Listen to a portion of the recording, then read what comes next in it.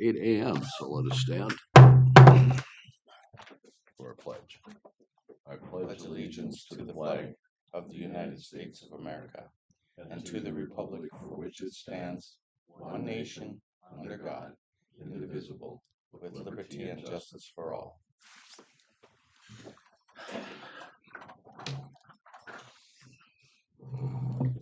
First item is the review and approval of today's agenda. Is there a motion to approve? I so move and second. All right, we got it. All those in favor say aye. Aye. We have 3 items on our consent items. Is there a motion to approve?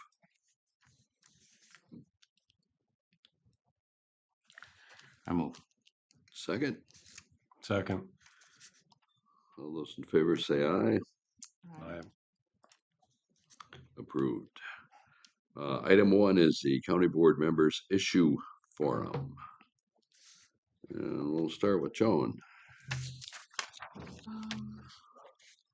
Let's see. So last week I joined the AMC legislative recap.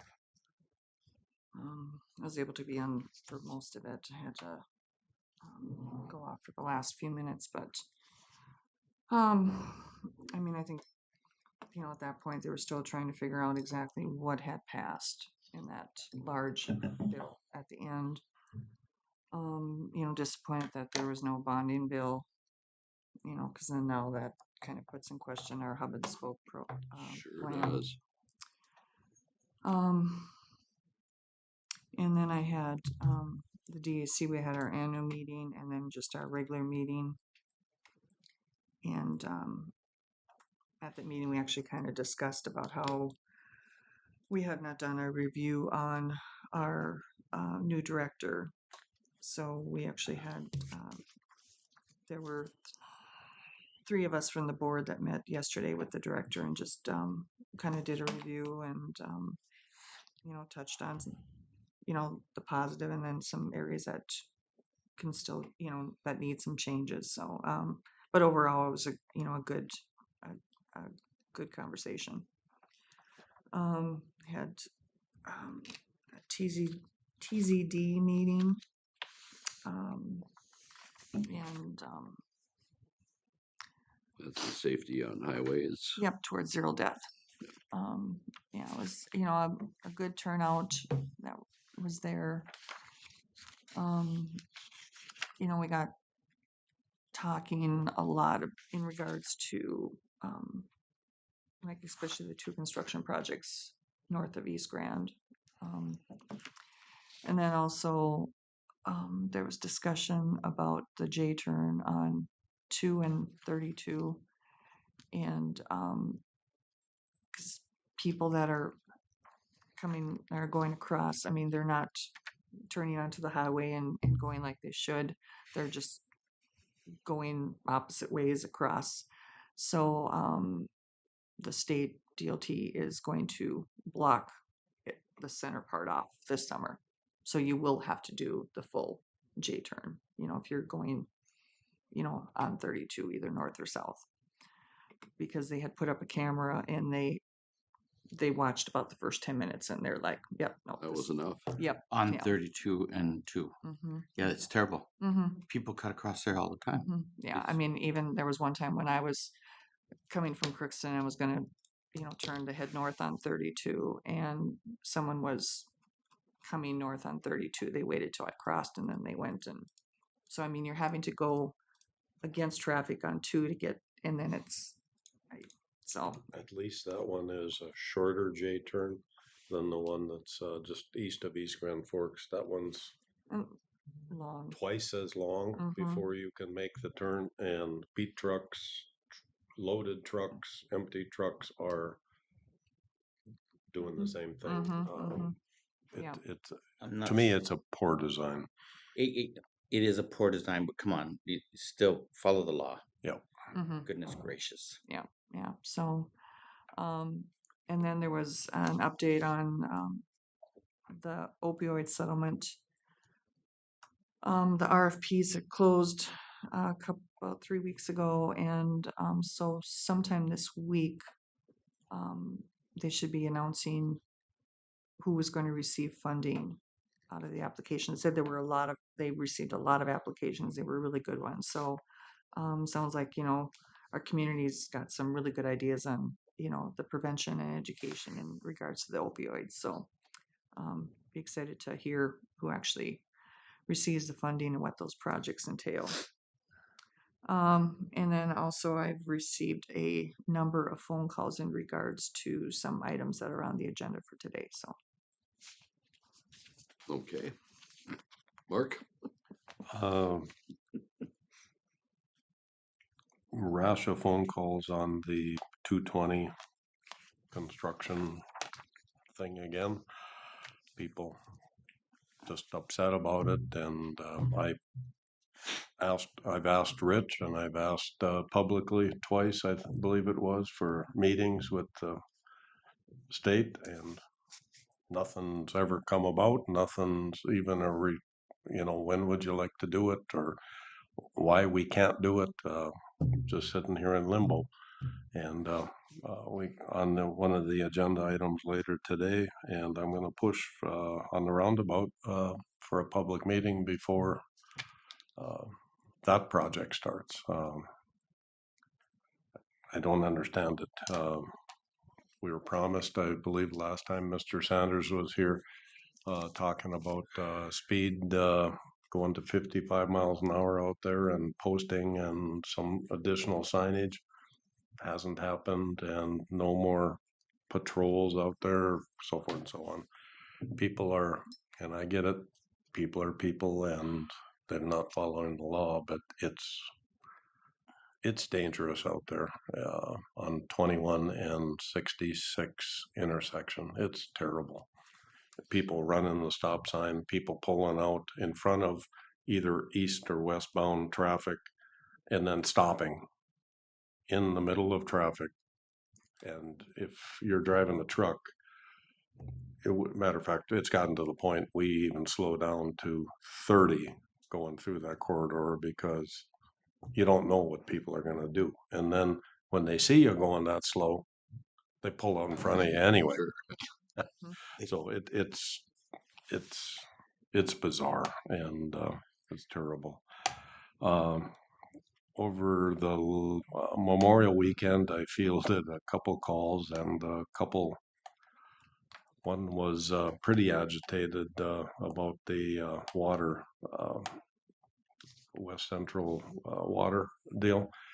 Channel 11 News ran with it. It must have been a slow weekend for news. They had it posted 3 or 4 times about how the counties are backing and involved in providing water to the constituents. And I explained to both parties that no, it's not county money going into the development. It's basically started with ARPA funds going to the city of Climax, and then West Central, so forth and so on, and the whole process. I don't know if the parties contacted Chuck or not, but they were pretty upset. Why aren't they getting water service? Why haven't they been notified? So forth and so on. If it's a county function, so forth and so on. So it hopefully I got them to understand that process. But I think it would be worthwhile for the county maybe to post it someplace that It's been in the newsletter multiple times. yeah, and that it's not a county program. We're just in the process of establishing that district, and it'll be a user-based district when it's all said and done. So other than that, that's it. you said it was on Channel 11? Yeah. Channel 11 News. Yep. I never seen it, but I heard about it yesterday. It was in the Twin Cities newspapers too. One of them, I can't remember which one. Yep. Yeah, seems like I did read someplace. They about had that. Klobuchar sitting there with I don't know who the people. I don't know who the people were either, but I seen that picture too. Halstead Utilities. Mm. You've met at least, I forget his name, the guy from Halstead. But that's where the meeting was. But that was 2 or 3 months ago. That was a few months ago, that meeting, when she was there. Basically, she was coming in to say it's on her list of funding options in Congress. So that was good. So that's it. Thank you. Alrighty. I had planning committee last Friday, the 24th, with Jake Snyder, and as you see, we had a full morning of issues. So those bring some, kind of have some specific questions, and others more dealing with septic systems. But we'll hear a little bit about those around 10 o'clock. I understand Johnny Home's performance went well out in Mentor. I didn't make it. I don't know if anyone else. All right. Excellent. Sam also is our new KROX reporter. Dylan has moved on to Apple Valley, we've learned. So welcome, Sam. And District 3 meeting on Thursday in Brooks, I believe, at the community center there. Yep, 8 o'clock starts at registration. 8 o'clock starts at 8:15, and lunch was going to be catered by Carol's Cozy. Well, that sounds very, very good. I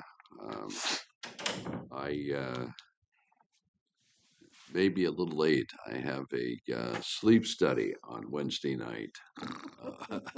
I've been studying up for it.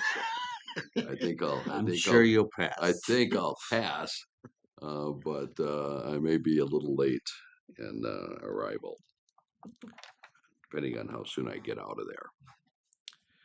All right, welcome, Warren. We'll let you get settled, and we'll go to Paul. My alarm would have gone off at about 6 tonight. That's okay, you're forgiven. AM PMs, huh? Well, first in a few decades is acceptable. Yeah, that's acceptable. Two things. Of course, field a whole bunch of questions that are coming up later this morning, so we're not even going to cover those. The main thing was I attended the meeting in Neelsville, and that was at the fire hall. And it's kind of tough to find a meeting in Neelsville when there's not many buildings open, but the fire hall was open. Oh, good. And then I seen the A2S truck there, so I figured, that had to be the Gotta place. be it. And it wasn't at 6:30; it was at 6. So I'm glad I was a half hour early. Looking at me. That's all right. I was half hour early. That's unlike me as well. That's why he had his alarm set. So anyhow,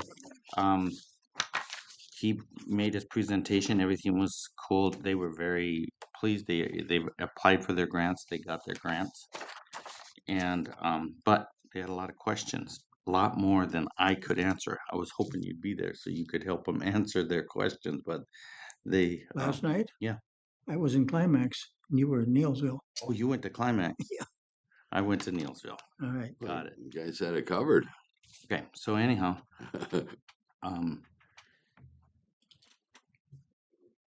there is wanted to talk about, we're looking for 2 guys for the board, right? Yep.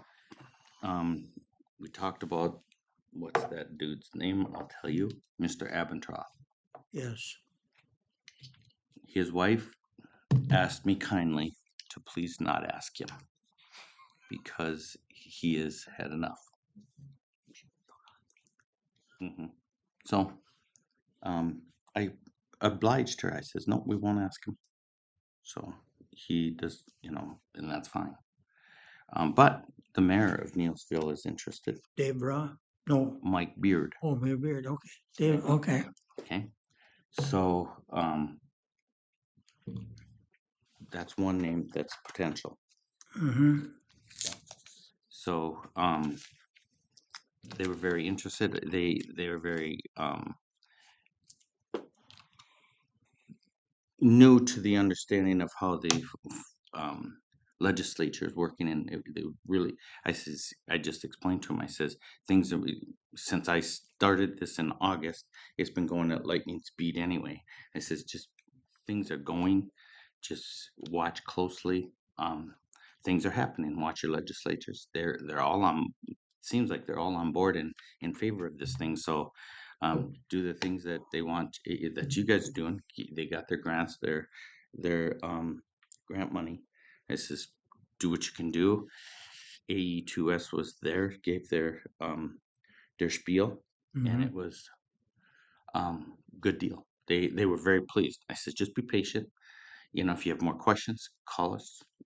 I told him you know a lot more of this stuff, and Chuck, so don't be afraid to call and ask questions. So they were very excited Good. to be, and I says, you guys are right on our border, and the one thing they had heard wind that they were thinking about coming down the railroad grade to plow this thing in or dig it in. Never heard that. That'd be an engineering question. I don't Ye- know. This is what they heard through AE2S maybe told them. I don't know, but They'll find a right of way of some sort to. yeah, Mhm. because they thought that if that was a possibility, that would be a nice straight shot right down that railroad grade. That rail line is not being used, but I don't know, is the rail still in place? Nope. That's It's gone. from what they told me, it was gone. It might make sense to go down that right away anyway. So anyhow, they were very excited about that because that had been brought up. So they said, you guys got any pull? See if you can pull that. I have. But we're getting the county is helping get the district formed. Mhm. It's really going to be the district, but for the cities along there, they have their own councils make Right. decisions, and their issues will be a little bit different because they'll have their own water distribution system. Right.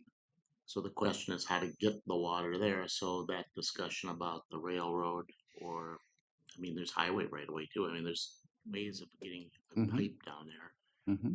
but that would be an engineering question, and Yeah. I think that's why they're looking at these state and federal funds to assist, Yep. so that So, the end user doesn't have to pick it all up from a cost standpoint. sure. So I have a name and his number and that. So Okay. that's what I Yeah, have. as soon as you have two names, we just go with that. Well, we have one will be Brian Abens. Yeah, that's the other name I had on the top of the Yep. list. But so Yeah. So either today, I didn't put it on the agenda, but we could have.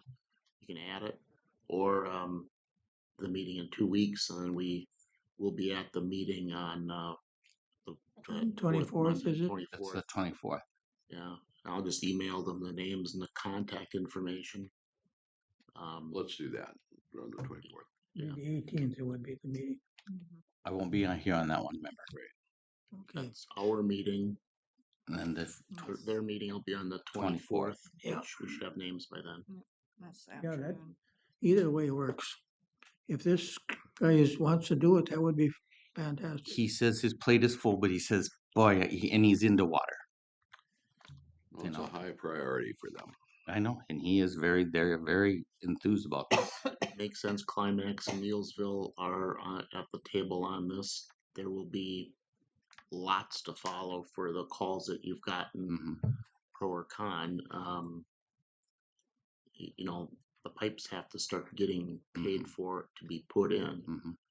But I then- reinforced to them that, I mean, you guys are we are first in line and you guys are in line.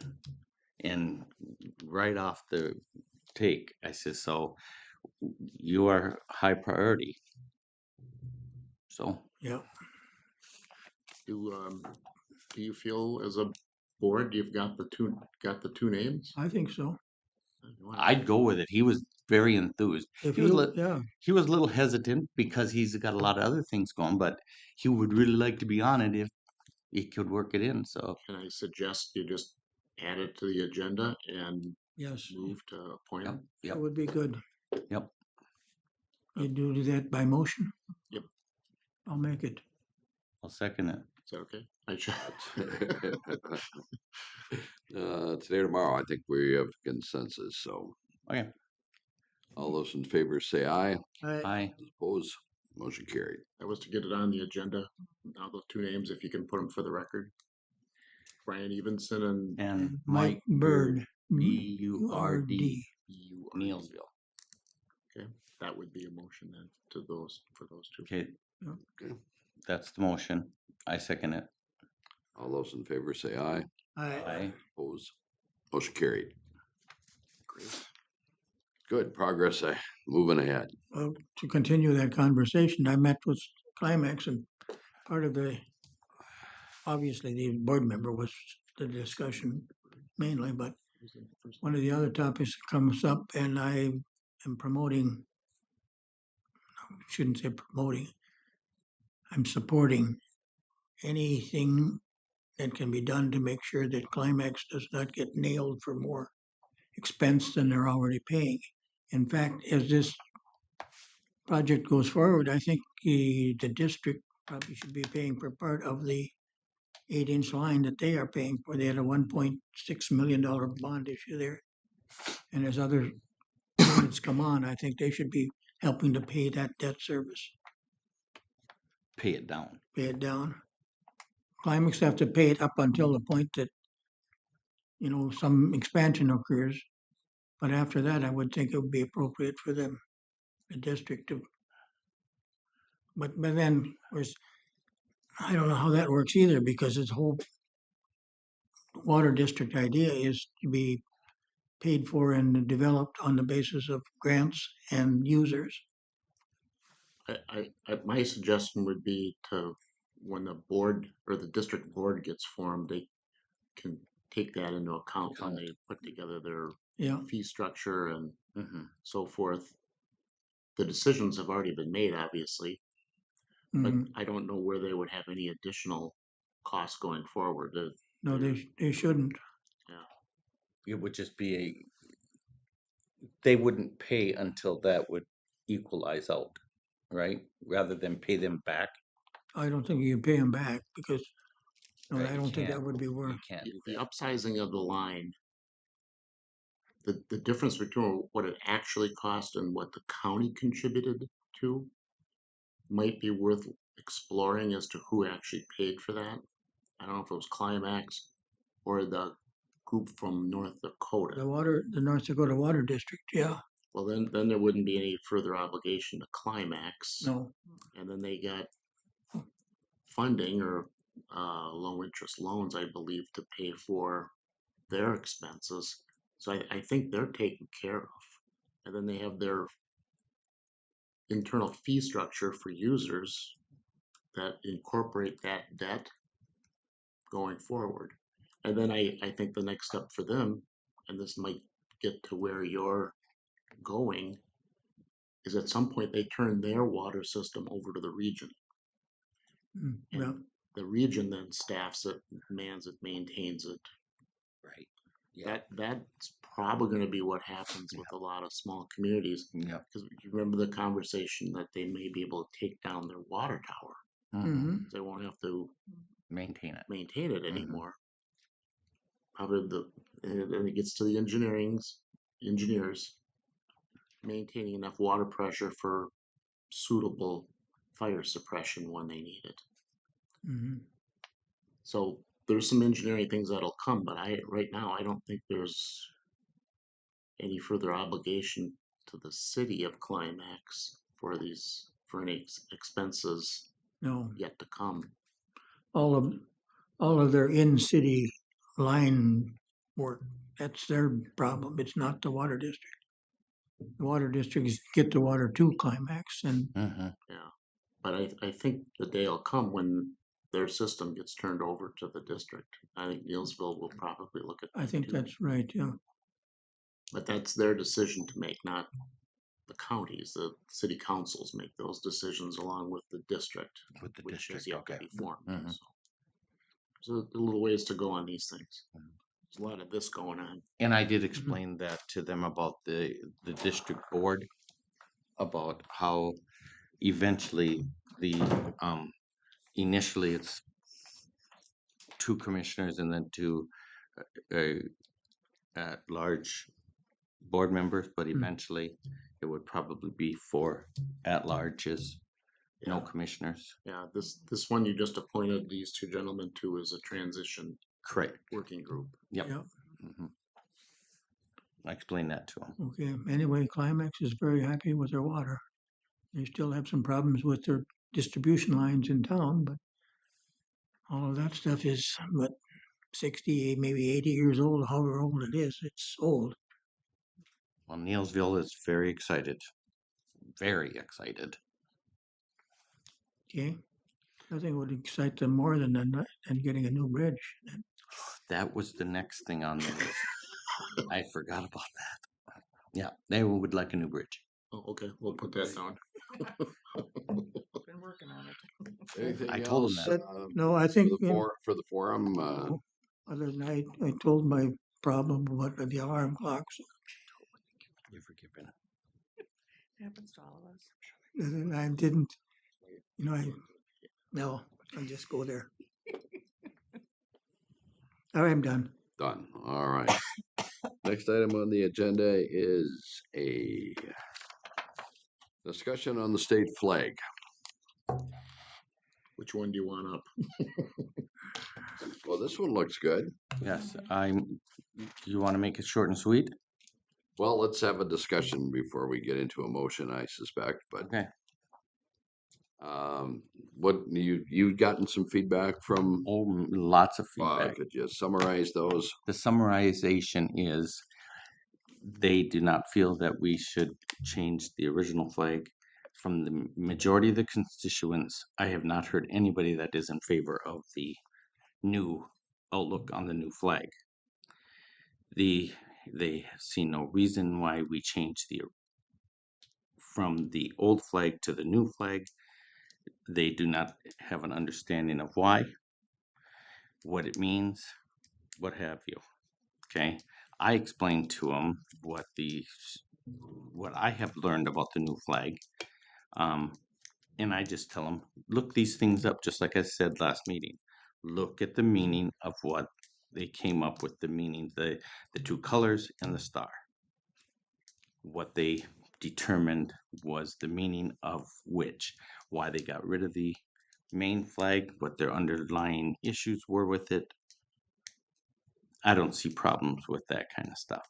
Okay, so the majority, the consensus of the constituents in my district, they're not in favor of the new flag at all. They were surprised that it was even an issue.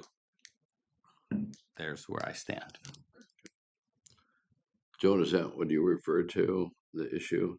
No, Oh.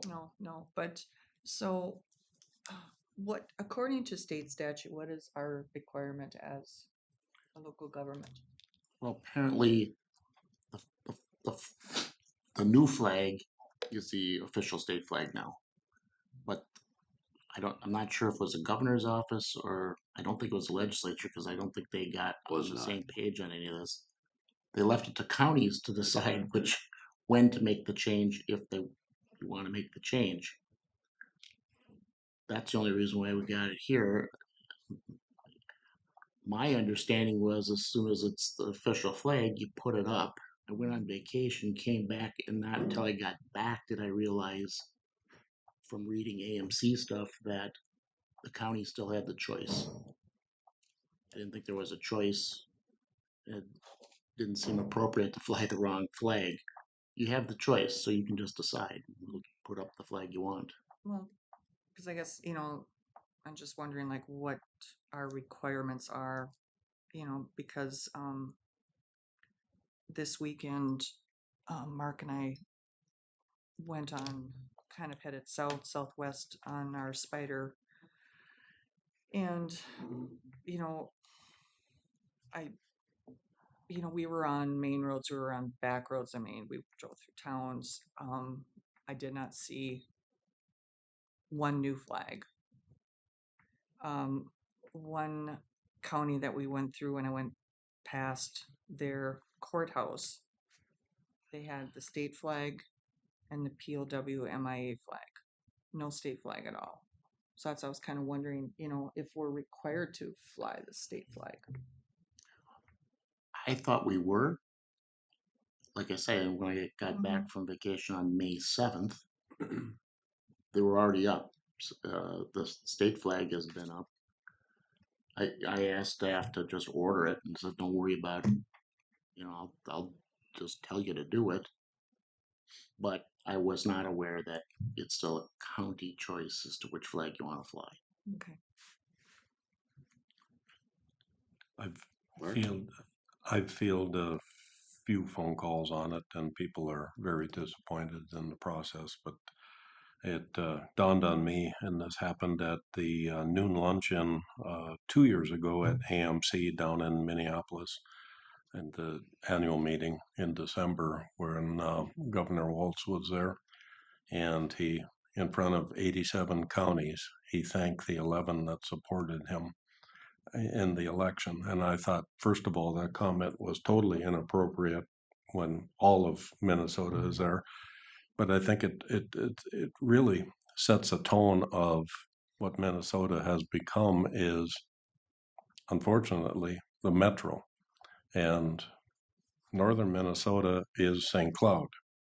And somehow that's got to get reversed, but unfortunately, it's probably not going to get reversed. But I don't like the existing flag. I was okay with the old one, and I think it should have been put up to a vote of the people on the election.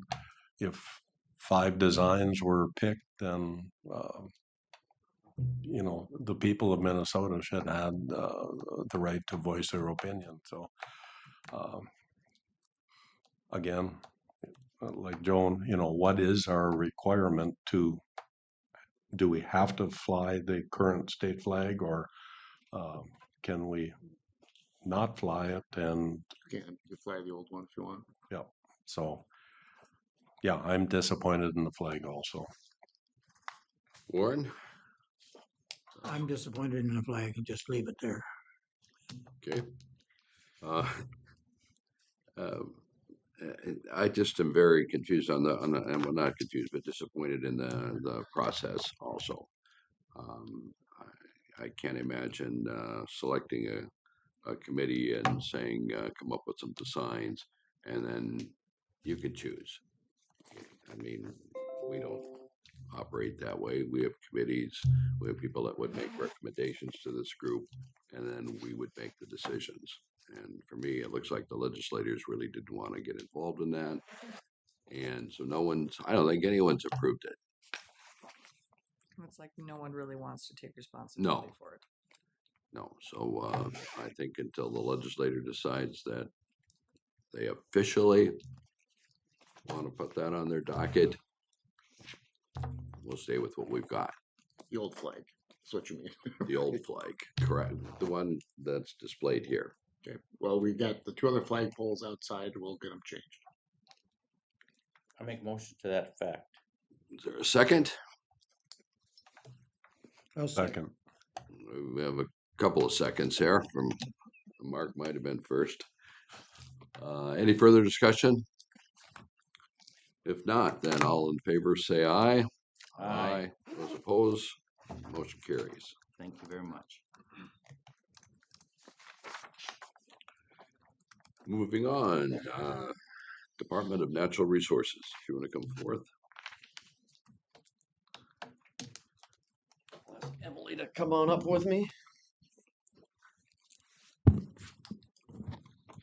Good morning, Doug Frankie, Minnesota DNR Area Wildlife Manager up in Thief River Falls, overseeing the area down here as well, Polk County, Red Lake County, Pennington, half Marshall, and into Beltran.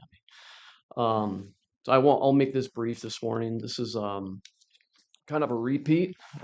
Back in 2015, I think did y'all receive a packet of the resolution? And I won't go into a lot of detail, but it's just a request to review the the resolution that was passed back in 2015. There were some changes since then, a little bit change in who we're purchasing from, and the acreage changed maybe a little over 100 some odd acres. And so that's basically here to look for a vote today. And I'll leave it for any questions, basically, if you have questions about the specifics of it.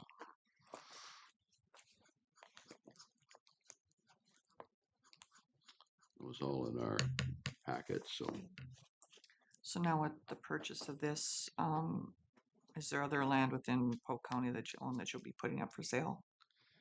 Not with this one. So this is currently the Nature Conservancy owns the tracks that you see that are in yellow, not the crosshatch. And so they're, often they purchase land with the intent of either retaining it for their purposes or working with the state to make it a wildlife management area. And since we had county board approval back in 2015, and when they received it as a donation, they considered that.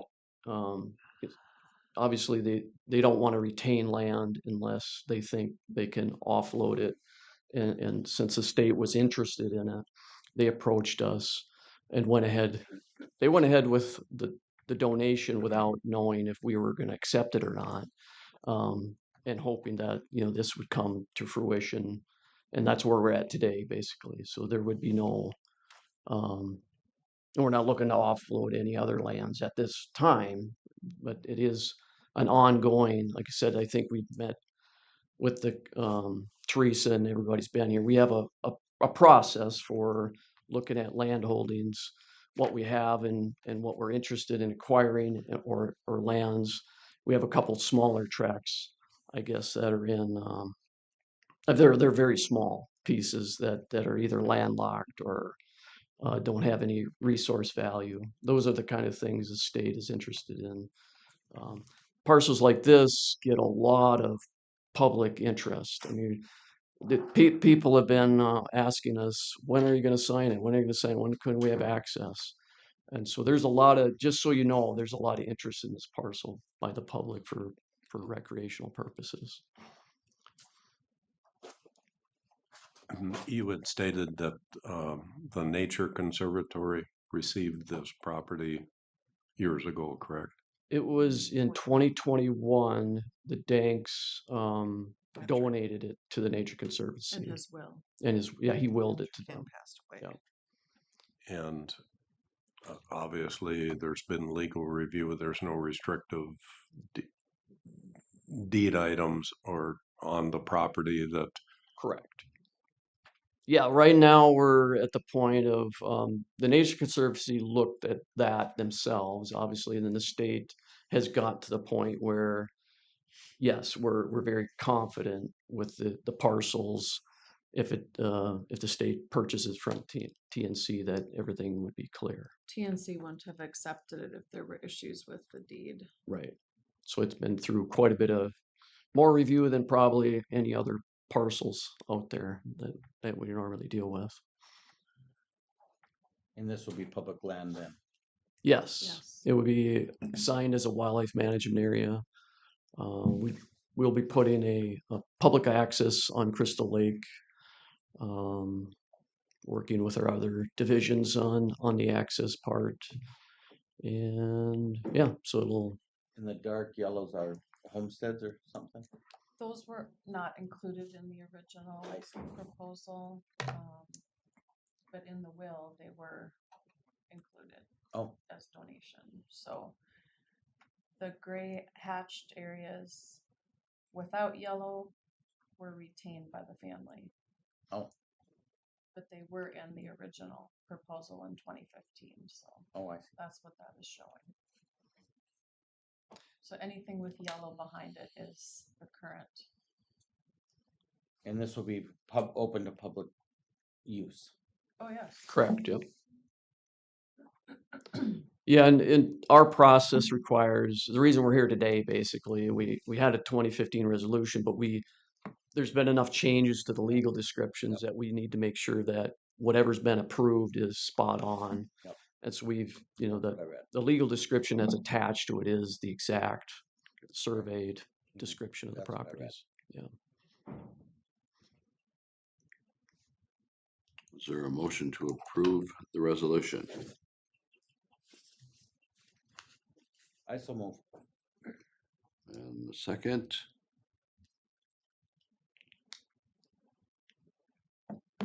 I'll second, get it out on the, Warren. Any further questions? If not, all those in favor say aye. I, Those opposed, resolution is passed. Thank you very much. Appreciate your time. And I think the people of Polk County are going to be in Minnesota altogether going to be very pleased with this parcel. And we look forward to improving it and developing it into a nice little jewel in Polk County. Thank you. We'll send you a certified copy of the resolution. Perfect. Thank you. Thank you, Chuck.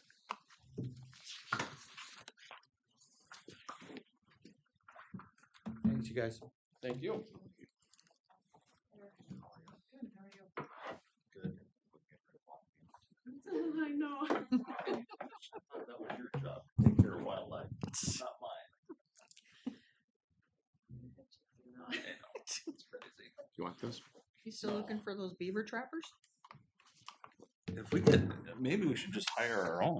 No. Don't look No. at me. All right. Just Just gonna pass that to I can't even Warren, control gophers, please. so. Here you go, Warren. okay, So we have a good morning, Morning, everybody. We have a ditch maintenance request. We had County Ditch 1 on the maintenance request. It's actually County Ditch 60, not County Ditch 1. So I made that change on the form. Landowners have requested us to clean County Ditch 60 in sections 13 and 14 of Lowell Township. Plus, there's a field approach in about the middle of 14 that ties the north field to the south field on the ditch. And they need that approach replaced, and it was on the original plan.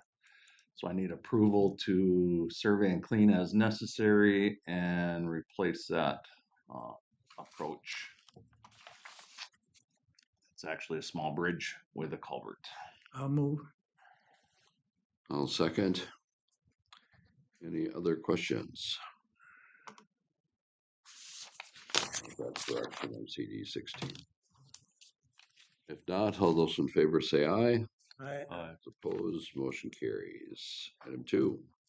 So we're not allowed to award. They haven't got DB clearance yet, but just so you know, we let the project on May 24th, and Gladen Construction Incorporated of LaPorte, Minnesota, was the lowest responsible at $2,683,501.95.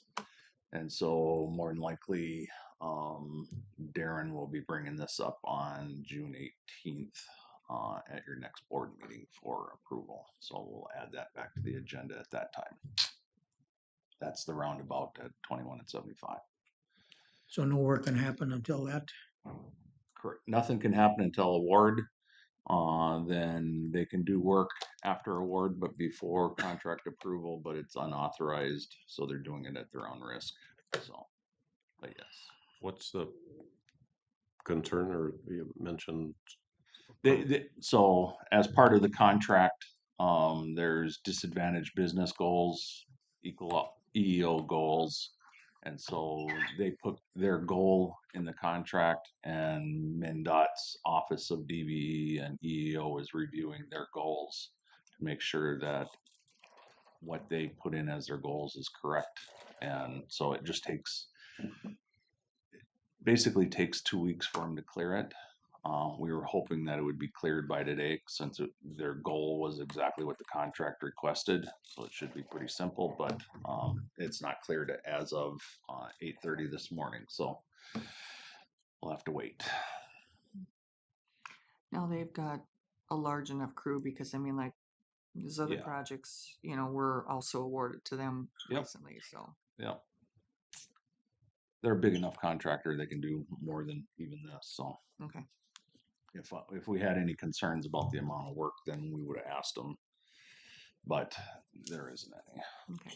And yeah, the dirt part of this is probably the smallest part of it. Well, it has to be at least 30% of the contract, so they're doing 30% of the work. That means 70% of the work is being done by somebody else. So Is it, I mentioned it previous, and actually there was discussion when I first got on the commission back at the transfer station about this project, about having a public meeting. If anybody shows up, that's great. If it, people don't, we'll just end it right away. But I'm getting a lot of phone calls and a lot of concerns from American Crystal, from Trend Systems, from a lot of people, Harrison Weber, what's going on with the roundabout, what's the construction timeline, and like 220, I'm fielding calls all the time, and you mentioned so they last have time your phone number. you mentioned last time the state was going to be out with more patrols and lowering Well, the speed signs. None of that's happened yet, and well, the speed limit signs are up. uh, They were put up 2 days after our board meeting. I know that for sure because Sean had his crew out there putting up speed limit signs. So they're up. Sunday on the way into church, I didn't see a sign, but maybe I didn't see it either. Okay. I'll reconfirm that today, but we need a public meeting on this thing. It's going to disrupt a lot of. I may have to disagree with that because if it's done by October 1st, the way the contract says it's supposed to be done, then normal harvest isn't going to be disrupted. Pre-haul may be disrupted slightly, but the fact is most of the beets from that area is going to go to O'Mara. There's other ways to get there besides going through that intersection. So I can put out as much information and we can hold a meeting, but I mean, the fact is the contract as is going to go through and get constructed, and it's going to be a disruptance for that intersection for the months of July and August for sure, and more than likely most of September. And after that, we will have a much safer intersection. But yes, Granted, I understand, but Yep. the way the spring has gone so far on the wetness, we all know what's potentially could happen. If it gets done by October 1st, that's great. But Yep.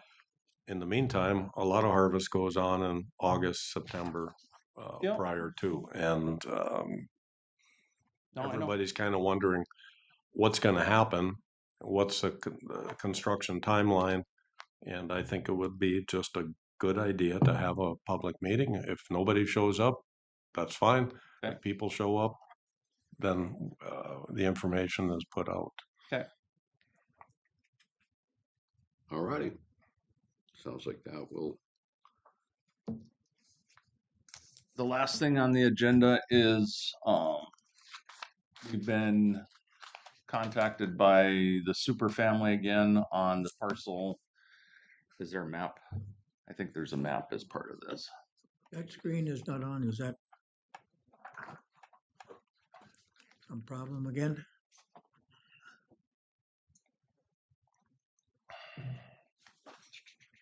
If not, then I think there should be a. Sure, I'll give it to you anyway. But So this is on the curve. The Park County Campground is to the south of the super property. So this area right here is our county campground. This property right here and up and around here and then over to the right-of-way line is what the supers would like to sell. And they've given us the option of being the first ones of contact to purchase it. Currently, there's a power line that runs basically along the right-of-way here over to the lake and then goes along the lake. And we've been storing boat trailers and stuff along the property line where the power line is. forever as extra storage. And so I'm here to discuss purchasing this piece of property from the supers that will benefit not only the campground, but also when we go to reconstruct 12 between CASA 41 and the pavilion in a couple of years, we will have already purchased the right of way that would be needed along this side for those purposes. And so I could see using paying for part of the purchase out of highway funds and part of the purchase out of park funds. 132,000 is the Appraised value. value that they're Yeah. willing to sell the property at. Yeah. Well, that's what we would. Yeah. I mean, it was appraised at 132. That's all we can purchase it at. We can't necessarily purchase it for more.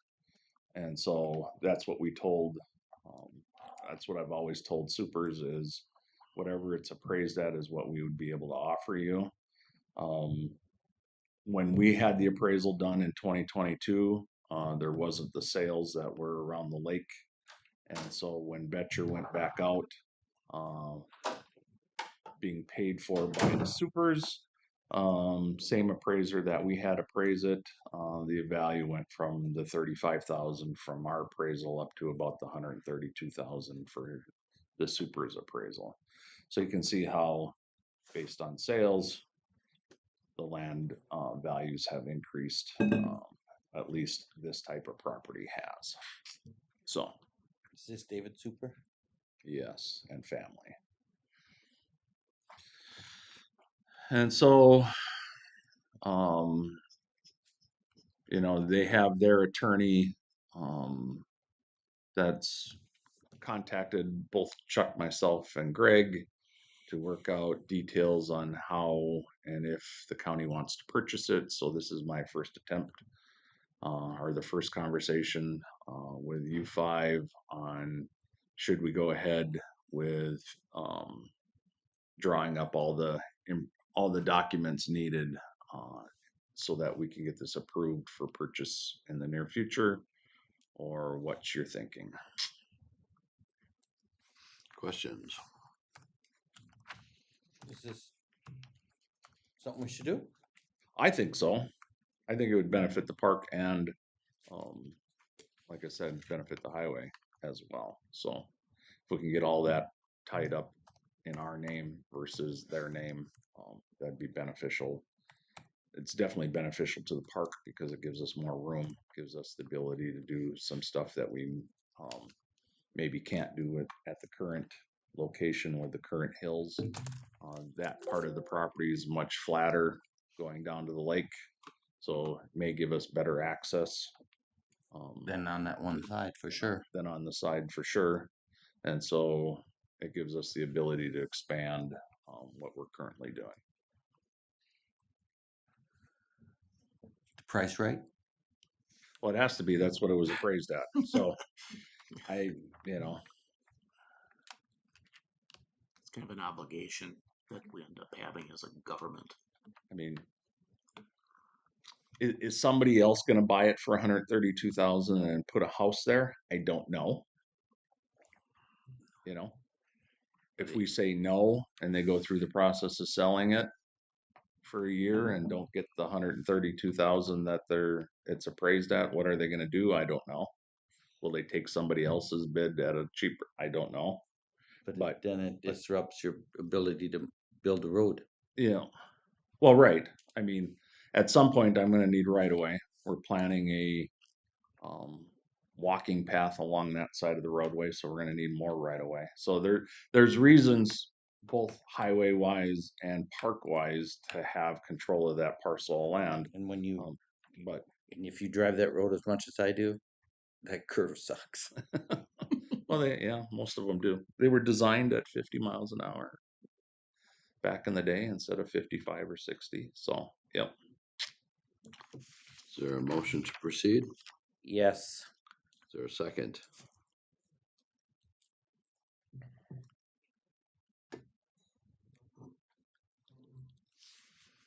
there a second? Again, to get it on the agenda, I'll second, or on the vote. Warren will second. Okay, further discussion.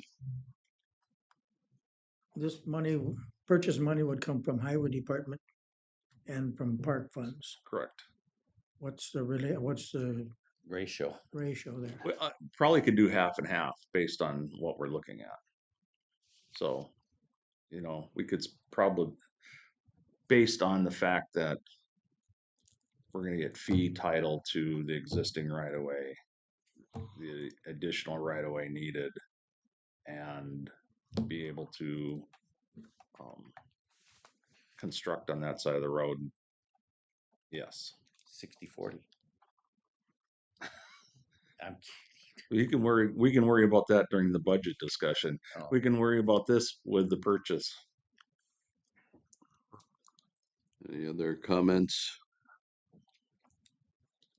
If not, all those in favor say aye. Aye. Opposed, motion carries. Well, we will start that process. Proceed. Thank you. Anybody else need sunshine and wind? Good plan. It was Yes. really pouring by Melanie. Next week. Next week, Mm. sunshine. Yeah, definitely. Had a not baseball today. game today. Boston plays today. Boston and Sacred Heart. No, if they win, they play Sacred Heart on Thursday. Sacred, okay. You think they'll get it in? Supposed to storm this afternoon too, I think. They got to be soaked anyway from the weekend. Yeah, those fields are ishy. Hopefully they got it covered. I'm sure they have it mown in the. Pitchers mound, yep. The rest of the field, nope. Yeah, the rest of the-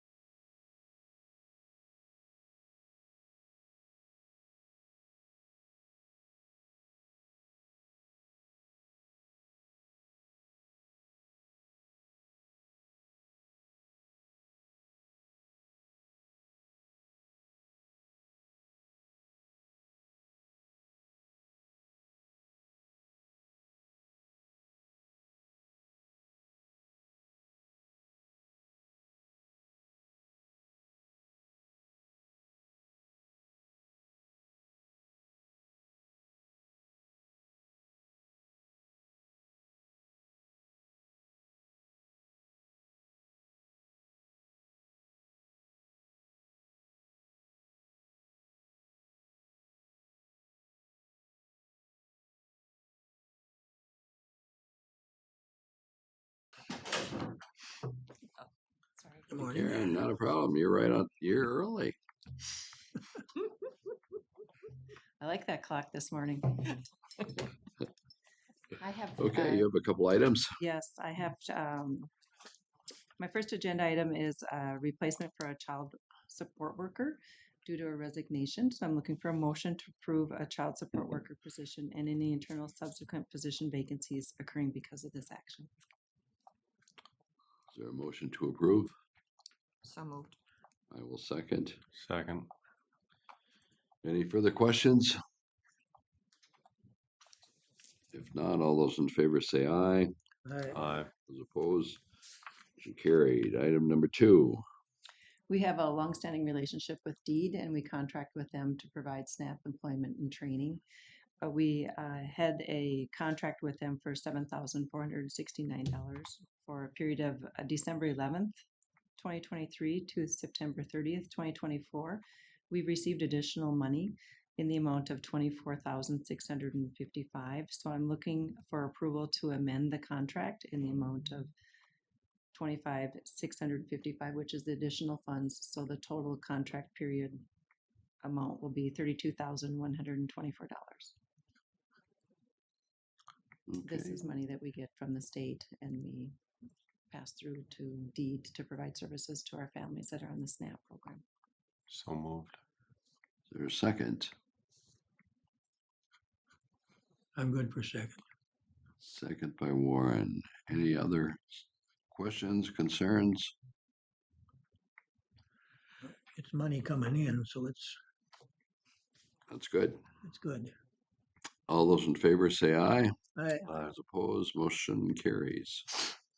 They'll accept original signatures on this contract, so I can pick that up after the board meeting. Yep. Thank you.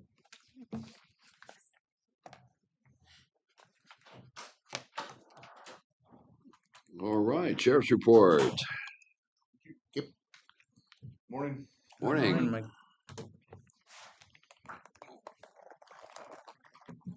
Oh, yeah. Need the bigger chair.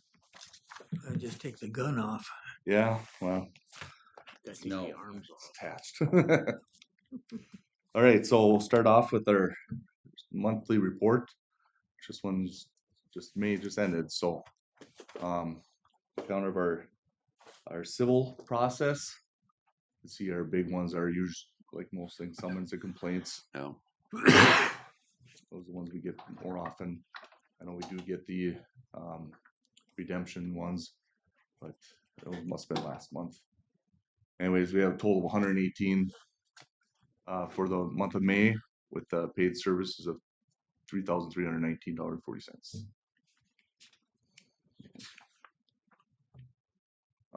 Transports, just we're down a little bit on transports, other than the federal transports.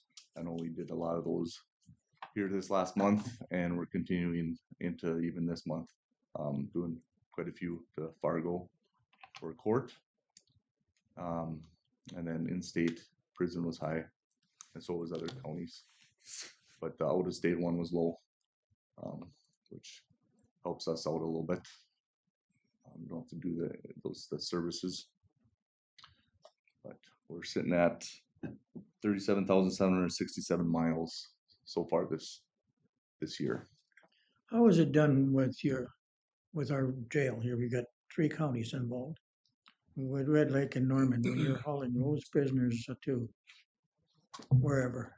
No, they hold their own.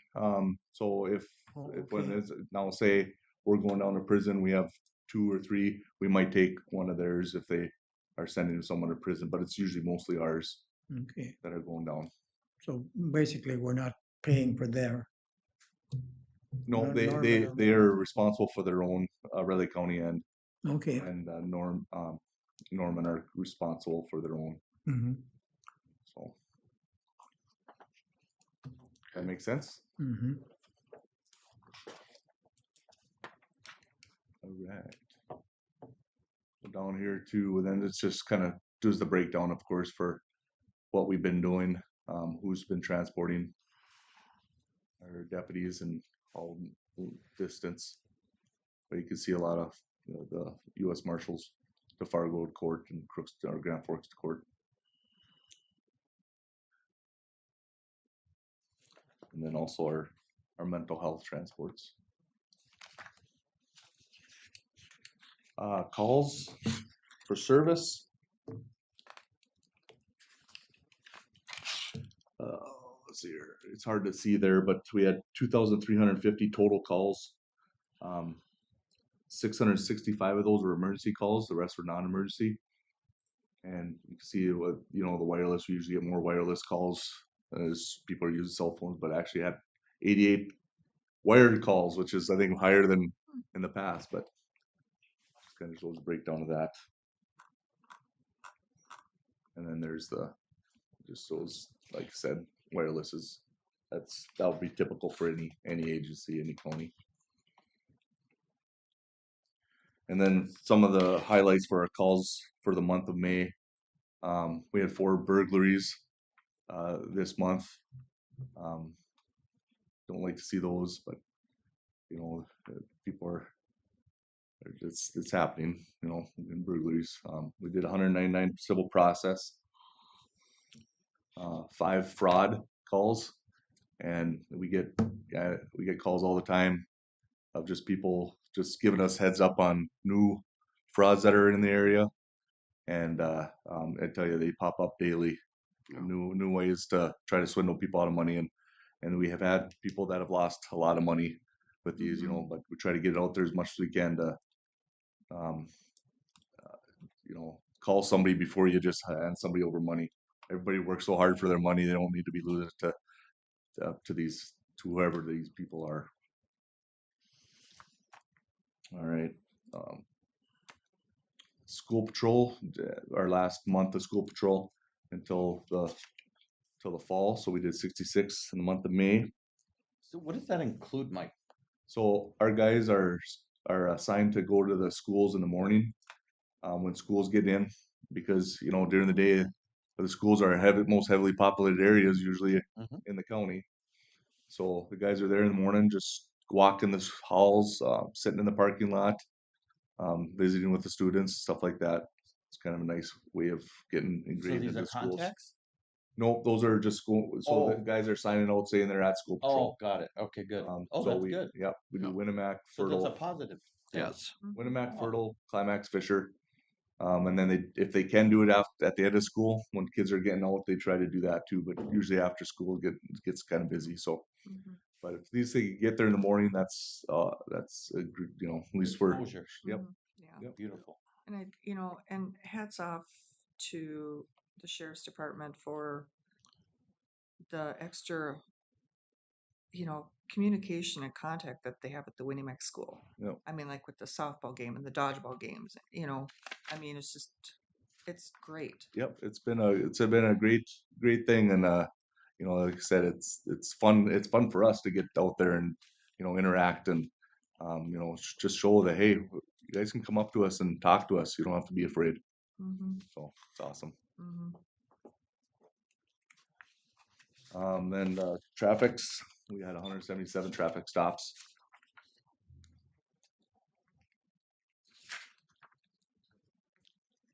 And then welfare checks 15. That's high for, I mean, that's probably common to what we've been getting, but wish we could bring that down where people are getting help that they need, but there's still need for that stuff. So, but that's all I got for our Well, monthly report. As our residents, you know, get a little bit older, we'll probably see more of that. Yeah. Also, though, you do this all the time, but assist to other law enforcements. And last month, there were some very serious backups and assists that our law enforcement's needed. Yep. Glad you were there. Well, thank you. And you know, it's important for us to be good partners because we want them to help us out too when we are in need, and they do. We have a great community. We have a great community of law enforcement in this county, even our surrounding counties. You know, we have to help each other out. You know, no sheriff stands alone is kind of a saying. Yeah. So, Unique times we're in. Yep. So, okay. Any other questions on the report? If not, you've got another item there. Yep, which brings us, kind of what we've been dealing with too. We had a service for providing for our deputies for psychological or services, counseling, consultation, just something to help out if someone's having a tough goal, especially with these recent cases that we've been having. We need something for these guys. I know we have EAP for the county, but for law enforcement in particular, we need um, something like this. And we did have something here a couple years ago, I believe. It wasn't the right fit for our office. And just doing some research on this company, which is Lease Services. It's actually a officer that works down in the cities. He started this up, and he has a lot of consultation that deals strictly with law enforcement, helping out first responders, I should say, not necessarily just law enforcement, but first responders in different cases. So we're just looking at going with them and for those services. We just want to get it going right now so we at least can provide that for our deputies. And then hopefully next year we can do some more checkups for do an annual checkup, just so everybody, if they just give them that opportunity to talk to somebody, they can or they don't have to, but it's at least providing for them. So This strictly for Polk County deputies, or might it include police from Crookston and East Grand Forks? this is just for the sheriff's office. I think all other agencies do their own Okay, type of thing. But this is for the sheriff's office. This include our telecommunicators as well. okay. What is the cost of this? So right now it's just a hourly fee, or it's a monthly fee of $180. Grab that. It's on here somewhere.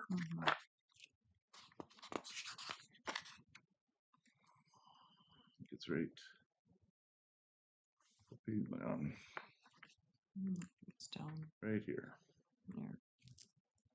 So it's an annual, or it's a monthly fee of $180 per month for the contract, just to retain. It's a retainer fee, which they'll start here in June if we go forward with this.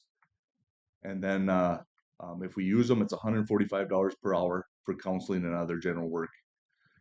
Plus they have trainings that they can get set up, which is $190 per hour for any training that we want them to prepare for us. And then also, obviously, if for mileage, if they come up here, they pay them for mileage and stuff like that, which is common. But I think this is very important. I move to approve. For a second? Yes, I second. By Paul. Any other? Go ahead. This is how I feel about this.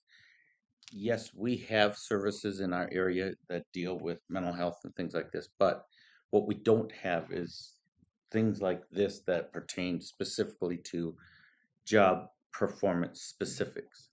And when you can find something like this, that they have done their homework and found something that is specific, job specific, that they can help job specific, and this is a very important job.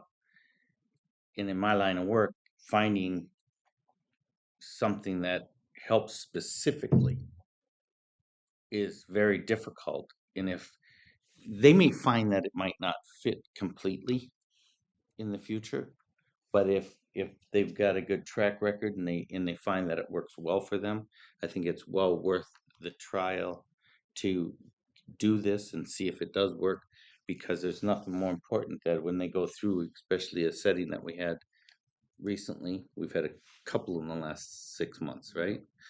This stuff needs to be addressed, and they need all the help they can get, no matter what happens.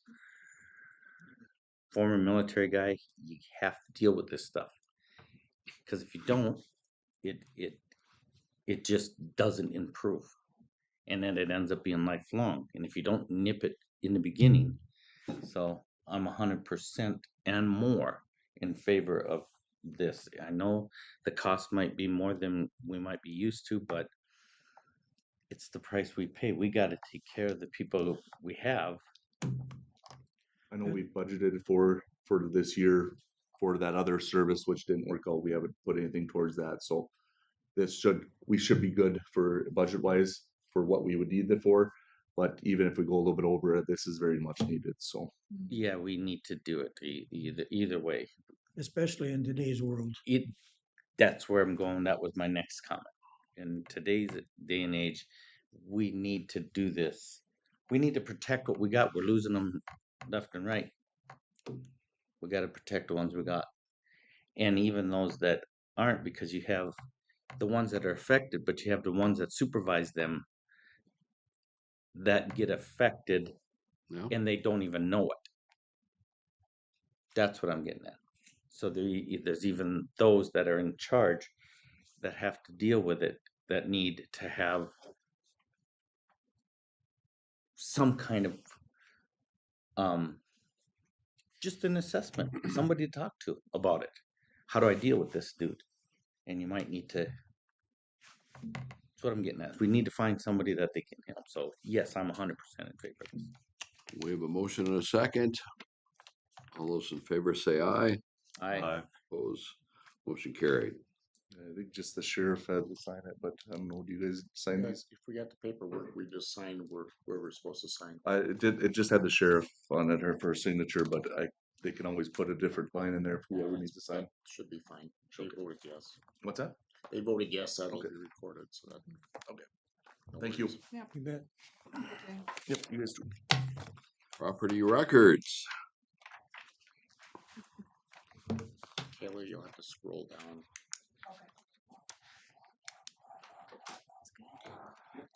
Hello. Hey, You don't look like Sam. Sam is out at a conference today, and so is Annalise, so you get me. Yay. like you.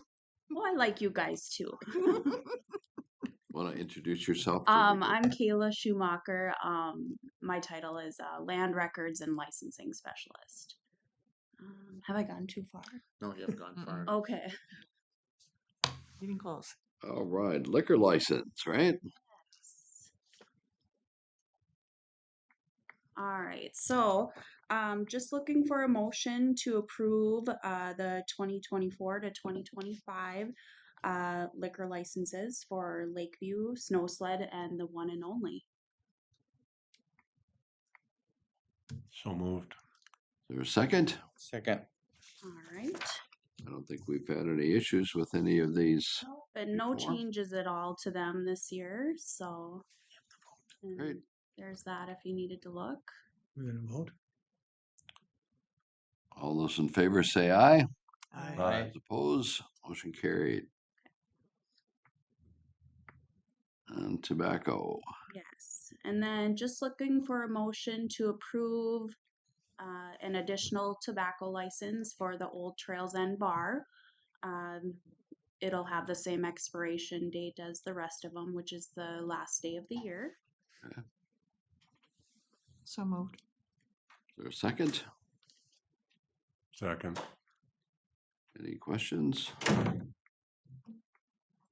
If not, all those in favor say aye. Aye. Those opposed, motion carries. All right. Well, thank you. You're welcome. You can smoke and drink legally now. This is only tobacco that you can smoke.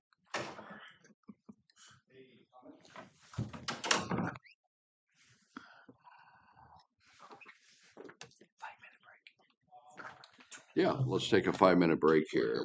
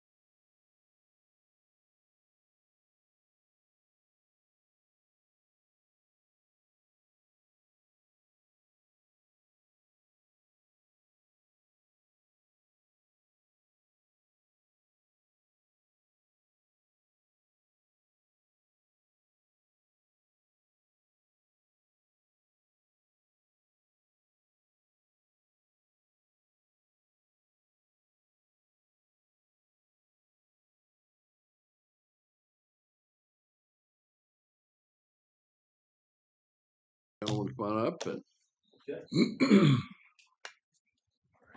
Morning.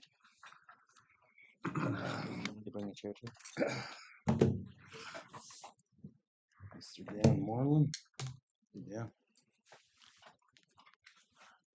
museum assessment.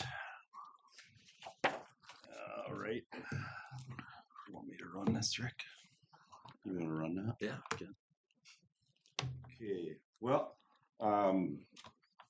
we've done our assessment. Thanks a lot to this guy. He did a lot of the groundwork. Oh, good. And we have taken care of a few things that we thought needed to be taken care of right away. We have quite a few more items there that we need to look at, and you know, since we're going to be taking care of the building, it's everything we have on there we feel is pretty important that we address in the near future, just for the you know, the safety and keeping the building up. Okay. Why don't you just go through the items? Yeah. You see that, Page Rick? by page. Yeah. Good. I would. Do we want to go through this line item, or everybody's read it and they're okay with it? Well, they didn't get it until yesterday, but just go through it relatively quickly.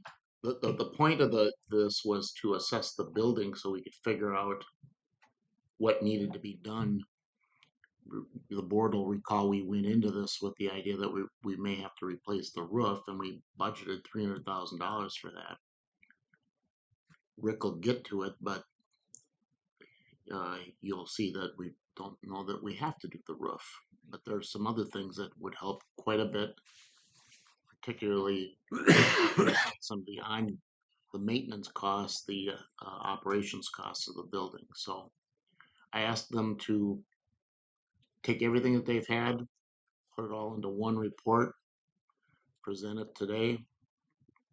The Historical Society can see it, so we have a little bit of a record of what we're seeing and go Jerry, just forward pull up with the it. chair.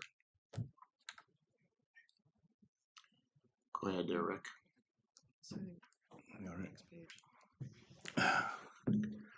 Okay, well, if we want to just go through it there, 1941, main building built, Glendenning, trucking owned for some time after that.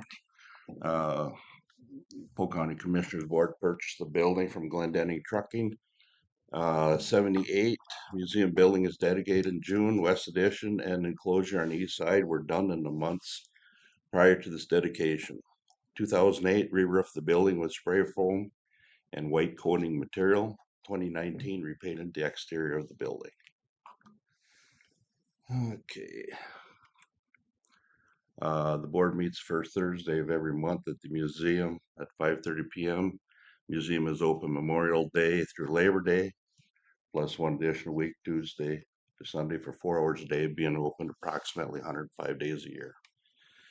Museum would also open for scheduled tours if needed or requested.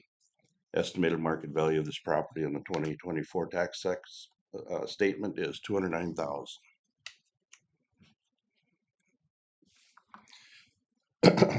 Excuse me.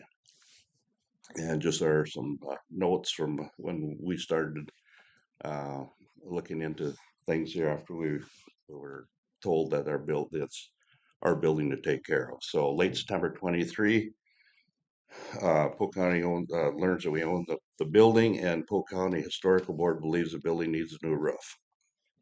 We did a little research on the building and the roof. We did some math using square footage numbers from our current roof project at the Justice Center and figured it would be roughly $300,000 to replace the museum roof using a per square foot price on the current projects. November 17th, we hired C.L. Lindfoot, who was a contractor doing the Justice Center roof, to do a test cut of the roof, and they find it is tapered insulation roof, 2-inch foam on top of wood deck, no fiberboard.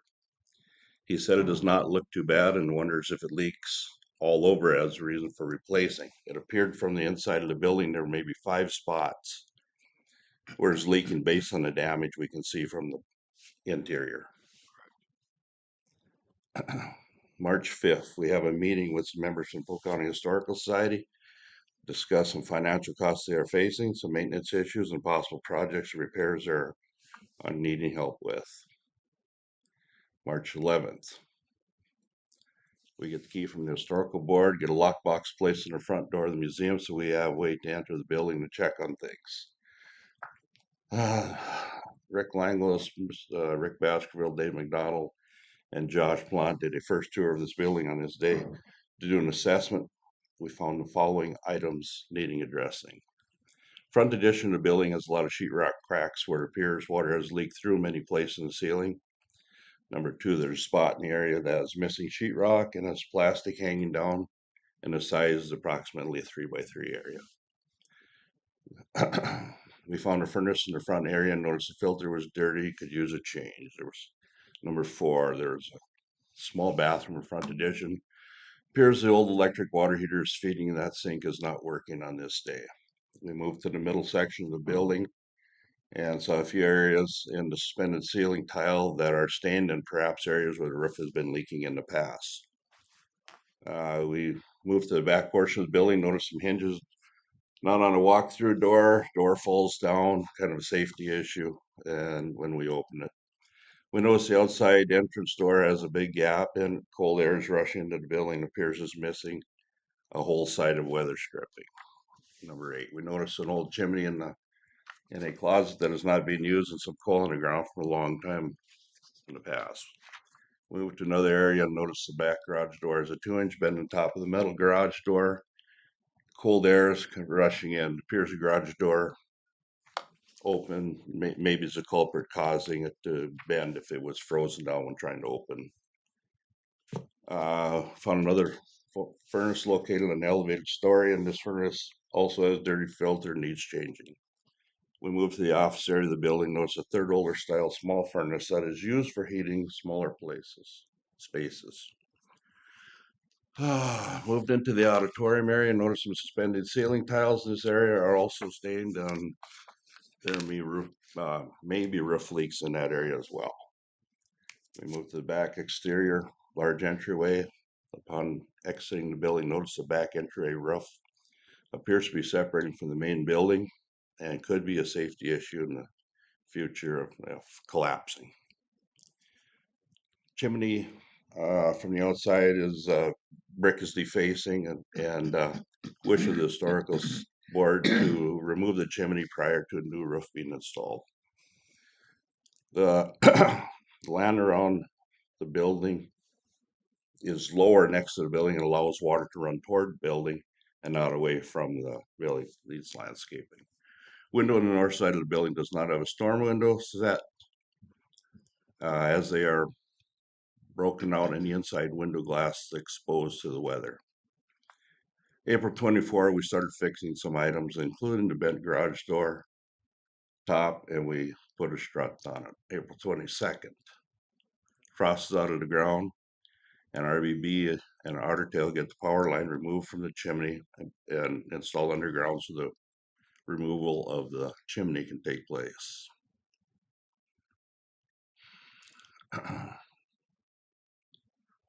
You go too far there? No. Okay, right there. Okay. Palmer Concrete is on the second day of tearing down the chimney, and they finished the next day, April 23rd. Dave, Rick, and Josh put up a large storm window that was built in our shop over that window on the north side of the building. May 10th, Kelvin, Dave, and Josh patch a big hole in the sheetrock in the front room of the museum building. Yeah, and this just kind of moves into some of the expenses. We had asked the historical board to give us some of their costs over a 3-year period, their monthly costs, and we have Jerry, Amy out here, and Dan Moreland. And all I did is listed 2023 here with some totals. Gas, electric, water, and taking care of the grass. Their yearly expenses are somewhere around $7,820. You'll see some of these costs include, I think, all the grass, right, Jerry, and not just around the museum building. Right, There's right. actually Well, the two properties there, kind of. we're currently using the lawn craftsman to do all of our grounds and have been for several years.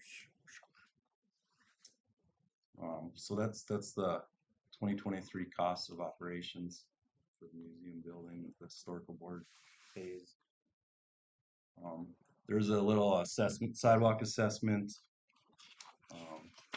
One other charge on the taxes for $200 a year. That's just assessed to everybody in the city of Crookston. Correct. I So should it's- mention, Josh, the specials are actually paid by the county for our, For this year. like for sidewalk fees and the solid waste fees and so on.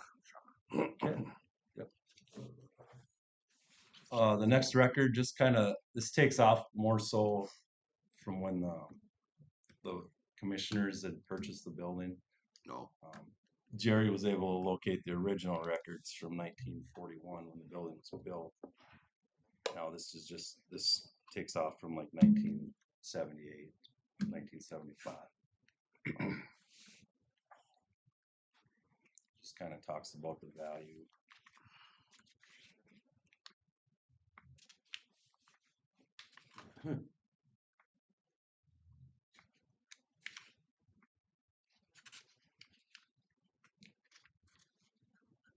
There's a lot of them, isn't there? Well, you got your value, what, 209? Yep, Yeah. from the tax statement. Pictures of the building, if you guys aren't familiar, outside of the building, the front. Aerial view of the property line in the middle picture.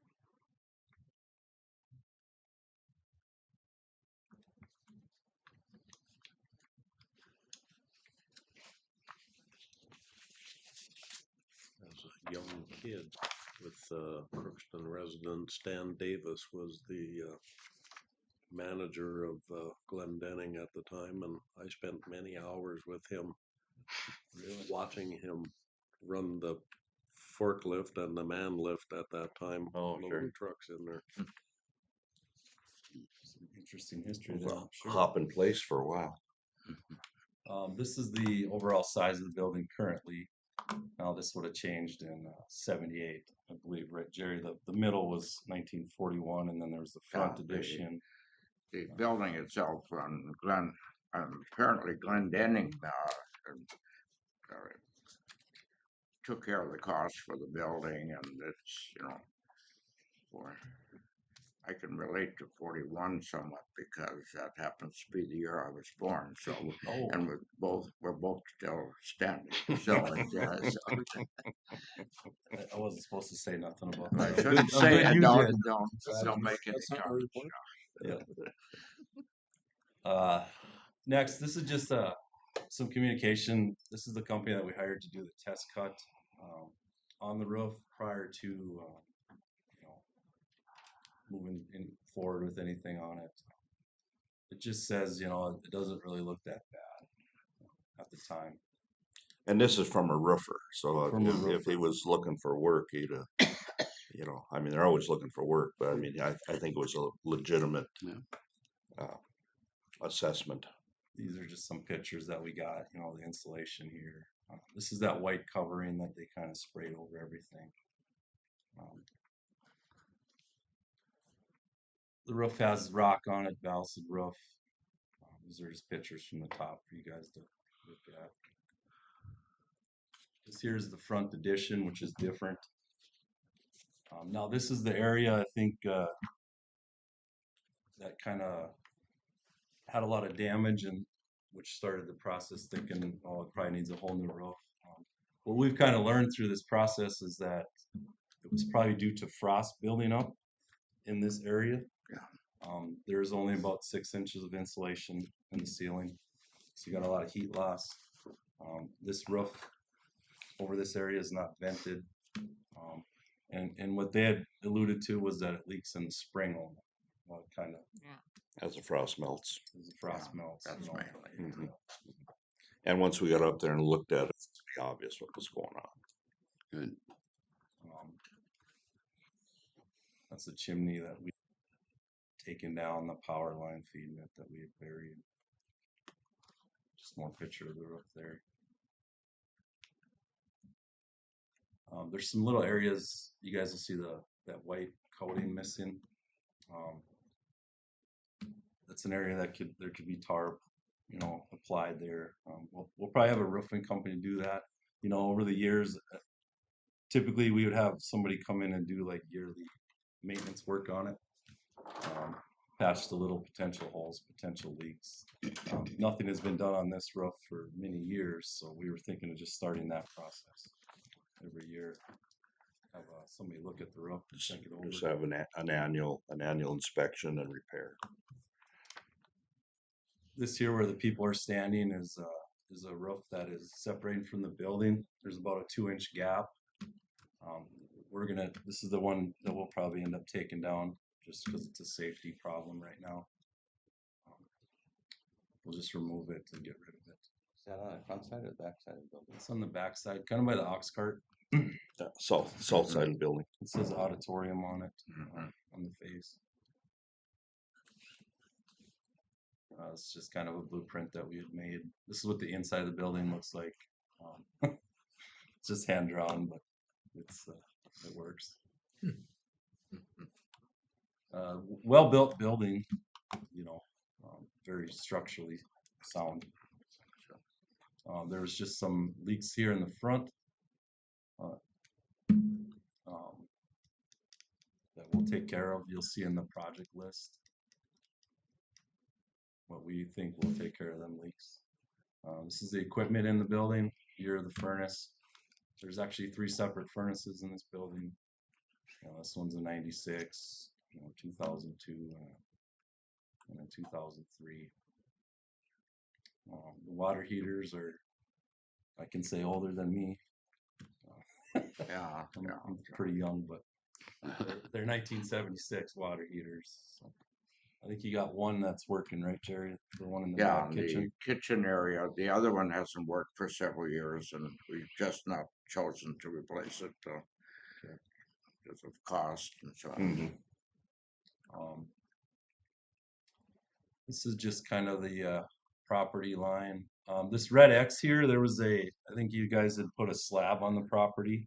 That's where the log house is proposed to be moved to, where currently we have a large fundraising effort going on with the major mailings. All of the county commissioners and Chuck Whiting would have gotten a copy of that, but it's coming along fairly well, and we hope to move that log house this summer. Okay, so this is that piece of property that I'm circling. It's a slab that we put up last year.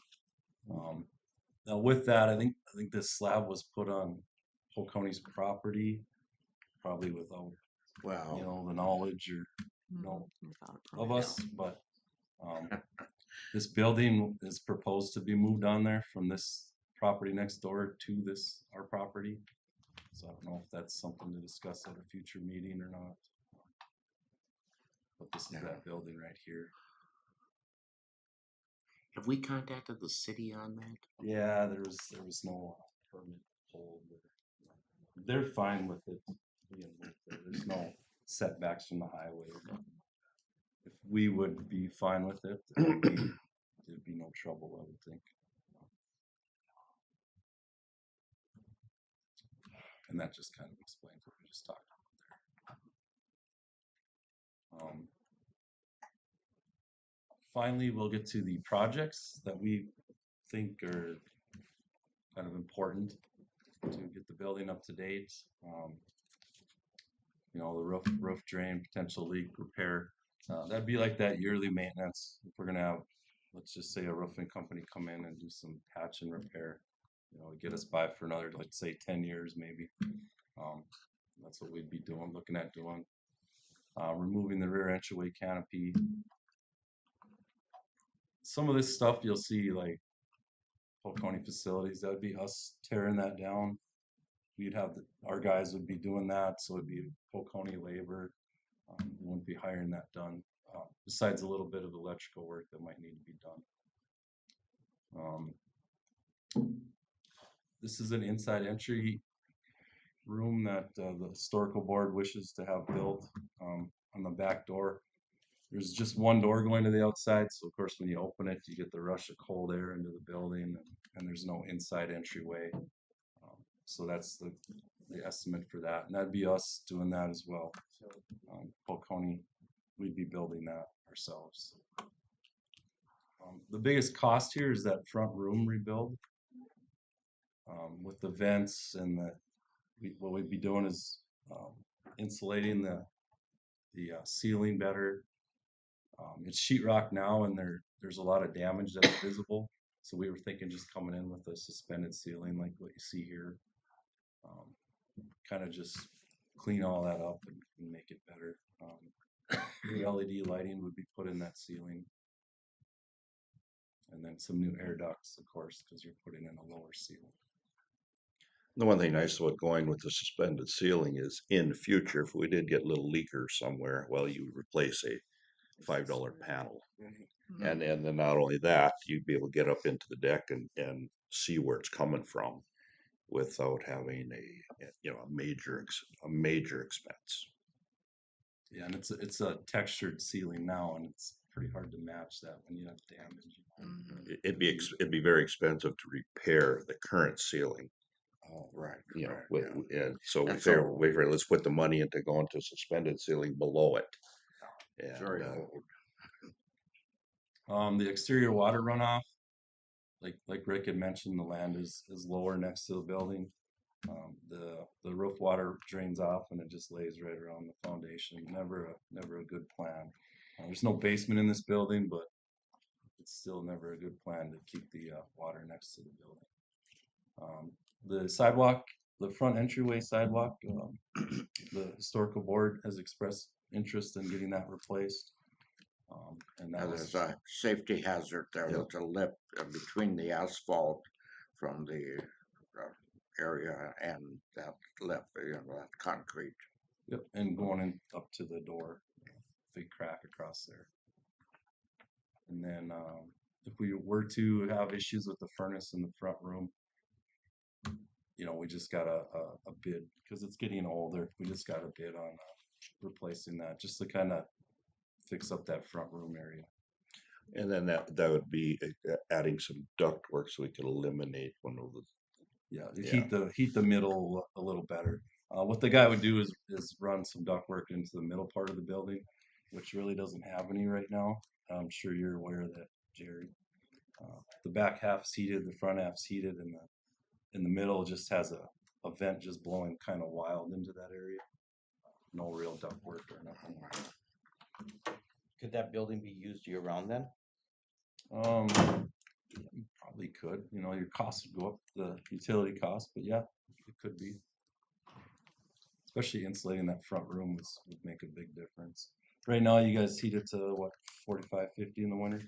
55, we keep it at pretty much all year round. The building is built so well that we never need air conditioning. It's cool, and we use dehumidifiers during the summer months, so keep it. With all of that leakage, is there any issue with mold? No, we were up in the ceiling and didn't haven't seen any. And that could be because it was due to frost. It's a one-time event, and it would dry out then. Josh, just to be clear, these costs don't include the cost of building permits for any other work if needed, right? Right. So those would have to be added on. Yep. And then final project would just be replacing any stained tiles. After we get the Skinner roofing up there to do the yearly kind of look over, there's some stained tiles in the middle part of the building that can be replaced.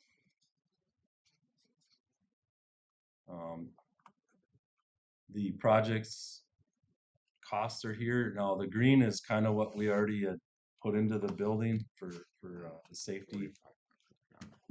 Things get taken care of. All the stuff we just went over is the $32,823. This is what we've already done here. you know, storm window cost, a little bit of rough patch where we took the chimney down, fixing up the garage door, got some furnace filters, different stuff. A lot of progress. Yeah. It's all stuff we're doing as fill in between what we're already Sure. doing, you know, so Understand. it takes a little bit longer to, you know, we just can't just jump in and take care of No. it, so it's. Question on the dollars, go back to that previous screen. The 4,500 is what you've spent Yeah. so far. The 3,200 or 32,000 is that. That's all these projects. That would be that That'd be the that additional prioritized list there from top to But bottom. not the 4,500 to reimbursed. No. No, that's already taken care of. And these were, and I should have mentioned that, these are in order of what we feel are important, in order of importance. Prioritized, yeah. You know, doing the rough. You've first. already paid the 4,500. Yeah, Yeah. That's paid. Yeah, that's paid. Yeah, these bigger safety items, You there just was a took- bunch of cold air coming into the You building. just took care of it.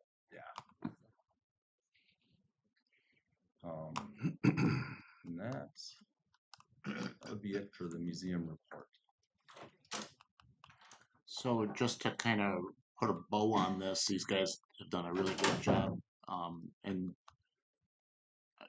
thinking of the next step, one is to continue on with those building improvements. It's only a tenth of what we budgeted. So it's really up to the amount of time that they can do it. And I think the fact that the county owns the building warrants doing this kind of maintenance. I mean, I've been working under that assumption for the $4,500. It should reduce the utilities costs to the historical group. And the only other question, and I think it's probably worth us doing, is they have been paying the insurance on the building to MCIT. Well, it's a county building. We probably ought to pick that up. I haven't talked to Jerry about it other than kind of indirectly we've talked about it, but we can treat it like the county's building and they're a tenant essentially, and maybe whatever we need to do to put that in writing or have an understanding going forward. But their incentive will be to operate more efficiently with the building in better shape. Should reduce the utilities. The county's contribution was reduced. I don't see that changing, but on the expense side, some of those things may come down and assist, and then you'll have to do what you need to be doing for fundraising and so forth. But that's I don't have any of that written down or real formal, but that's kind of where I'm seeing this going. If you have any thoughts on that, or That estimated cost of the insurance on the main museum building last fall was out of the 8,700 we paid for this current year, 2024, was around 1,700. That was an estimate from the person I spoke to at Minnesota County's Intergovernmental Trust. Was that for the building and contents? For the building, the contents basically are not insured, like the historical or the art, the antiques and those types of things are not insured. We can't really insure those. Okay. How do you value antiques or artifacts? I would think if they end up acquiring anything of value, that would be an issue for them to address. And MCIT probably would not be where they would go for that kind of insurance anyway. But the building certainly makes sense. Yeah, it's a county building. What was the quote for the improvements? 32 or 35? 32.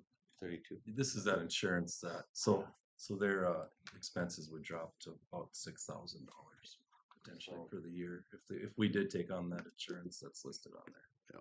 So it'd be 32 and 5 would be the total project would be about 37 then. Yeah, we already got the 5. And the 5 is already taken care of. So. Oh, I'm going through everybody's, aren't I? Check. Oh, yeah, the Yeah. next Yeah. session.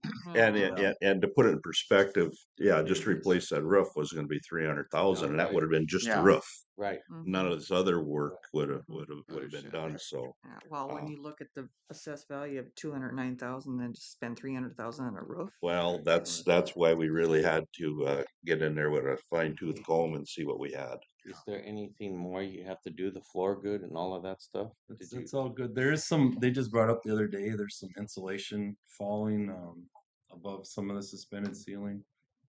We can, there'd be some cost with just buying some insulation pads. You're gonna assess that too then? Yeah, they just emailed that the other day. Yeah. They do come up with things every once in a while and just keep emailing them. Pardon, John? Yeah, when you guys see something, email it to Yeah. us. Yeah, just like we would on for a work order for any kind of work that needs to be done.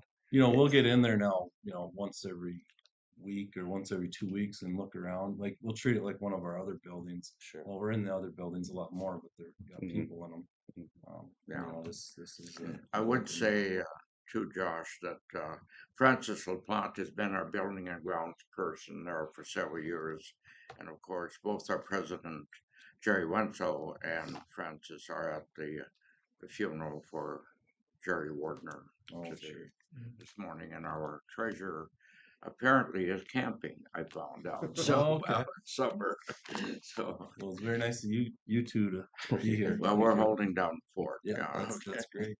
Chuck, do we need a motion to go forward and approve these funds? I think if you can give me an indication that you view it the way I think we've been kind of going about this, where we take more control of and give attention to the maintenance of the building and leave their operations as their issue.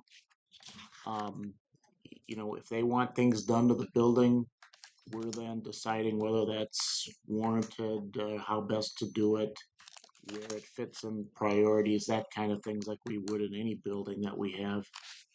And at least for, I'd say another 10, 12 years, that going forward like this probably settles some things down for the building use. We're maintenance, their operations, we control our costs that way. And if that's good, I haven't really thought what I need to do to come back other than these budgeted items or these items to pay for, but they're all under our own threshold of spending. But I guess the whole idea is this kind of the consensus of the group to go that direction. We can do it more formally by motion if you want. We can come back with something more like a resolution if you want. We just wanted to get it out on the table. This is kind As of far as ownership of buildings, there's other buildings on that site, 4 or 5 of them. Are we owners of that too, or is the Historical Society? Well, and we go this property we're speaking of here that is in the name of Polk County alone. It goes up to the old Sweetheart Bakery building. You can see it on the most southerly, easterly building there. And I think we'd have to just somehow exclude that because we just wanted, the building was sinking in one corner and we've been trying to get this log house moved for several years. And finally we had enough money put together to put the slab down, and now we're well on our way to be able to cover the expenses to move the log house. And we have a contractor from, I think is a Roosevelt or up by Greenbush that is lined up to do that once we give him the go ahead. So we might just would have to be excluded from. We wouldn't expect that to be part of the county. So going back to the chair's question, if you want to make a motion to accept the report, that would be. Yeah. Is there a motion to accept? Paul, is there a second? I will second that. Any further questions, comments? I mean, I think, we're having to play catch up here. Yeah. And, and I still like just keep looking at how much, the value of the building is. And I mean, how much money do we want to put into it? I think it's very important that the building is still True, sound. I mean, it's an older building. And you guys' assessment of that, if the building is sound, then at least we can do this. But if we were fighting a uphill battle to rebuild something that's not rebuildable, then I'd say, well, that's different. But that ain't what you're telling us. Structurally good. It's a solid enough structure to keep it up, Okay. That's what we to maintain feel. it. That's what We feel the need to same. know. Okay, all those in favor say aye.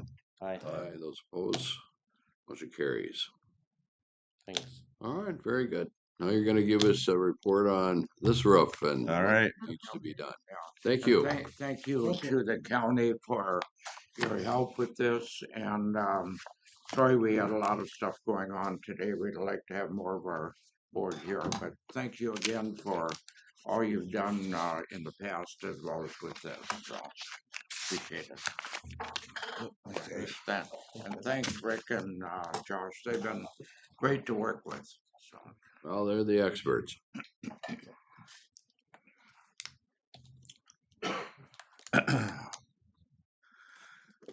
All right, so getting into this this roof project, all in all, went pretty well. Yeah, they moved right along. Did come up with they did find a little extra work. The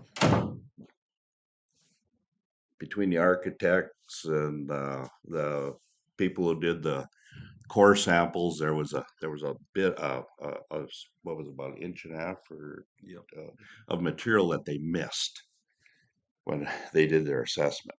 Now that ended up being extra labor, extra uh, uh, garbage, extra living expense per diem and everything for these guys, for the labor. Anyway, they originally come up with a much higher number for a change order.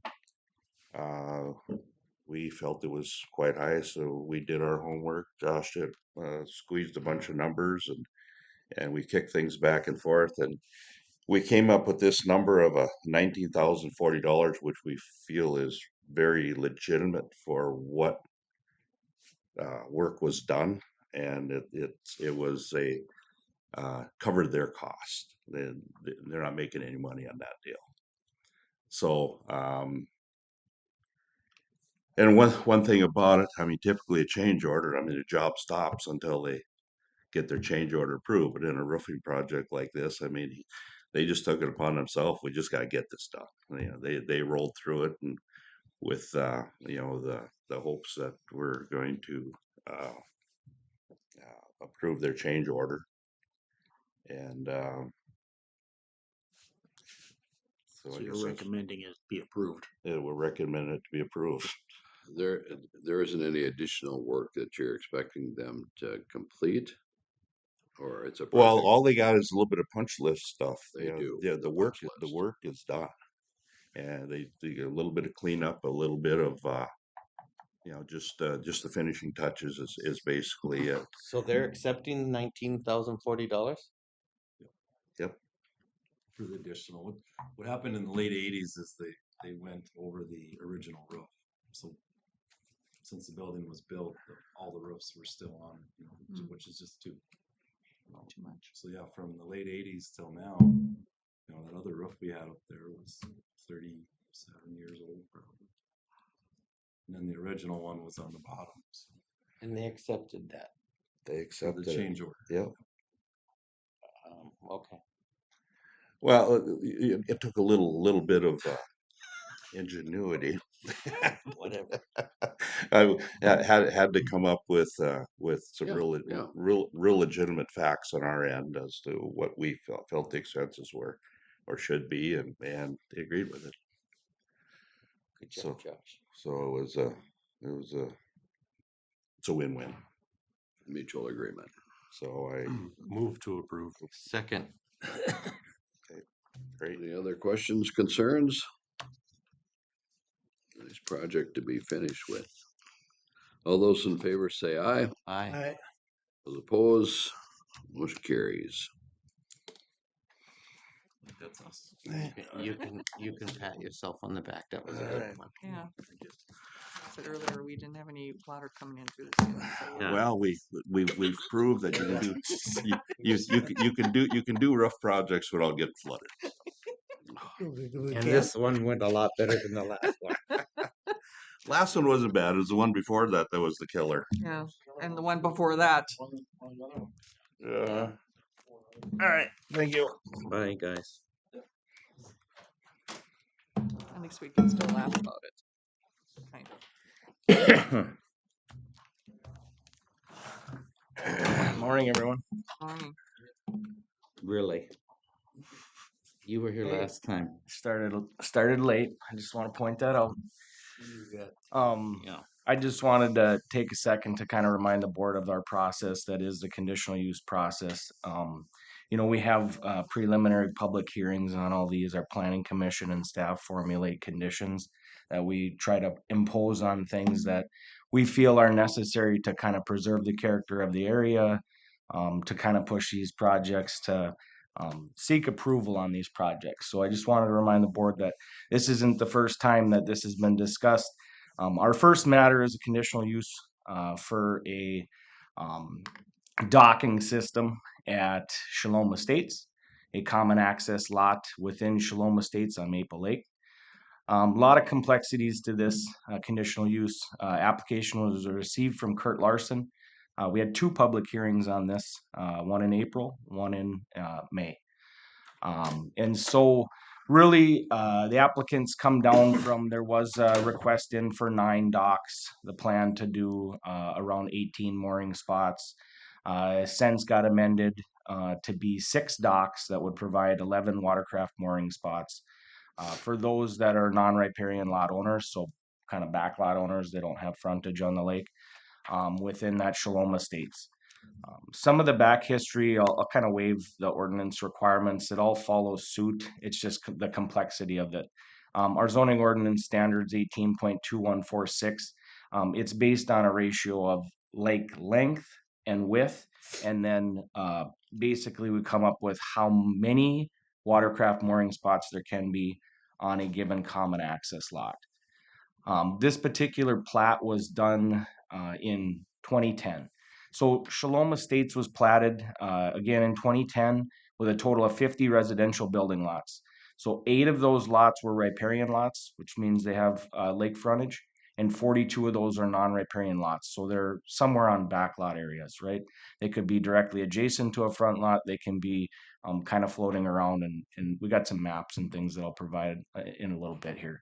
But within that development, lot 10 of block 3 was planned to be a common access lot. Basically, the ultimate plan was to develop this into a marina there's a wetland area within that common access lot. The ultimate plan was to tie that into Maple Lake. The DNR denied that permit to tie this particular wetland into Maple Lake. It's still separated by a land bridge, and so really the only way to utilize that wetland area would be some tram trolley to bring boats up and over that. Now, obviously, a system like that doesn't handle every watercraft. Fiberglass boats are not going to be working on that. It does utilize a system for pontoons and then aluminum watercrafts. So, and we're not looking at a huge area, but that really isn't the request today. I just need to give you the backstory on what this lot was particularly kind of used for, or its planned use. So in 2017, covenants were established. They wanted to do covenants in 2010, but they just hadn't sold a lot of non-riparian backlots. All the front lots were sold. Obviously, those were the more desirable of the plat. But in 2017, basically, what happened is they put in covenants, they established covenants, they wanted these mooring facilities to be a dream, that take it from a pipe dream to make it reality. So they established those covenants that an association would be formed, Shalom Estates Association. And then they filed an amendment with the recorder's office in 2018 to establish that the association was to provide funding for that tram and trolley system. So basically they said, well, the non-riparian lot owners would then pool money together to build or do something with a marina for lake access use. Nothing was permitted on the county level. Minnesota DNR would get involved in a marina permit like that. So, you know, we had this plat that was approved with this master pipe dream in 2010, and really no direction or establishment of the association where they're pooling funds together have been acted on to date. The only permit that was filed with Polk County was a dredging of the wetland to set the stage for use of that wetland as an actual marina. So they had to dredge it out, make it deep, do that, and I highlighted a couple of resolutions I was able to find about that dredge, both in one in late 2008 and the other one in 2009. So the covenants also were the governing documents for special rules within the development for use of that common access lot. Some of those things would be that they're allowed to go picnic there or use some things that really aren't conflicting interests with neighboring front lot owners. I'll kind of waive from number 6 here. It's just a calculation on using that ordinance standard 18.2146 about what lake ratio we're looking at. It's based on the frontage of a common access lot, how many boats and how many boat slips you would be allowed per frontage on a common access lot. For this common access lot on Maple Lake, the total would be 11 watercraft mooring spots. So to use this site as watercraft access for non-riparian lots, it would allow 11 mooring spots and not the 42 that was kind of designed as the common access lot. Obviously, they had a different plan to utilize tram trolley systems, marinas, etc. But the request today is to utilize it as docks and then watercraft facilities out in front, using the frontage of the common access lot. Also, in that zoning ordinance standard 18.2146, there is an amendment to the covenants that needs to be made. Basically, they need to spell out who will have a watercraft mooring spot, spelled out in the parcel number itself listed as one of the 11. That's simply an ordinance standard. It needs to, we'll address that conditionally if the conditional use permit is approved. Another standard in our ordinance is docking facilities must be centralized so that topographic and vegetative alterations are minimized, which staff feel that can be accommodated with boardwalks and 6 shared docks as requested, instead of having 11 single docks out in the frontage, is to cut that number at least in half and have 6 docks. That would be a boat on each side of the dock. And then centralize those with a boardwalk facility.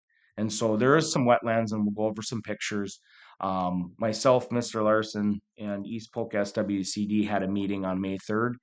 We went over the boardwalk and we went over how to minimize all the wetland impacts on the lot. And so basically what we came up with was creating almost docks that go over the wetland areas for 3 of those docks.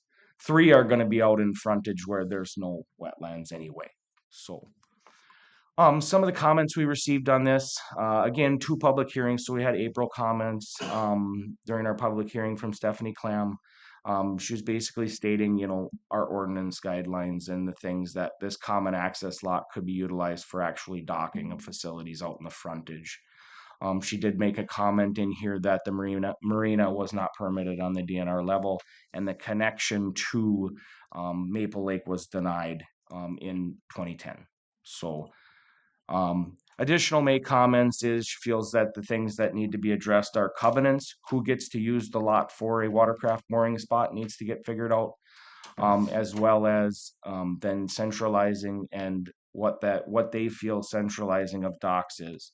Really, there's only two options in staff size in the planning commission. We went over this in great detail, is to have one large dock facility that has 11 watercraft mooring facilities.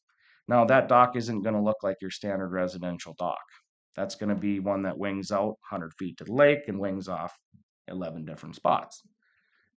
So it was felt that in order to keep consistent with the area, the frontage use, that standard docks that are 60 feet or under would be something that would be fit in the area more than one big long watercraft mooring facility. So in our ordinance, we don't have any definition for centralized docks.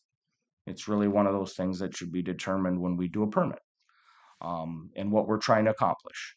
Now, if this was a back bay where it's the only thing on there, then yeah, maybe a centralized one dock system would work.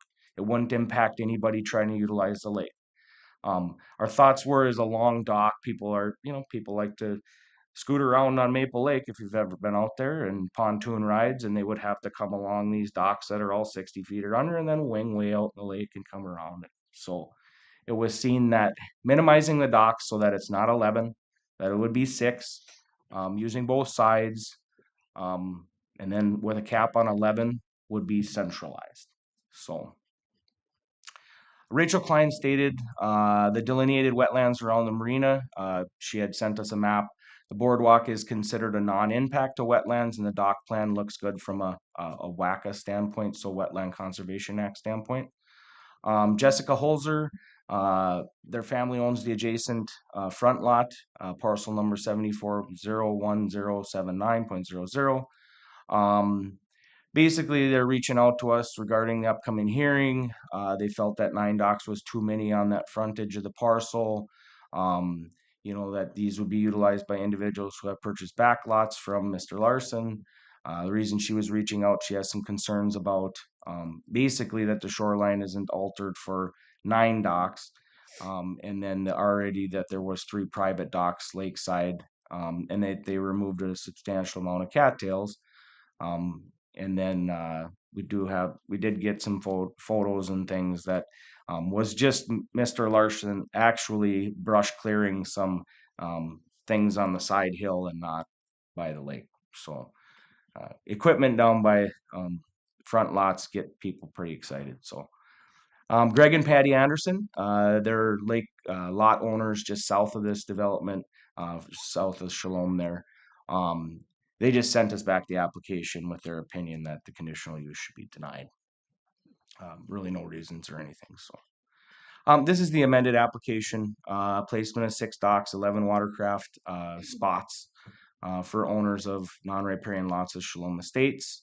Applicant noted they would amend the covenants and define which 11 non-riparian lots would have watercraft spots. So this is basically the plan. I'll go over pictures here in a second.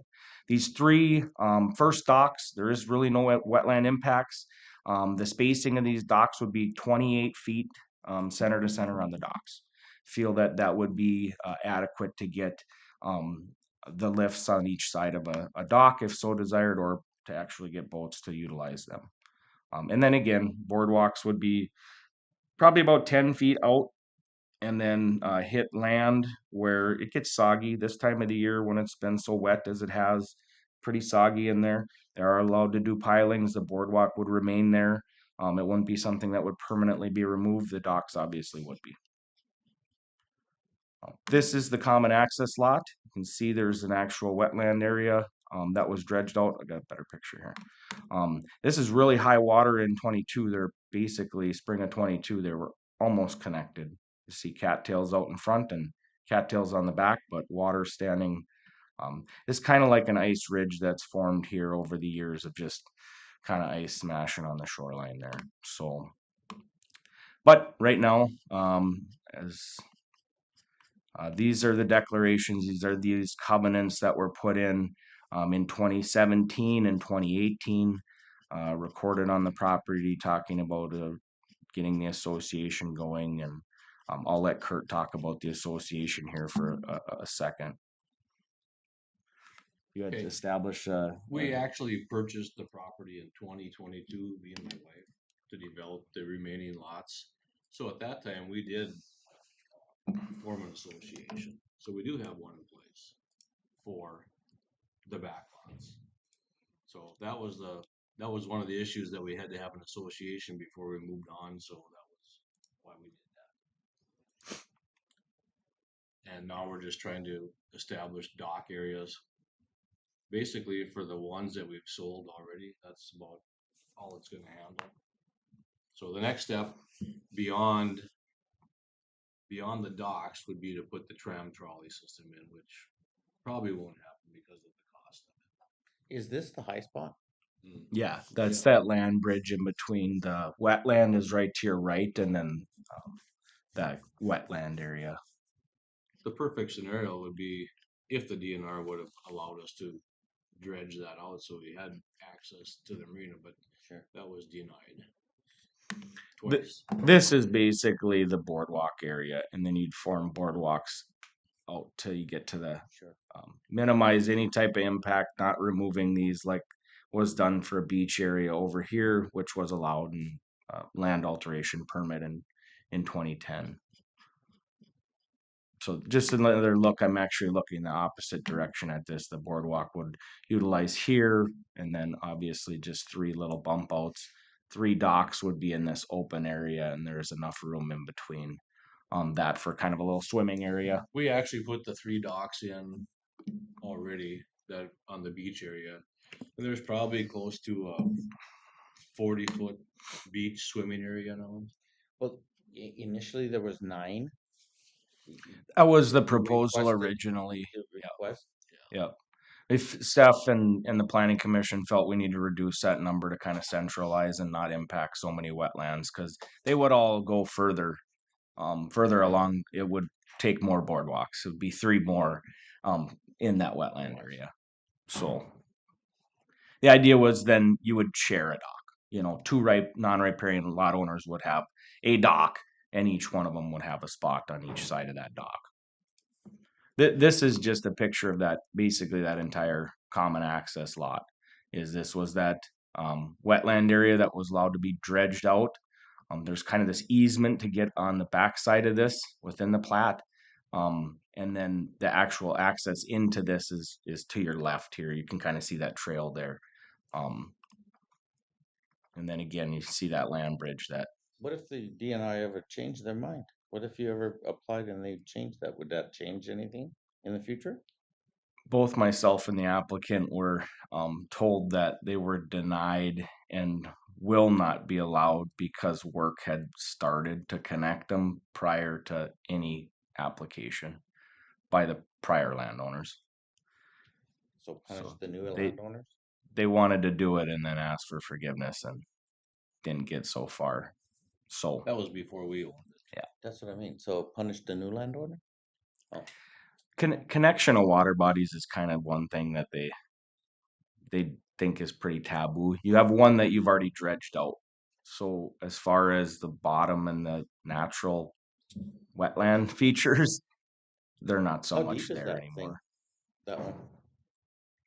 I'm guessing after it was dredged out, I'm guessing it's at least 7 feet, maybe 8. Boy, that sure would help the whole situation, wouldn't it? Is there a culvert underneath that land bridge? There is not. And it stays full like that without a culvert? It's actually that was May of this year, as so we there speak was. right now, it's but it was pretty dry then. Out of that little marina into the lake. Yeah. Higher than the lake right now. There's a little creek that flows in between the two. Are you kidding me? Well, it's only when the water's high. There is still land underneath it. But I don't know. Maybe as nature takes its course, water's always going to win. So if that thing would get really full, it'd do some erosion. But they've adamantly denied the prior landowner and as well Mr. Larson. Last year. Okay. It'd be the most cost-effective way to do it, of course, because we could do it in a very short period of time. Okay. There are some fears about the tram and trolley as well. To make it, you're basically building a bridge. Right. The impacts to that, they're going to be substantial. So, but those permits haven't been filed either. I'll just remind the board, there's no permit that they can do do the tram and trolley. They don't have that permit. So the request in front of you is to have the 11 watercraft spots is basically utilizing 6 docks that would be seen as centralizing it with the boardwalk to minimize the wetland impacts. And then due to the facts that the common access lot was created in 2010 with the notion that the lot would provide non-riparian watercraft access in some manner, Planning Commission and staff recommends approval of the conditional use with the following conditions. Total watercraft mooring, beaching, or docking of watercrafts must not exceed 11 total watercrafts along the shoreline of the common access lot. That's the parcel number of it. Docking facilities should be minimized to no more than 6 docks with a maximum dock length not to exceed 60 feet. And vegetative topographic alterations must be kept to a minimum with boardwalk connections for those docks that are located within fringe wetland areas. No Wetland Conservation Act violations will be allowed to place a dock in the or along the lake. If such a conflict exists, each Polk SWCD enforces our WACA regulations. So the docks can't be longer than 60 feet, you said? Correct. Yep. That was a planning commission added the not to exceed 60 feet in order to not have one that was 100 and do that, with getting people basically pushed further out into the lake with when they're recreating around Maple. Covenants or other equally effective legal instruments must be adopted or current covenants amended that specifically or that specify which non-riparian lot owners have rights to have a watercraft mooring spot along the frontage of the common access lot. So we'll amend those covenants. That will be something that needs to be done. And then if any more docking watercrafts, and basically I'm just stating that they would need to go through a marina permit, tram and trolley system, as was the original plan in 2010. Anything over 11, like we're not going to do any type of variances. That would be 13 or 14 or whatever. You want to do the in excess of 11, then plan to do the marina and tram and trolley and start pooling money in the association. Sure. Or get the DNR to let you dredge it up. Or do that. Yep.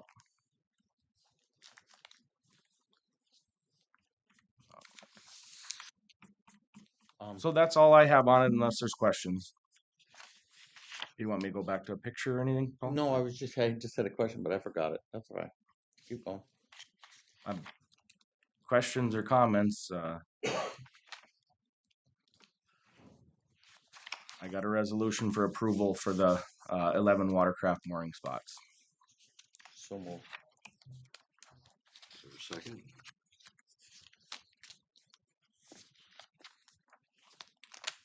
I'd like to see more spots, but can't, because you can't put 60. You can't put 2 on the dock on each side. No, the number that you come up with when we do the zoning ordinance and run it through that standard for common lot accesses is that it is really much a watercraft number. And so you could utilize, if you could get 4 boats on a dock, then you'd only need 4 docks, or 2 docks, or you don't need you wouldn't need that many, but that's going to make your dock a lot longer, especially with the shallow nature out in front. But so let's say a landowner has a boat and then a jet ski. Can he have his boat and jet ski on his side of the dock? Nope. No. That would be 2 of the 11. Just one. Just one watercraft. Okay. Yep. That's what my question was before. Yep. And those 11 people have been selected. We have a list of the 11. So at least it's no arguments there. And like we said at the last meeting, we said if more lots are sold, they have to know the understanding that they're not going to have a docking spot. And we have sold 4 just lately that didn't need a docking spot. Sure. They can still put non-motorized watercrafts and do a kayak for the day Sure. and pull it out. They still can go down to the common access lot and utilize it. They just won't have a boat parking spot. So they can still use the common access lot. We're not requesting that Kurt take that away from any non-riparian lot user. They can go down there, picnic, do whatever they want, put a canoe in. They just can't park it along the dock. They just have to pull it out. So Put it on the day, shore. day use. Yep. Okay. Well, that's important to know. Yeah. For people. Yeah, we're not trying to take any non-riparian lot owners' rights away to go utilize the common access lot. Go, you want to put a little kayak in that little wetland, go nuts. That's not. We're just saying that 11 watercrafts would be parked out in the frontage at any given one time. Okay.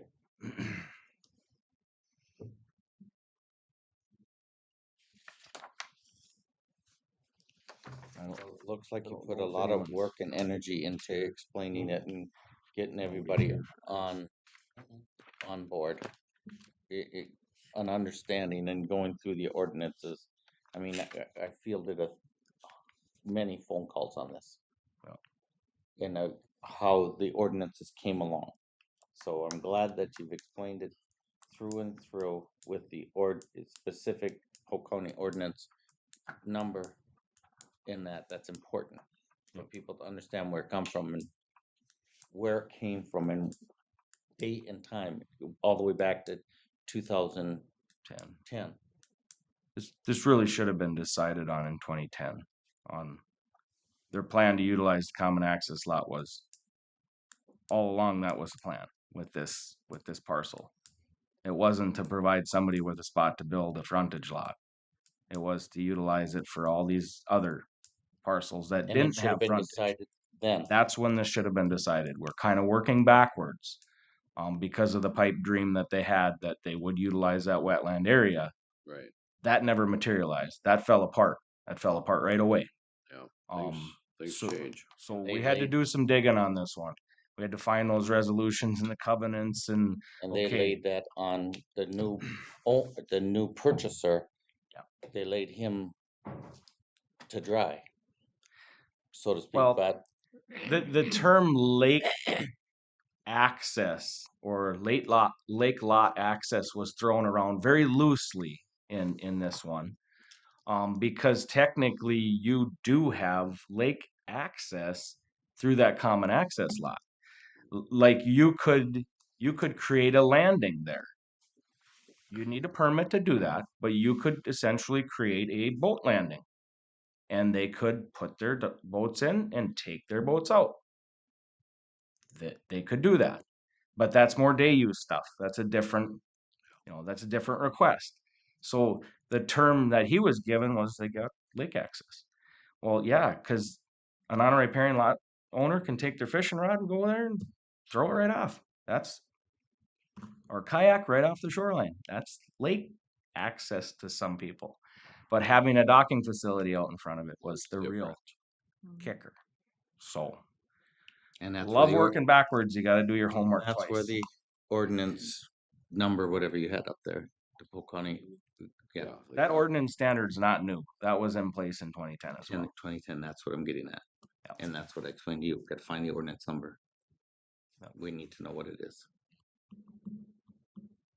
Okay, thank you. We do have a motion, correct?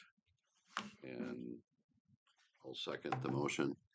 Any further discussion? I think it's the best compromise and at least went through very different options. And this seems to be a workable system. If not, all those in favor say aye. Aye. Those opposed, motion carries. Thank you. Thank you all. Appreciate it. You want to get covenant stuff rolling. Yep. So I'll send you a letter. All right. Thank you. Thank you for coming. Yep. Number 2.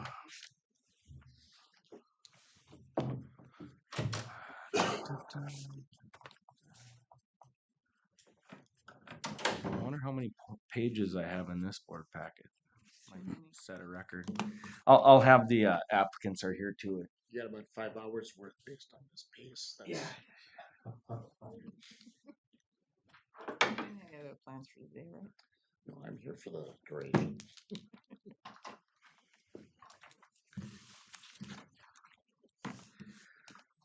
Okay, next action item is a conditional use for Janessa Kiker for operation of a home-based dog kennel and boarding business. So the applicant's requesting a conditional use to operate a home-based dog kennel and boarding business in the agricultural zoning district, section 11, King Township, specifically parcel 44.00053.01. Zoning ordinance standard that follow suit with this, 13.7010. Dog kennels allowed in the agricultural district under the following conditions. It's located on a minimum of 5 acres, is 1,000 feet from any residence except that of the owner, minimum of a half mile from 10 or more homes existing prior to the application for a permit. Confinement and shelter is provided through the use of fences and structures. Any new lot created must meet zoning ordinance standards of section 13.8000. Applicant would like to operate a dog kennel and boarding business with up to a max of 20 dogs at any one time. Applicant owns a 40-acre parcel located in section 11 of King Township. There is a wetland located on the parcel. Within this 40-acre parcel, it's approximately 16 acres of that 40 acres is the wetland. Proposed kennel would be located 1,000 feet from the nearest residence, other than the applicant's home on the site. The nearest residence is located 1,500 feet to the west across this wetland. There are 5 homesteads within half mile of the applicant's property. The applicant plans to run a dog boarding facility that provides daycare and overnight care for clients' pets when they're out of town or at work during the day. Applicant plans to utilize an existing garage for pets during inclement weather and sleeping at night. There will be a fenced-in area and provide the dogs with an outdoor space. Pet waste was noted on the application that it would be spot cleaned with off-site disposal of the waste. Dog care facility would be cleaned daily and sanitized. All waste materials would be properly disposed of off-site, and dogs would need current shot records to be accepted at the business. Comments that we received. So Dan and Darlene Dirks, neighboring property owners, sent us a letter stating that they moved to the area after reestablishing the family farmhouse to enjoy the peace and quiet in the area. They live on the west side of the Kikers, or to the west of Kikers on the east side of Waterberg Lake. They are not necessarily opposed to this permit request, but they are concerned about the potential noise issue with the dog kennel being so close. Even before the permit application, they have had problems with their dogs barking for long periods of time, disturbing the peace and quiet of the area. Multiple dogs have had several litters of puppies over the years, and sounds from both adult and puppies travel across the lake. Many of their guests have commented on the noise over the past few summers. They also have asked the Kikers some questions, but they have not responded to, such as what is the maximum amount of dogs they will board at any one time? Where will they dispose of the dog waste? Is there a maximum amount of time the dogs will be allowed to run outside the building or run outside? And have they installed soundproofing covers over crates or baffles hung in the building? Dog barking can easily exceed 100 decibels with the potential noise from dog kennel operations. They asked that these questions of the board before issuing the permit. Is it possible to set conditions that include a maximum number of dogs allowed, a maximum amount of time they're allowed outside, installing soundproofing, as well as clarification on where exactly the dog waste can be disposed of? Is it possible to establish guidelines similar to the ordinance of a city that no excessive barking for 15 minutes shall occur? And if so, who would enforce that ordinance, and whom could they turn to for help if the barking noise exceeds the ordinance? Can the permit be revoked if there is a problem? They added that it is possible for the Kikers property. Is it possible for the property to be rezoned? If so, they are not in favor of that. But if the concerns above can be addressed, so the quality of life and their property values aren't diminished, then they would not oppose this operation. I'll touch on a few of these. We did go over maximum number of dogs allowed. Actually, the planning commission recommended that 20 max adult dogs on the site at any one time. That would include their animals that they currently have. They have 5 dogs of their own, so that would be then 15 would be the max they could board at any one time. Amount of time allowed outside was very discussed in the matter of, I don't know how our staff would regulate if we set some standard that they could only be outside for an hour. We do understand the concern with water and noise traveling across water differently than it does. But the thing is we do need to set conditions that are enforceable as well by current staff levels and also what's realistic for us keeping track of. It was mentioned that if managed properly, then if there is a dog that is very noisy, we'll just say, then they would need to be put in a kennel or a crate or in a building and not left outside barking. It's really a management thing for the operations that should be addressed that way. Is if you can't manage the dogs that you have on the site, then those dogs shouldn't come to the site. That, you know, you say, I can't take your dog.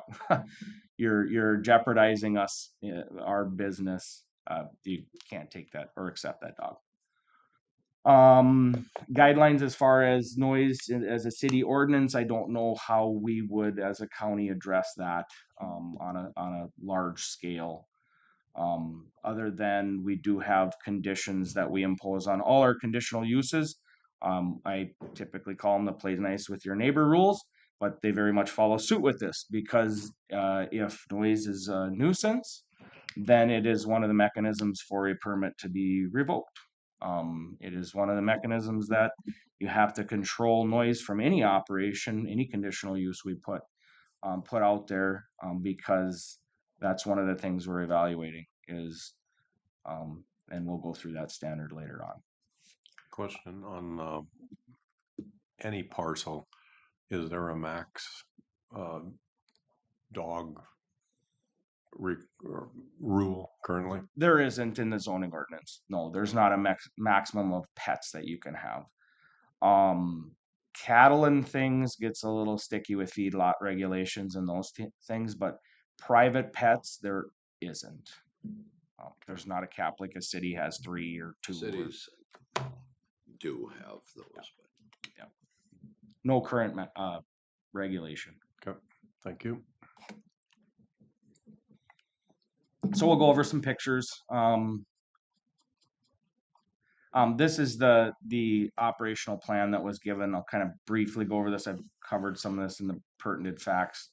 Hours, we don't need to go over pricing. This was something that the operational plan, some of the ways that we find out, well, what is your plan? Well, we just send this out. Well, please fill this out. Let us know how you're doing. Well, animal waste was one of the things I wanted to touch on too. So animal waste, Minnesota on-site treatment has a program, the U of M extension. Their guidance is these animal wastes are kind of a different byproduct than human waste. They can be land applied, or they could be composted off-site. They could be utilized as other wastes that you typically just throw bagged household waste as well. So spot cleaned and disposed of off-site is the mechanism that they're looking at doing. The only other option is doing a septic holding tank, and you don't have a lot of water flowing into that, so it's kind of a little bit difficult to manage with these floor drains and things like that. The potential for other things getting in them is a whole nother issue. Floor drains tied to septics, it's kind of a taboo thing. So, I mean, it just says off-site, but so what is that off-site plan? Oh, through your normal garbage collection, right? You have a garbage dumpster.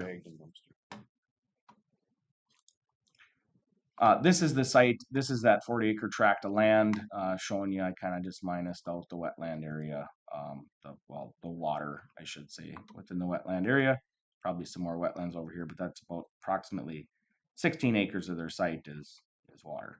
So, but the minimum again is 5. There's a lot more than 5 acres attached to that parcel.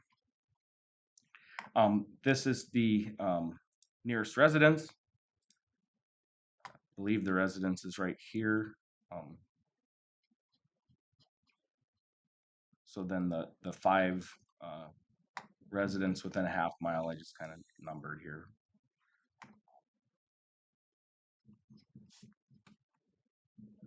This is the homestead of the applicants and the buildings they would utilize for the operation. It was discussed the fenced-in area would be on the east side of the buildings, and then this kind of an open field. The wetland is to the left.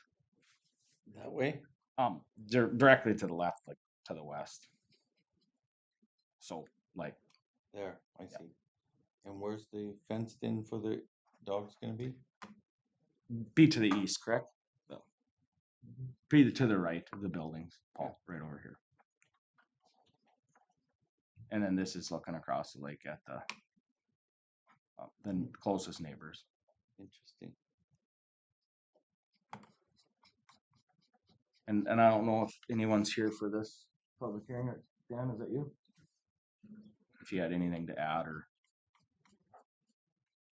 open it up for comments, Gary. Sure. Regarding this. Yeah. Yeah, go ahead. Yeah, and noise level's been really good lately, but I don't know, but last night I couldn't sit, and we have a 3-season porch to the east, and I couldn't sit out there. Had to go inside, and I went back out, closed it up at 11, 11, and it was still dark, but it's been really good. We're not opposed to it. I mean, we've dealt with it for 2 years, but it's I personally don't care if they have 100 dogs. Just if they don't bark. You know, my wife's ready to retire January 1st, and we want to go out there and have a cup of coffee in the morning and read.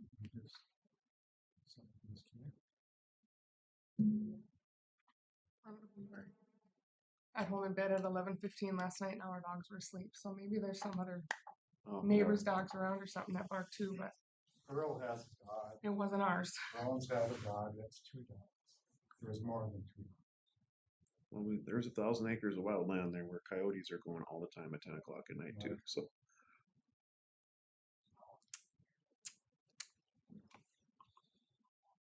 Yeah, and I guess I'll fall back on it. You know, the management of this operation will be key to you fitting in with the neighbors, and that'll be the key. You know, is that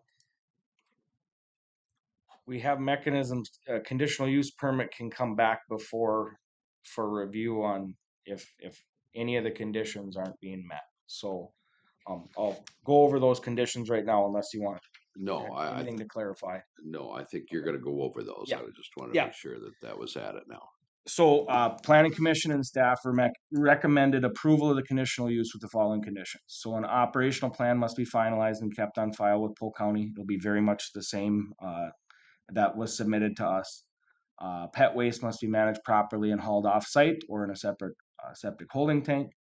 Operation will be limited to a maximum of 20 adult dogs on the property at any given time. And that would include... That was modified though. That was modified, that it would include their personal dogs as well. So my understanding was reduced to 10. That was what they asked for. Well, that's what the neighbors asked to start at 10, and it was presented at 20 adult dogs, including their... I understand what it was presented, but my understanding is that the members pointed that they would like to see 10 adult dogs. Nope, it was that was one of the comments that Dan and Darlene had in a. You don't recall though that it was 20 members of the committee recommended the 10. 20 is the. I got the recording. We can review it. But it was modified for them to have 20 within their boarding operation. That would include their 5. That would include their 5. Yeah. So it was that they could only take in, if they have 5 personal pets, 15 would be what their maximum to board was. Right. Yeah. So that's why it was worded that 20 adult dogs on the property at any one time. It really fell back on how would we regulate that too if we came up to the site and just kind of like, hey, Janessa, we're coming out. Can we look at your operation? Then we just simply count the adult dogs. It's easy to regulate. Right. I don't know if it's personal dog or boarding dog. If it's a max number on the site, it's easy. So Then I would recommend number 3, cross off, operation will be limited to maximum, and it should be worded in your situation then maximum of 20 adult dogs at the property and at any given time, whether they're owned or part of the business. yeah, that's what I had. That's That's what what it I will have. say. Yeah, That's the that's way what it I will have on the as a But condition. Just so everyone understands that. It's reading, the I'll way I add. read it is operation. To me, Yep. that the operation is the business. Duly noted. I will put including personal Good pets. point. I have a problem with that because if there's no law that you can have, but I live in a rural part of town. My neighbor has 500 head of cattle, and in the winter, they're all housed within a half a mile of my house. I don't have a say, and I don't care. They moo all day and night, and they're all there. It's his livelihood. Why should it be limited to $20? I understand. Well, there are cities that This have. isn't a city. They live out in the country. This is a country. This is out in the county, outside of the city limits. It shouldn't be limited. It's a business. If it's a business, 20 dogs, 100 dogs.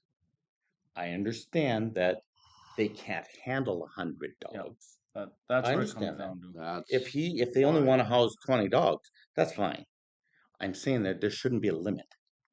If they want to have 21 dogs today because somebody says, geez, I'm going to be gone. There's a funeral, there's a death in the family, and I got 2 dogs, and I need an extra carrier today. And you're going to do a spot check today, and there's 22 dogs there today. You broke the rules. Now you're going to be cited for that? Sorry. Well, there's not it would be that, yeah, okay. We can't establish a effective permit that meets all these conditions unless we have a number. I mean, right, exactly. We need a freeboard in what their buildings can handle, what personally they can handle. Sure. To keep within the buildings too, because I understand that. they can't be sleeping outside and doing those things Yeah. either. So I think this is reasonable. But but also at the same time, your neighbor, that's ag zoned. So that's where you're doing a conditional use. This is not, it's an exception to what the basic zoning is. But then also too, so like, okay, you have 5 dogs, but then you also breed. Correct. So how many of those dogs do you breed? 3. 3 of them. And how many litters do they have a year? 1 a year. But they are getting to the point where, we discussed that too. They can only have so many litters, so I don't know if What's an average size litter? 3 to 5 puppies. Okay. And you keep them for how long? 8 weeks. 8 weeks. And they're mini snouters. So they don't even see outside usually before they go. That's what we ended up with the adult, because there are and going I to be understood puppies, that. and I think I we're understand that. fine with that. I mean, Yeah, past practice seems to be working fine with the breeding. AKC's been out to my place, and I'm AKC inspected and in compliant. And do you do daycare anymore? No, I do not. Okay. But and this again is a number thing, but going back to daycare, there can be times where I could have my max amount of 12 kids and my day would be much more quiet and better than if sometimes I have 4 kids that were not, Yep, depends on the kids, depends on the dogs. Yeah, and I did address that with them, that I'm going to try individually, do the best I can with each dog. And if it's a dog that isn't fitting my petting very well, then I just won't take that dog back again. I agree. You know, so, but I still would have to get through the couple days that the dog was there, you know, so, If managed properly, I think there isn't an issue. I think I Dan agree. and Darlene had their concerns like we all probably would if we had a neighbor doing some things like, are there maximum numbers? They had legitimate concerns, as do we as staff. We're putting a conditional use permit together. We want them to follow the rules too. So, you know, their management of that is the biggest role though. Great. Like, I'm not coming in and managing your facility. If there's issues, that's where we're gonna work backwards, which tends to be hard and stressful and not ideal for anyone. So, Jake, what you're saying is that the use is a legal use with conditions. The number of animals becomes the condition. yes, The it becomes commissioners- a rule of their permit. And so the point of the max is because we can foresee that too many could be a potential noise nuisance. Yep, You know, I agree. and they only have the buildings they have now to utilize it, and we want to make sure we have effective conditions, and that's why typically they're 12 or some campgrounds we have 22 conditions. You know, as we want to make sure we're highlighting things and setting rules in the conditional use that are enforceable on our end and meet their needs as well. Is that, hey, run this business and you manage it properly, then you won't be back in front of the board because there's not going to be any issues. If there's issues, then the last resort is revocation of a permit. Okay, should we go forward then? Yeah. If the applicant wishes to expand in the future, the applicant will be required to apply for a new amended conditional use permit. That would be anything, number of dogs, anything. One double-faced sign not to exceed 32 square feet in area shall be allowed for any permitted non-residential use. So through the conditional use process, you're allowed a sign so that people can get to your site and know where you are and all that. But it needs to meet the criteria of the ordinance. So we'll work with you on that, if location, all that stuff.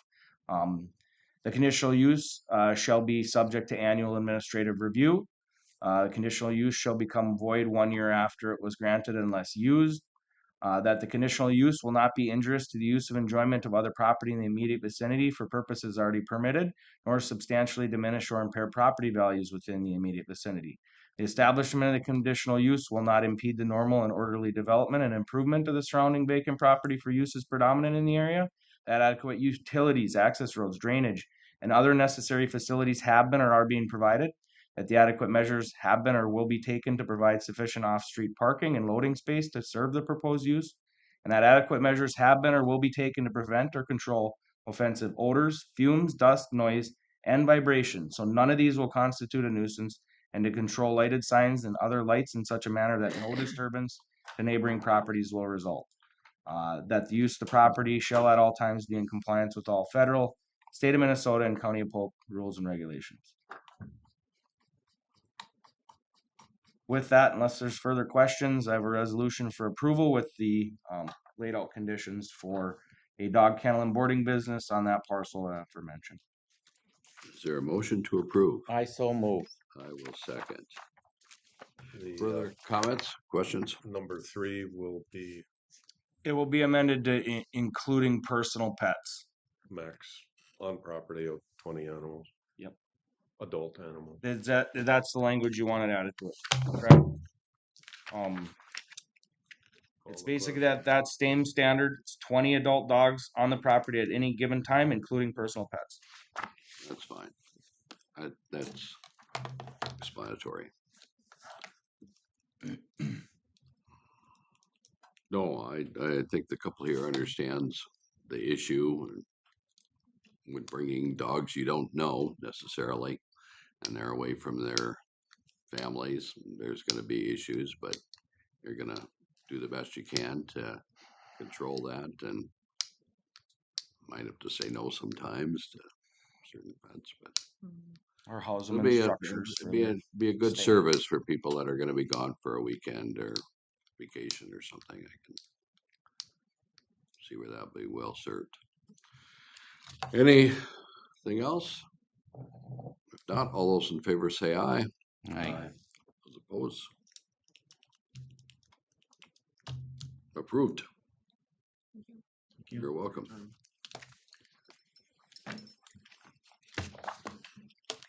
Number 3,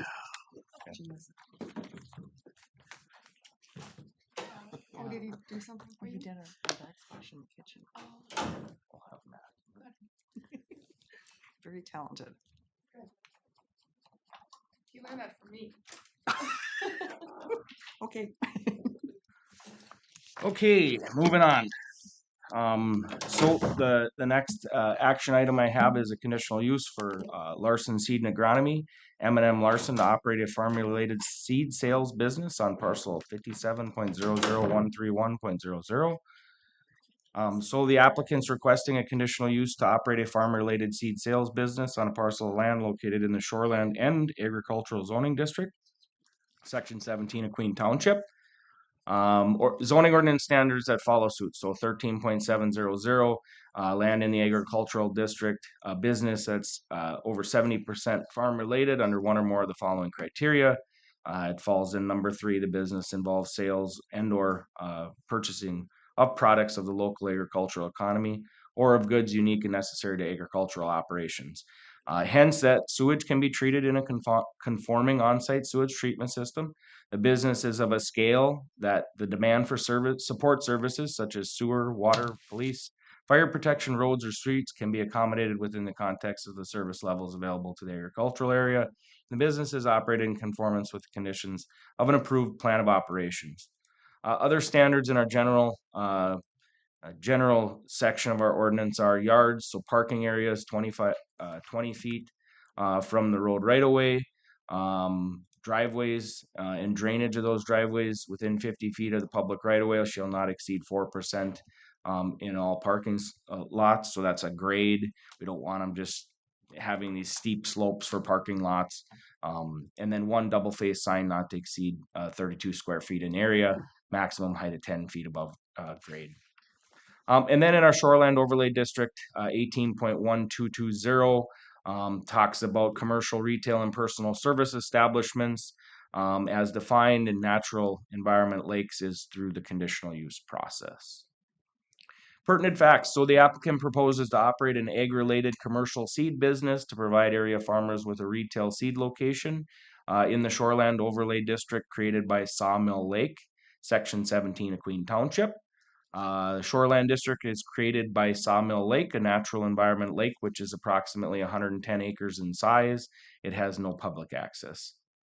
The proposed site location is planned on 20-acre portion of parcel 57.00131, containing that acreage in the southwest corner of section 17.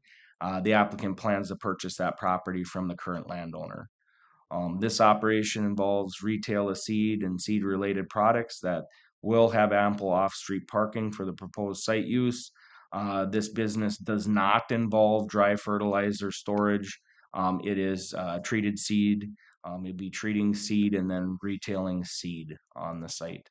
Proposed building would be a 60 by 100 warehouse shed processing area with a 20 by 60 office area.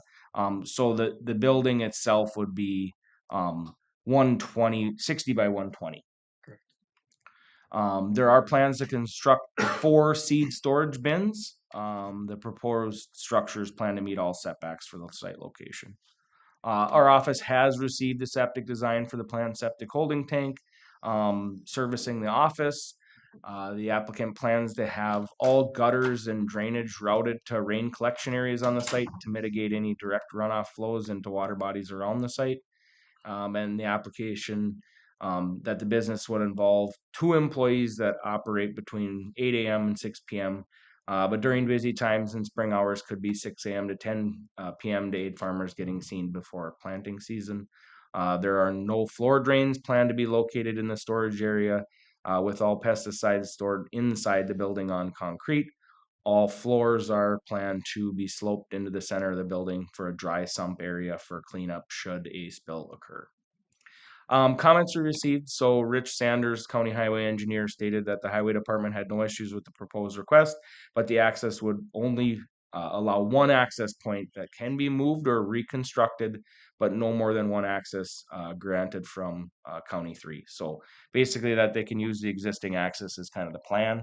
Might have to build that up because it is a field access, but that he's not going to be allowed to have a turnaround and come back out. That they go into the site and come back out the way they came. Rachel Klein, East Polk SWCD, provided a national wetland inventory map for the property and stated that the proposal looks fine from a WACA perspective. Craig Switzer, neighboring landowner, contacted our office to voice his concerns about the operational plan and hours of operation. He stated that the hours in the busy time of the year could be a nuisance to his recreational cabin located to the north of this operation. Craig also sent a packet of information for potential water contamination with calcium chloride for used for dust control and snow removal. He fears that water entering the lake and bringing in pollutants with the runoff. He also has concerns about silt fencing for temporary sediment entrapment during construction of the proposed project.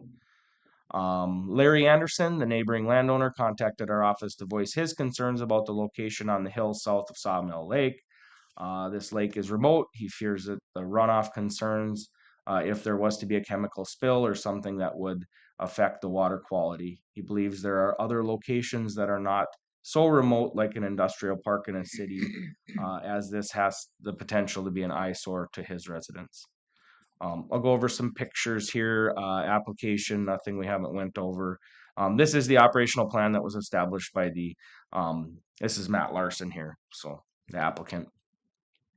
Retail business, seed storage, seed treating, and an office. Hours of operation are listed. We already went over that. One full-time and one seasonal employee. Erosion control, I think the silt fencing comment that was received is the applicant had just noted in here that they would use silt fencing during construction. We would recommend that as well. When we get a 4-inch rain event and there's all the dirt and the gravel and everything on the site, that helps to trap all that stuff so it doesn't just run off into the lake. So this is the site location.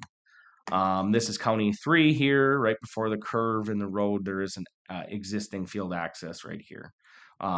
Applicant would be carving out a 20-acre tract here. A little bit would be acreage in Sawmill Lake, but approximately you'd have about 15 acres of actual land. This is just to give you a relative idea where the site is going to be. The actual building location is approximately about 200 feet from the center line. Was that where we were shooting for? I believe so. Yeah. I think it's on one of the pictures. Yeah, we got the septic design here. Basically just a 1500 combo holding tank for a bathroom located in the office. And this is just kind of a sketch of the cold storage facility. The office would be out front. There would be 4 bins on the outside of the building, and then seed treating would happen within this, and basically your output would be treated seed then. This is that national wetlands inventory that Rachel Klein sent over. There's a wetland located to the northwest, flows to other water bodies, and then there's another little low area off to the east. Building would be situated right up smack dab in the middle of this farm field, and the additional acreage would be utilized as farm field still. So it's kind of a looking to the north here. You can see Sawmill Lake off to the northeast, kind of up by where the building would be located. There's a stake in the northeast corner of the building. And just looking back towards the road there, County 3.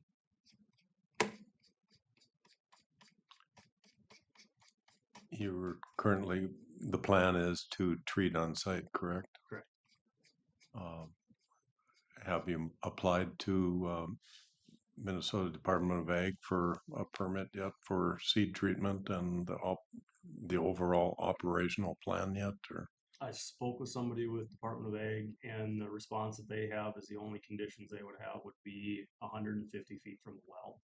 I have not applied for the permit yet. Because you don't currently hold a license for I have seed treatment. I have an application license, yeah. I have a custom application license, including seed treatment. And I also have a Minnesota pesticide dealer's license. Okay. But the site has not, the building and or the seed treating business has not been approved yet. Correct. Probably pretty similar to how we do like campgrounds and things, is they're the last one to act on it. They want the county to approve any approvals that they need first. Yep. For site use. They recommended I speak with the county first and get the permits on this end, and then speak with them next. And that falls in line with our conditions for the operation. The last one here, that the use of the site or the property shall at all times be in compliance with federal, state of Minnesota, and county of Polk rules and regulations. So if there's a MDA license he needs that, or he's in violation of our rules as well. So Polk County Planning Commission and staff recommended approval with the following conditions. Parking areas be located over 100 feet from the center line of County Highway 3. And then no grading standards would exceed 4%. One double face sign at 32 square feet in area, no higher than 10 feet, and then must be off property lot lines and set back off the roadway. An emergency plan be submitted to and approved by the appropriate fire department, emergency medical services, sheriff, and emergency service coordinator. That would be working with Jody Boucher, and we'll work with Jody to get an EM kind of a emergency plan together. He has some samples drafted too, so we'll get you that. Conditional use permit shall become void 1 year after it was granted unless used. And then screening in the form of trees be planted between the building and the lake. The applicant must plant and maintain 2 rows of offsetting trees running north and east along the perimeter of the structures to provide screening. Trees shall be of a type that will obtain 6 to 8 feet in height and 50% opacity throughout the year within 2 growing seasons after planting. The trees are intended to reduce the facility's view from Sawmill Lake. And then I'll waive from reading these 6 standards unless you want me to go over them again, or play nice with our neighbors. Fine. Okay. I don't know if anybody's here. No, okay. I never know. I think the big issue was spillage, right? Yeah, just making sure that controlling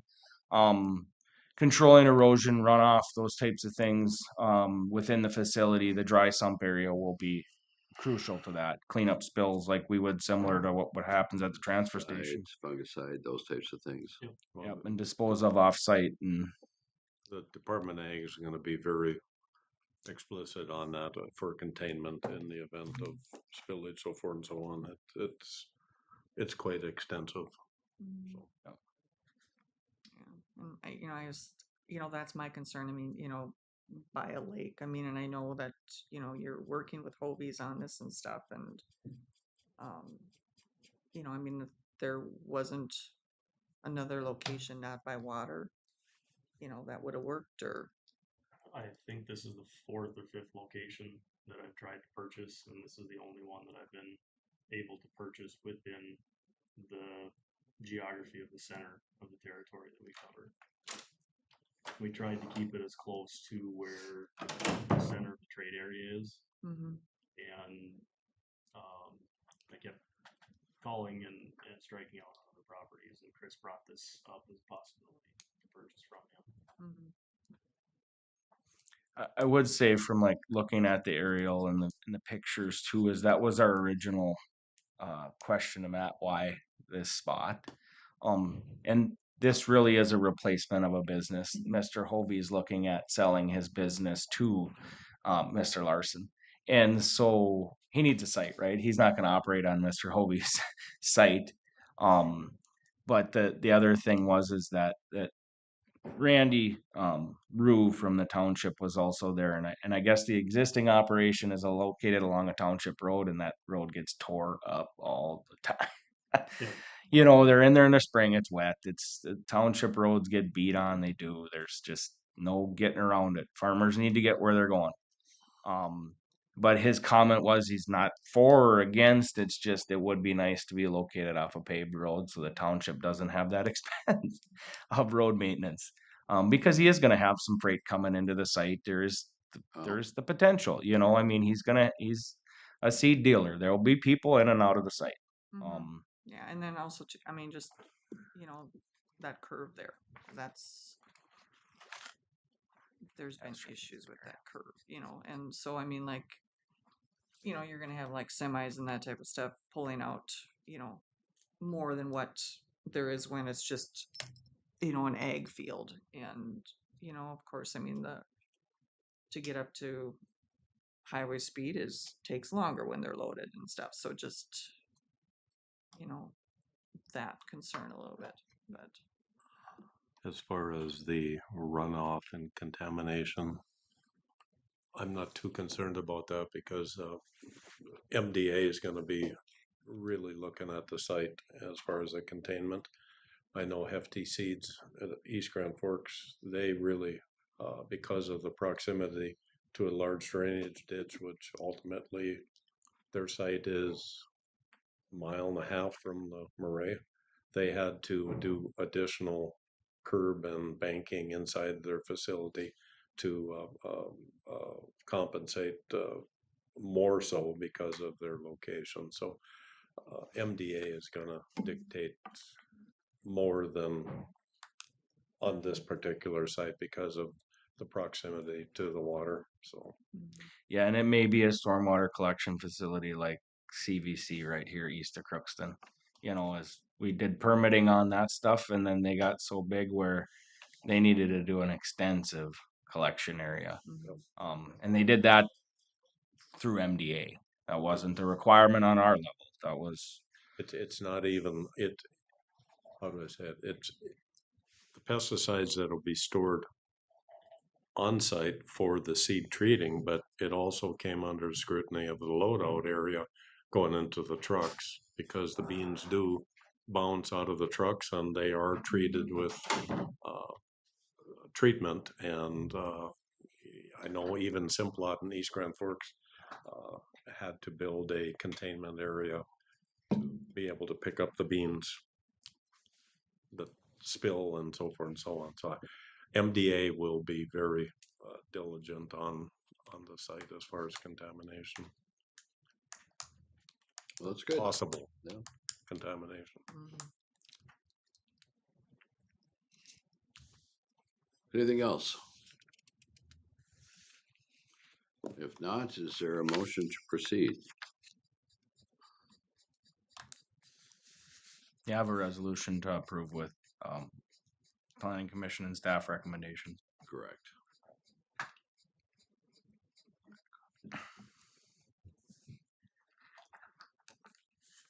Is there a motion to proceed? I'll make it. Is there a second?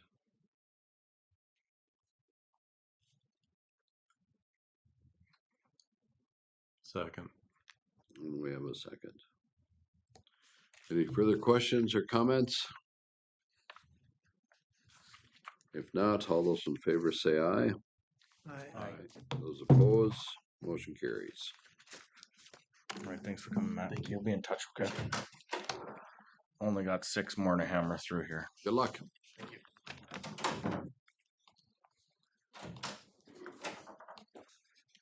Okay, next. This is due to the fact that we didn't have a quorum at planning commission. Nope. No, it's just Nope. that This is the nature of the beast this time of the year. Oh, okay. No, we had 9 public hearings at our last. That we did. But we got out of there before 1 that time. So. Yeah, I was happy about that. The only one that carried over was Shalom. Got tabled because of some clarity things. It wasn't. I'm good. It wasn't that anything else. Okay, so this one will go You're very always brief. welcome to join us, Chuck. Well, if I can spare a moment. Okay, I know. Appreciate it. I've been asked to start my meetings at 8 a.m. that day. I need my board members to be able to get there. Some of them like to have breakfast before they come. So. Okay, I'll get going. The other 2 that took a break can pick up where we kind of end here. Our next action item is a conditional use permit for Dan Larson to construct an off-site billboard in the commercial zoning district of parcel 32.00137.00. This request is to put an advertising off-site billboard advertising sign on a leased 4.5 acre portion of property located in Section 26, Tilburg Township. This is just east of Mentor along the north side of Highway 2. There are currently away from the ordinance standards. It meets all these ordinance standards and then some. The applicant is proposing to construct an additional off-site V billboard advertising sign. Each face of the billboard will be 12 by 24 in size, the maximum height of 19 feet. In 2019, the applicant rezoned a portion, a 4.5 acre portion of this parcel into the commercial zoning district. There were 2 V billboard signs there historically.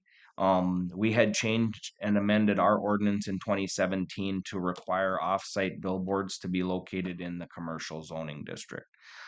Those billboards were in disrepair. That's why in 2019 the applicant rezoned a portion that would allow for three signs to be located according to MnDOT regulations. Minnesota DOT also has to issue a permit for advertising device permit for this sign. The applicant is leasing that 4.5 acre portion of property from the current landowner. Properties on the north side of Highway 2, right north of Solar Gas, if anybody knows where that facility is, just east of. Quite the facility there. So like uses in the commercial zoning district, that solar gas facility is quite the facility. It's just an eighth of a mile east of Mentor. There are a few commercial properties. That's the solar gas. There's a trucking. Jacobson Trucking has an old building there. Minnesota DOT again would have to permit the sign. We got a comment from Brad Knutson with Minnesota DOT. He's the roadway regulator. Commented that it does meet the minimum spacing requirements for other billboards, which is 300 feet along Highway 2. Our zoning ordinance has 100, but Minnesota DOT has 300. That's why I said he meets and exceeds those zoning ordinance standards. But that he would also need to apply for, that advertising device permit through the Minnesota DOT. This is the commercial portion of that parcel. Large parcel encompasses basically a farm field on the east, wooded portion on the west, and it's this portion right along Highway 2 there. Pictures, there's 2 existing billboards. This third one would be right on the fringe of the field to woods. Just looking straight down Highway 2. So, Planning Commission and staff, do you have a He's just putting question? another one up? Yep, one additional one. That would maximize the portion that he has. There would be no additional room for any other billboards. So, Planning Commission and staff recommended approval with the following conditions. The applicant must receive and submit an advertising device permit to the Minnesota DOT. Conditional use will become void 1 year after it was granted unless used, and a waive from our 6 play nice with your neighbors standards. So I have a resolution to approve the conditional use with those staff recommendations, Planning Commission recommendations. Little side note here is that solar gas outfit.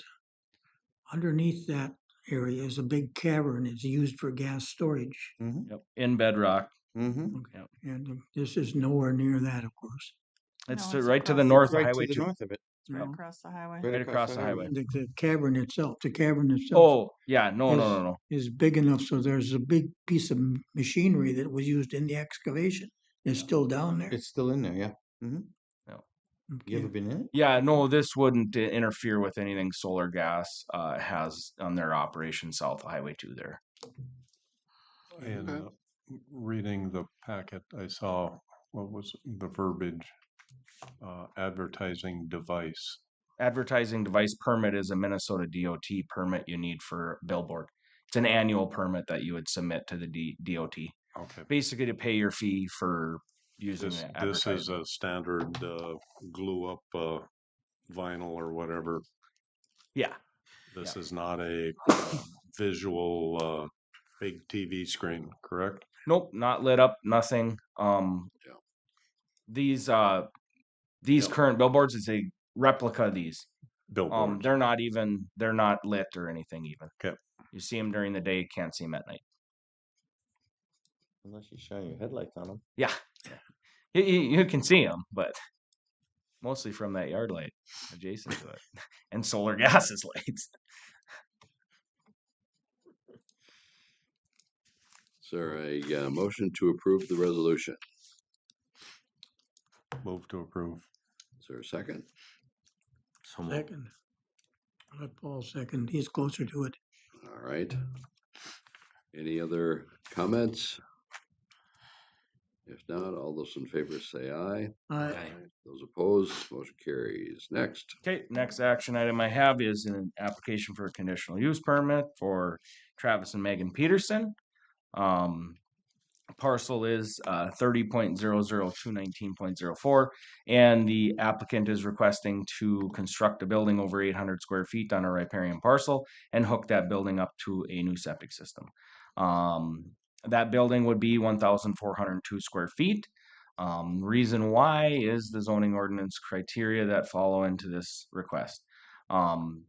You can exceed 800 square feet for a riparian parcel, but it's determined based on the acreage that you have. This acreage that they have what is it, 14.17 acres in size. So it's well over 40,000 square feet. The maximum size for any building or total for sheds within 300 feet of any lake would be 1,600 square feet. They currently have a 198 square foot shed. They have deconstructed 2 additional sheds to construct a replacement shed of the 28 by 34, and then adding to that replacement shed an 18 by 25 accessory building, be 15 feet in max height, which is a zoning ordinance criteria, and that would be 1,402 square feet, maximizing their shed space up to that 1,600. Request involves construction of the bathroom within the shed, which is serviced by a septic system. There was an existing bathroom in that 28 by 34 originally. So we need to see, does that septic tank pass the compliance, or are we doing a new septic? They're also needing to get a compliance inspection on the septic that is on the house. And we have talked to the contractor that has done the preliminary stuff, and it doesn't seems like they'll be doing a new septic system on the house. So we're working through that with them. There's no issues. We feel that we can get something on the site. The only thing is it's a little unique in the nature that the house is split with an addition. They did an addition, not them, but a prior landowner, where the septic goes out 2 different sides of the house. So if we get a little problematic, we're most likely having 2 septic systems instead of 1, just because you got to get A to B, and that's just the nature of it. But we'll be working with the applicants on getting that all resolved. So again, they already deconstructed 2 sheds to stay within the guidelines of the ordinance. Impervious coverage for the lot is 2%. And maximum coverage of 25% is 14 acres. So, but the shed is to have no habitable space as defined by the Polk County zoning ordinance. It is planned for shop and storage use. And the applicants will be required to complete and record a no guest house waiver before the building permit is issued. And that's addressed via conditions. DNR area hydrologist Stephanie Clam sent her boilerplate letter that basically says, you want to trap sedimentation before you're getting into public waters. No living, sleeping quarters or kitchen facilities shall be added in the future. Future buildings meet all setback and height restrictions and not exceed 25% impervious. Any bare ground be planted with perennial vegetation. All future structures and associated septic systems not block or change natural drainage ways, and ensure there's an additional location for a septic system if the existing one shall fail. This is their lot. So they have a large parcel, a large tract of land, 14.17 acres in size. I double that one. Okay, so there was an existing slab. This was an existing building, 28 by 34. They looked at putting in an addition to this, another stall. The existing building was shot. So looking at doing utilizing the existing slab, and then a new slab. So that's what's drawn here. It's basically utilizing, there were 2 buildings here and making it basically into 1 building. This is the 198 square foot shed. It is actually the original homestead on the site, a small old structure. So they're utilizing it as a shed. It's pretty cool, actually. And they've deconstructed this shed down by the water as well, old garden shed. So this is a site prep for getting the building going. This is their home. This is that slab that would be utilized for the little bump out and sitting on the existing slab. And this is the vegetation in between this and the lake currently. Freezing up here. Okay, so with that, Planning Commission and staff recommend approval with the conditional use with the following conditions. No guest house uses, so they should have furnished evidence of having recorded that with the property deed before the building permit is issued. Applicant shall keep adequate vegetation. The current vegetation's at there. No excessive tree removal would be allowed in the shore impact zone. That's a zoning ordinance standard. It's just language that we use. Half of the structural setback, that's why it's listed as 75 feet from the water. They can't clear cut that area. They can only remove 25% of the trees, etc. And no future development would exceed 25%. I don't foresee that on 14 acres. Applicant shall provide a septic design for the planned septic system prior to issuance of the zoning permit. The structure shall be used but only by the occupant of the residence. The structure may be used for storage of household goods, recreational vehicles and equipment, personal vehicles, maintenance, repair of personal vehicles and equipment, a shop or similar activity, keeping of animals or their equipment or supplies, and as otherwise regulated by the ordinance. And the conditional use shall become void 1 year after it is granted unless used. I'll wait from reading the 6 play nice with your neighbors standards. So I got a resolution for approval with those conditions. To have Megan Peterson and Travis Peterson construct a 1,400 square foot shed tied to septic. Is there a motion to approve? So moved. I will second the resolution. Any other comments? If not, all those in favor say aye. Aye. Those opposed, motion carried. Next. Okay, next action item is a very similar request from RJ and Cheryl Knutson. Looking at a conditional use permit over 800 square feet located on parcel 30.00419.00. Applicant is requesting a conditional use permit to construct an accessory structure greater than 800 square feet. The proposed structure would be 30 by 33 in size, which would be 990 square feet. It's located on a riparian parcel on Maple Lake. So our zoning ordinance standards 18.2225F states that basically the riparian parcel size will dictate how big you can go. This parcel is a little over 28,000 square feet in size. 1,000 is the maximum for accessory outbuildings. Current coverage on the lot. So the applicant has right now a 350 square foot boathouse, a 22 by 37 shed, a 12 by 8 shed, and a 22 by 12 shed. The applicant is over the 25% impervious. The lot is approximate coverage is 34%.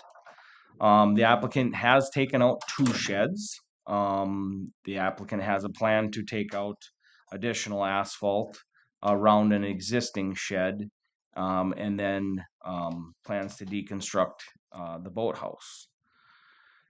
That would get them right at the 25% impervious coverage with this request. So I do want to note the existing structural removal should not be viewed as a taking due to the fact that the order must stay in compliance, or in order to stay within compliance with our shoreland regulations for what you're allowed based on accessory buildings on a lot that size, the max is 1,000. And so we want to be mindful of other state statutes and laws. It should not be viewed as a taking because in order to construct a building at 1,000 square feet for that parcel, there must not be any other sheds. So existing septic passed the septic compliance inspection spring of 2020. New inspection would be required because it's been over 3 years since the last septic compliance inspection. That'll be addressed conditionally if approved. So 2014, the former owner was denied a variance to reconstruct a new garage. It's very similar request, but had no intent of taking away any of his accessory buildings or reducing the impervious surface coverage. So we've been working with RJ and Cheryl Knutson. We will continue to work with them, get under the 25%, get them a new garage. I'll show you some pictures. There is some existing trees located between the structure currently. So site, they're kind of on a point on Maple Lake there. This is their site. And so there's a boathouse sitting right here. This is the relative location. It would get moved 10 feet off the property lot line, and reconstruction of this building, albeit a little bit increased size of this building. But I'll show you the pictures of the current building. This is their home right now. This is the asphalt portion that would get removed. They're going to rework their kind of drive into the property with the new structure. This is the current structure. Right now, that sidewall height on the left is about 7 feet. It looks like it was just a garage that was a single and added on to, and maybe even added on to again. Roof is shot. The building is actually back draining on itself. You see the pitch. It comes here and it wants to get to the lake, so it flows through the building. So this is the boathouse. We think we got a good plan on how to do this and not have it be just this hole in the ground. We will be working extensively with the applicant. This is not one of those boathouses that's built into a big side slope that really gets concerning. You're just creating a hole and very difficult to backfill and do anything. This one, we meeting with the applicant, we think we got a plan to get this thing where we can take it out and not have very much any runoff or anything going into the lake. So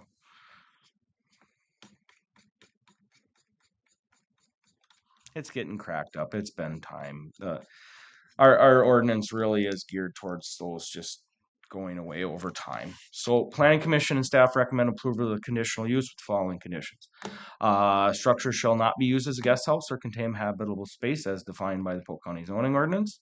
We're not having them do their no guest house waiver because they're not tying septic into it. They just wanted that noted as a condition that it's not to be used as a guest cottage or any habitable space, shed use. Applicants shall keep adequate vegetation between the structure and the lake. That just means no excessive clearing or tree removal in the shore impact zone, which is 50 feet on Maple Lake. And then the applicant must reduce the existing impervious from 34% to not exceed 25% impervious. The applicant shall provide a septic compliance inspection on the existing house. Prior to issuance of the zoning permit, the structure may be used by the occupant of the residence. Structure may be used for a storage house, well, shed use, you get it. And then the conditional use permit shall become void 1 year after it's granted unless used. I'll waive from the other 6 standards. Unless you want me to. We're fine. Resolution to approve RJ and Cheryl Knutson's accessory structure at 990 square feet in size with those conditions. Is there a motion to approve? So moved. Is there a second? Second. Any further questions, concerns? Hearing not, all those in favor say aye. Aye. Those opposed, motion carries. Next. Okay, moving right along. The next 3 requests are basically identical. So we're going to cut out a lot of time with the zoning ordinance standards that you're all very familiar with. This application's from William Wachowski, hooking a new septic system to a new accessory building on a back lot on Maple Lake, parcel number 74.00947.01. Applicants requesting to tie a new accessory building to a new septic system on backlot Maple Lake. The backlot specifically is in Section 7 Woodside Township. Total non-riparian backlot size is approximately 22,114 square feet. Applicant submitted a land use permit for a 40 by 60, max 2,400 square foot shed, and proposed to tie it into a septic holding tank. Applicants having a bathroom in the site is willing to sign the no guest house waiver, and the planned impervious coverage would be 3% for the parcel. Stephanie Clam sent our office a letter, kind of the same standard letter she sends with these requests. No living, sleeping quarters, or kitchen facilities shall be added in the future. Future buildings meet or are less than 25% impervious. Any bare ground be planted with perennial vegetation. All future structures and associated septic systems do not block or change natural drainage ways. Ensure the parcel has additional location for another septic system if the existing one shall fail or not meet future compliance. And the Maple Lake Improvement District had no issues with this proposed request. This is site location, so there's a weird right away here. It was expanded off of the roadway, kind of really hugs these front lots here, and so there's really a large distance here from the road to where the applicant is building the structure. Planned septic would be actually right outside, right out in front of the building site. Or I'm sorry, in the back of the building site. But adequate room to get around the building. There's the prep for the building. And then this is actually the neighboring cabin. His cabin is located right here. But yeah, it's like 70 feet off the road there. So pushed way back from that right away. So Planning Commission and staff recommend approval of the conditional use. Following conditions: no guest house uses. Applicant shall have furnished evidence of having recorded and signed the no guest house waiver before the building permit is issued. No future development allowed on the site that would exceed 25%. Conditional use shall become void 1 year after it was granted unless used, and I'll waive from the 6 standard conditions. So I have a resolution for approval of conditional use for Bill Wachowski, tie a new accessory building to a new septic system on a backlot of Maple Lake. Is there a motion to approve? So move. Is there a second? I will second that motion. Any other comments, questions? Correction. New septic system or septic holding tank? I just worded it as a new septic system because actually they can put a mound system or drain field off of it. It'd just be whatever their design preference is. The zoning ordinance doesn't specify it has to be a holding tank. It does suggest your use is different than a shed if you're not doing just the holding tank. But the ordinance says septic system. And so I want to be consistent and just put septic system. Because he would need a permit to do that anyway. And we would ask him, can we view inside? Why do you need a mound or a full septic? Are you doing something you shouldn't? So at that time, we would ask the questions that need to get asked. Can we look inside the building? Okay. And we have been going around to these conditional uses in the last 15 years and going in, meeting with people and going through the buildings. So a lot of nice sheds out there. A lot nicer than my house even. And my house ain't too shabby. Then they can be taxed more. Yep, nature of the beast. Build a nice shed with brick fascia and all that stuff, you'll get taxed accordingly. As we all do. Anything else? All those in favor say aye. Aye. Those opposed, motion carries. Next. Okay. Tell me if you've heard this one before. Conditional use request for Kevin and Patricia Lean. Applicants looking at hooking a septic system to a new accessory structure, parcel 74,870.00. Pertinent facts about this request is that they're looking at doing a new accessory building tied to a septic system on a backlot of Maple Lake. Applicant owns a riparian, so they have a front lot, they have a back lot located in Section 3 of Woodside Township. Specifically that parcel. So the legal description of this was a part of a plat. It's lot 2 of block 1 super edition on Maple Lake.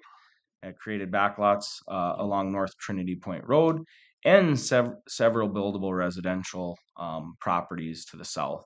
I'm going to go through, I did provide that picture of that plat because I wanted to clarify one thing here.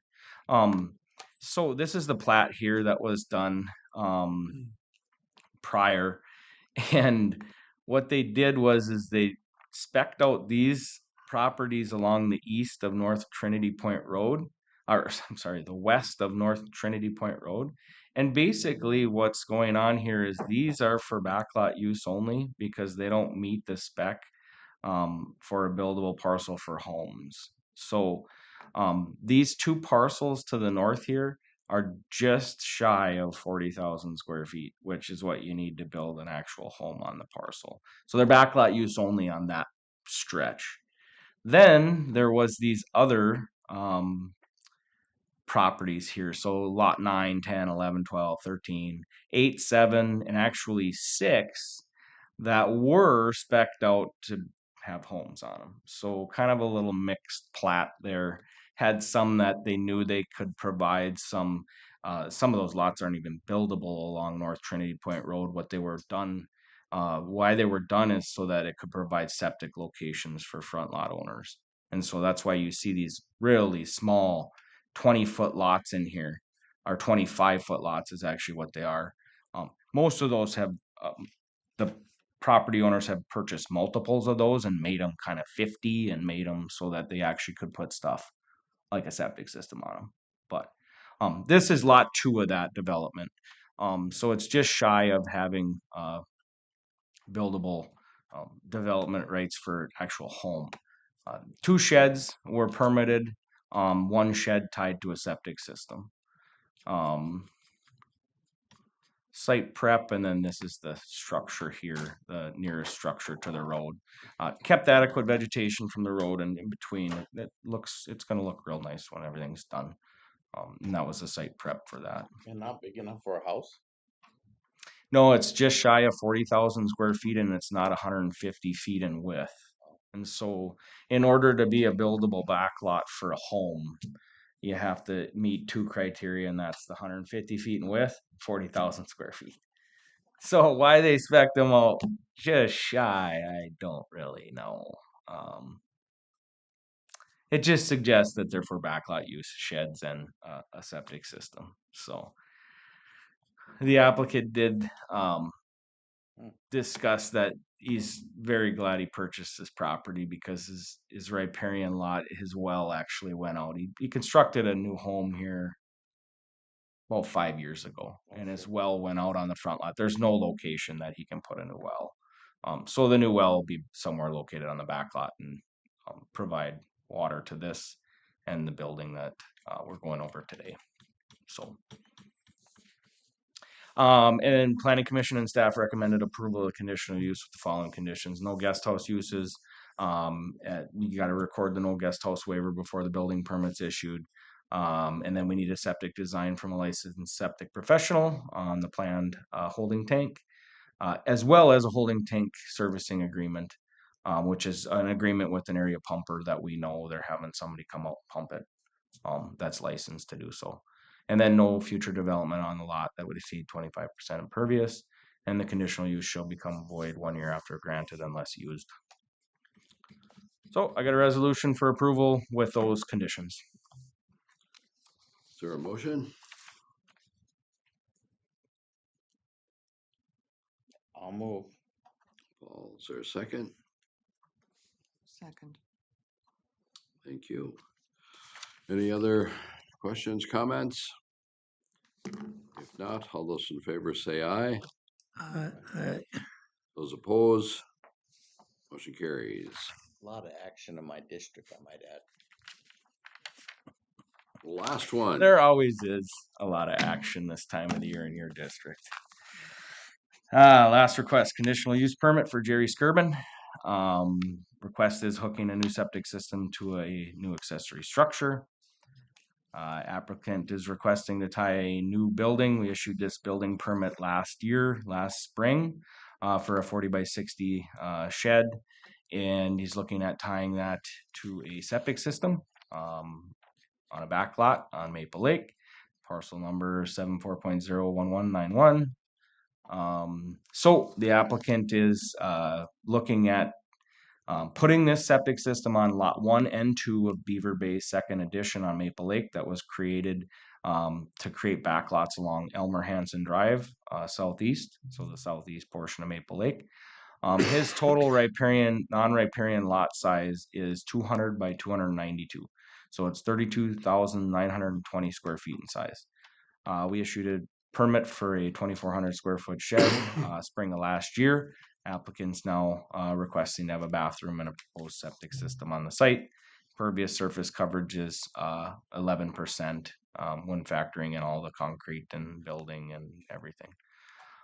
Shed is to have no habitable space as defined by the Polk County zoning ordinance. Stephanie Clam sent her boilerplate letter. I'll wait from reading. You've heard it twice.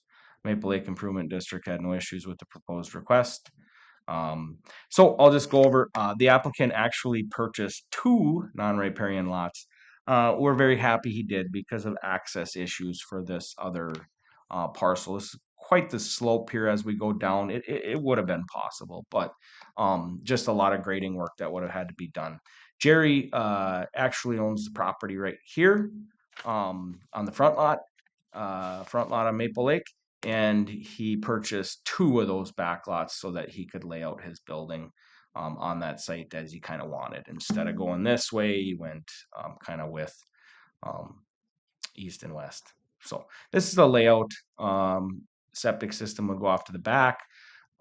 Is planning to have a drain field on the septic because the soils are good for that on this site location. We have went through the building. There's no bedrooms or anything in the building. It's 95% done. These are actually not. Before the permit. These are not.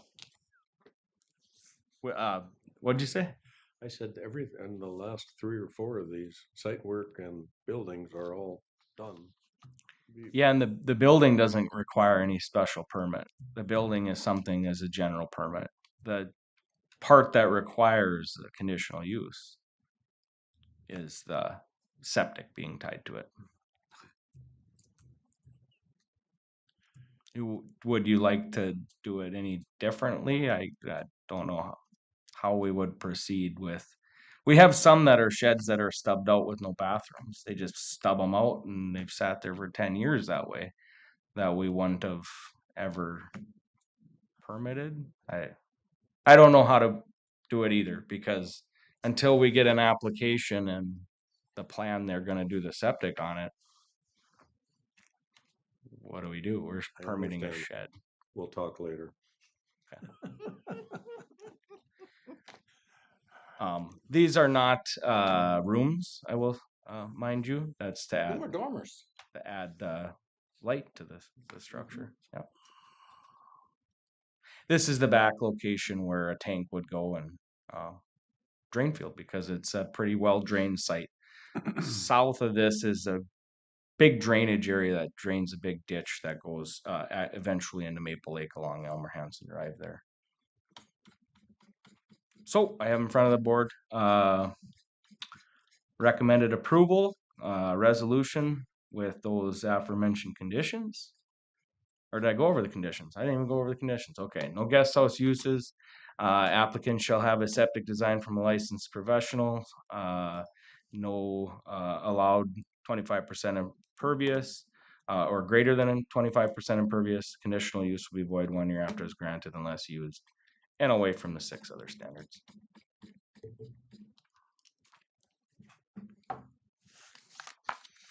That's all I have about to pass out, so I'll move. Is there a second? That's resolution 45. I will second that. You sat through that whole situation.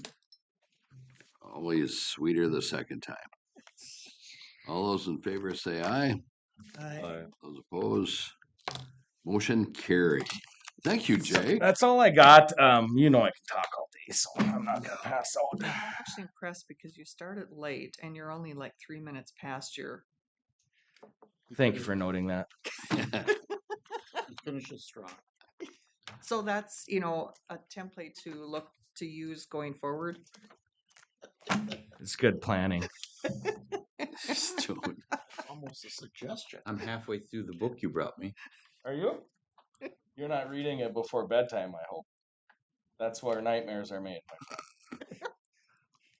Do it earlier in the day. My wife is asking me, why are you reading that, Paul? Knowledge is power. Well, if you have any questions, let me know. Don't worry. Knowledge. All right. It's POZO. Let's do Polk County zoning ordinance. PC. CCO. Oh yeah. Ready? Yes. Budget planning. Yeah, it's time to start thinking ahead. Just giving you a little bit of my initial thoughts, looking forward, and get your comments if you want.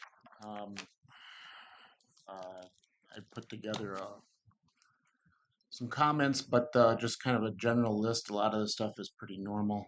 I will say that this is not meant to be an inclusive list, that there could be many more things, and I have yet to hear much from department heads, but in a couple of weeks they will start their budget input.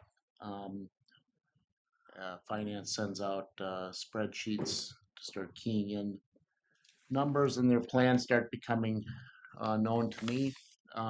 We send them instructions, calculations. Some things are for them to determine, some things are for management to determine. The one thing that is unique this year that I think most of you know is that we're in a contract negotiating year with our collective bargaining groups. So when that happens, and the trend has been every 3 years, we run into this parallel process of needing to budget a number while we're negotiating a number. But I need to have something in the budget so that we can kind of determine where our levy is going to end up. So I'm going to recommend that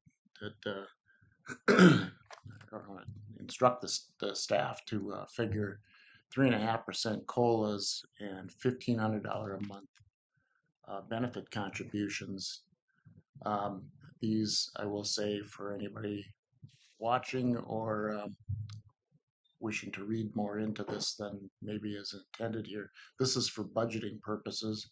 It is not for negotiating purposes. But correct. I think we need to have something in the budget, a relative number that we work from, work against, and we refine as we go out through the summer and the fall. And in all likelihood, with 8, you don't know what issues are going to come up with. I have a kind of an idea what some may be. It's very, very possible, even with the best plans that we have, that we end up going past first of the year. So we're kind of required to have a budget, and we need to know numbers. So that's what I'm going to include in the budget instructions. We can start talking if we want, knowing that talking is relatively inexpensive about the future and something like a new highway building. Just to kind of get some thoughts. It might be worth for commissioners to talk to commissioners from other counties who have gone through that.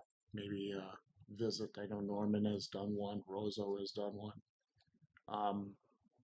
See what goes into that. The funding for that does not necessarily have to be directly on the levy. It can be done through some of the highway monies. But I would say that's about 4 steps after just starting to have some talk and getting some ideas. This is nothing for 2025 unless you're just really gung-ho. But either way, it requires some time and some thought because it's a relatively expensive and large project to do. I wasn't here when you did the jail building, the Justice Center building, but I'm sure it took a little while to get just the planning side of it done. Rule of thumb is that's 90% of the work. The construction is actually about 10%. So I don't see anything coming that would suggest general fund support, general levy supported debt.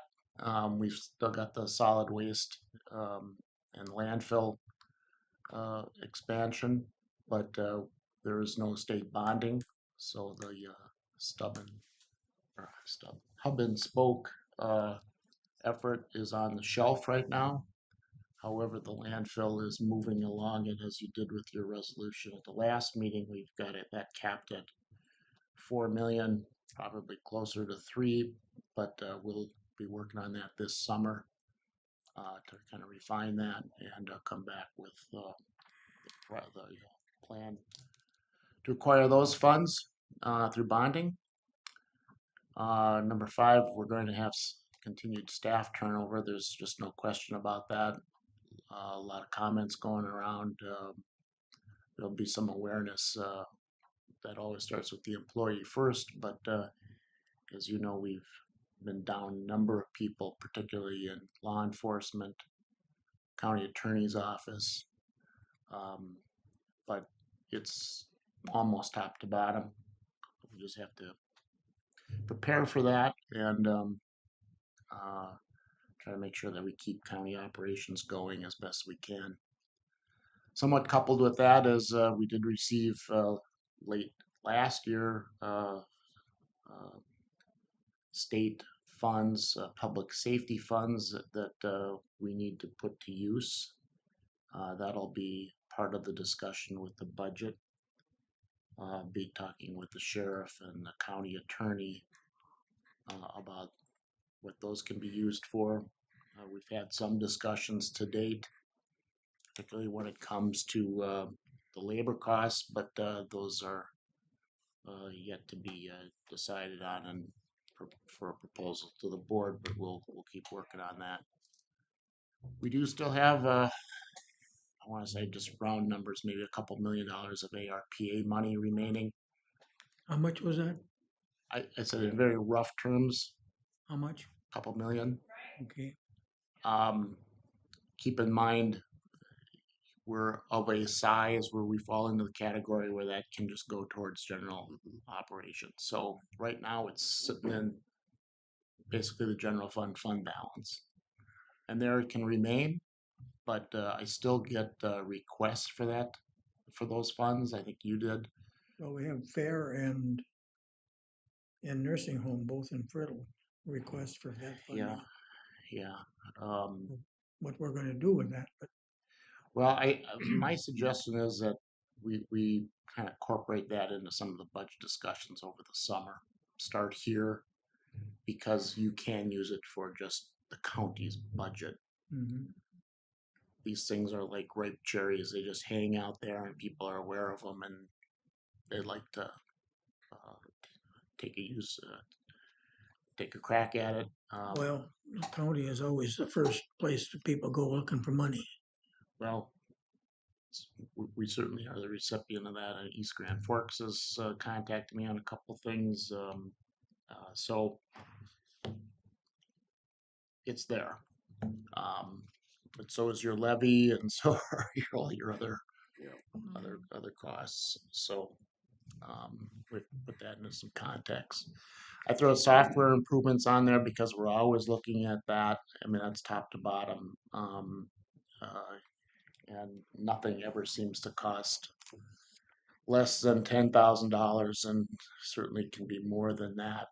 And I put network security upgrades with the amount of cyber attacks that counties face, we face. We need to remain vigilant and as up to date as we can so we can avoid what some other counties have had to go through.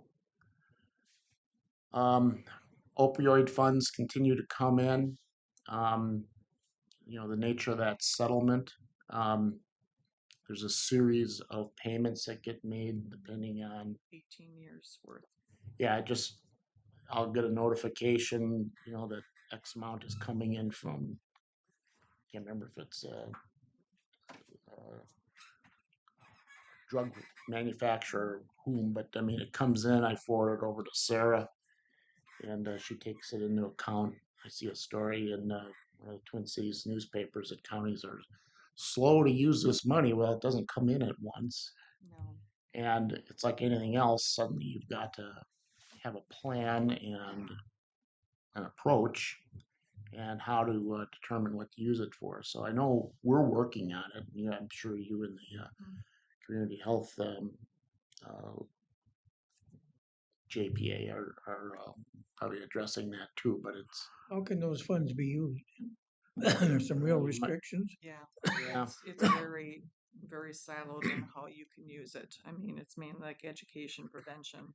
And that's like where I mentioned where what I think so far we've received like just a little under like 300,000, I think, something like that. So that's why the advisory council for the opioid settlement um, had put out for those RFPs, you know, for Okay. to go out to the community. And you know, don't know because, you know, this settlement was very heavy front based, front loaded. So, you know, as the time goes by, our payments that we receive are going to be less. So, you know, which they don't know if this will be the only round of grant funding that they'll do or, you know, what the future looks like for the monies we receive. But, you know, they're small increments, so it's hard to do something beneficial with them. You know, you have to kind of let them, you know, pile up a little bit so that you can actually make a difference and do a project that's worthwhile. And some of that can create the situation where the effort lasts longer than the funding. So you have to kind of think ahead. You know, just creating a program and then one day you just have to stop it. We tend to think that way because, you know, for the county, it requires people being involved, staff involved. But I mean, you know, nobody will be better at understanding what to do with it than Sarah. We can have her come in and address it. But again, that's probably a good budget type discussion. And we've got people working on it, committees working on it. I think you've been talked to about it a little bit from time to time, but you know, we can review that in whole here at some point too. If that answers your question. Well, my use of these funds has always been trying to do capital type things rather than program. Once you start funding a program and then that funding ends, bang, there it's on your levy. And if you do the capital things, once you take care of them, they're done for a number of years. I think they don't come on, back on the levy. For the criteria that these are to be used for, you're not building anything. There's no capital program. No, I mean it's pretty much like I said. I mean it's the Mhm. education, the prevention. So like our typical capital items, you know, don't really apply to that. Yeah. But of course, if this money is used to expand programs, then at some point it comes back on the Yeah, of course, you know, I mean, tax like, bill. you know, it depends on what RFPs are awarded. You know, I mean, those are community entities that are, you know, applying for the money. So it's not county based. It's likely, and I'm being very generic here without having really participated in any of the staff and committee work going on, that these funds will get directed to what is locally considered the best use within current capabilities, whether it's mental health, or it could even be law enforcement. It could be, I'm pointing at you because you know better than I do, but you know, it's a public health issue. Yeah, and that was part of the settlement is that the money has to go to public health, you know, and then disperse from there. Which is one of the reasons why I put the Reaching Rural initiatives right behind it, is that was an attempt to identify things that can be done, and I suspect that many of those may be compatible with the use of those funds. Well, I definitely agree with Warren that if we fund things that are funding programs that end up being in the future that we have to then levy for, that poses a problem for me. Well, just as a counter to that, and I'm not trying to be argumentative or anything like that. Part of the problem is we have a lot of opioid related expenses I right understand that. now throughout our system, I understand that. mostly in law enforcement. Mhm. The amount of havoc that it's creating. Yep. So we may end up seeing a shift in how we adjust things, adjust programs in the future. But even with these funds, it's not going to go away. You know, the comparative a lot of times is the tobacco settlement that was reached 25 years ago. Yeah, something like that. There's still smoking issues, but some of the some of the methods to address it continue, even though the monies have long since been spent. And my guess is that we're going to maybe change the focus going forward because the problems that it creates. And really maybe the lack of system effectiveness in responding to it. So we change that, maybe can minimize it or hopefully eliminate it. And I think number 11 up there might reflect that. I don't know if these funds could be used for what I call tuition reimbursement for law enforcement. That would probably be more the public safety aid funds. Yeah. Yeah, that would. I am in support of that kind of a program, trying to Me too. to get the kids coming out of training, out of school, get them locked in here at least for the first few years, and hopefully they'll stay forever. Yep. That's kind of, yeah, we've had some discussions about that.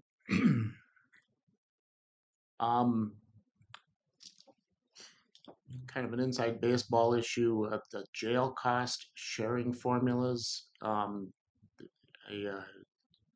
Gary and Warren are familiar with this. We have essentially the board, your board, or the Tri-County Corrections Board on Monday will go over the clarification on use of probation funds that they get. So that formula is going to get tweaked a little bit. I met with Andy and Paul yesterday, and they've come up with what to me looks like a very reasonable, suitable approach to how to kind of structure that. It's not a huge cost shift amongst the 3 counties. Their issue is that the funds that they receive from the state for probation are supposed to be used for probation, and maybe our formulas haven't been clear enough on that. That will address that. The second aspect of this that I'll work with them on over the summer is what maybe formalizing a little bit what are Polk County's costs, or related costs versus the jail operation costs, the building costs. We're nearing that final payment on the jail bonds. It's been kind of a gentleman's handshake, and we refine it at a staff level, and we bring it to the respective boards and the Tri-County Committee, and then we budget accordingly. They've got a formula that you all see each fall. But what goes into that and clarifying whose costs are whose, what's reimbursable, what isn't, has never really been written down. And knowing that the bond payments will end, there may be some sentiment out there that, well, there ought to be a windfall then based on things. And generally there's never real windfalls. We have to remember what those bonds are paying for, and that building is now there and has to be maintained going into the future. So, but I don't think that'll be terribly, I want to say difficult. I think, you know, working well with Andy and Paul, Rick Langlow from our operation, that we can come up with something that then is acceptable to the 3 counties and to the board. But I think we probably want to get that done this year. Regardless of what is done, Polk County is on the hook for 88% of that operation. Yeah. Mm-hmm. Yeah. So we say, hey, you know, this costs $1. You're gonna have to pay for that. Well, then they said, well, here's your bill for 88 cents to help. You know, Yeah. that's what you're gonna pay us to pay you back. So what really ends up happening is, you know, we negotiate all this stuff, but the other two counties help defray about 12% of the cost of operating the jail. Mileage rate usually goes up in December from the IRS. That has varied depending on inflation. Inflation is coming down.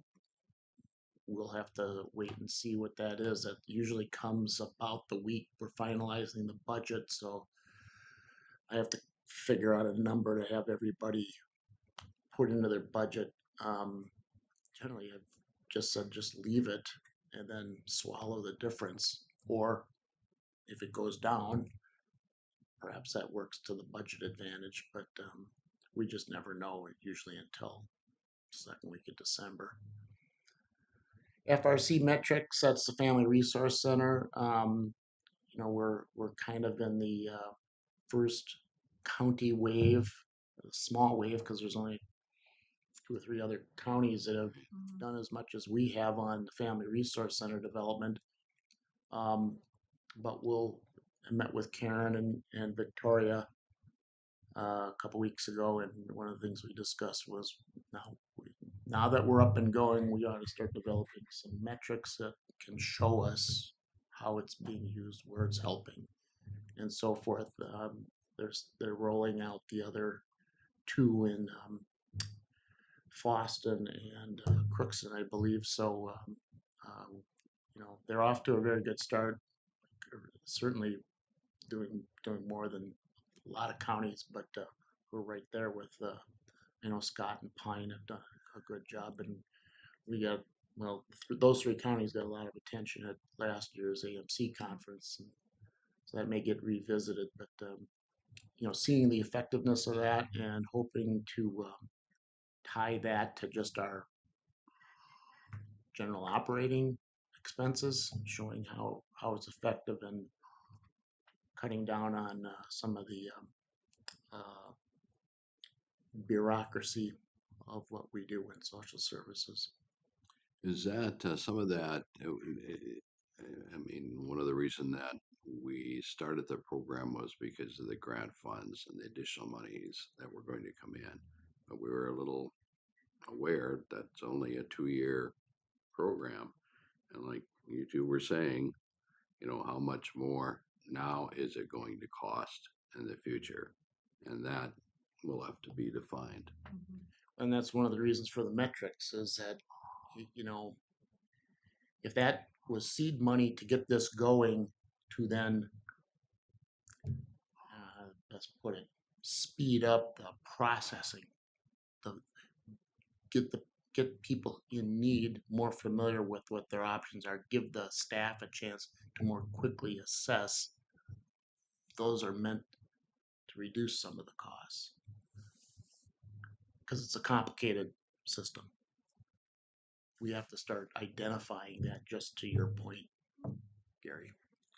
I probably should have mentioned too, I'd asked a question in social services, what was the total of employees? And Karen did get back to me. It's 112.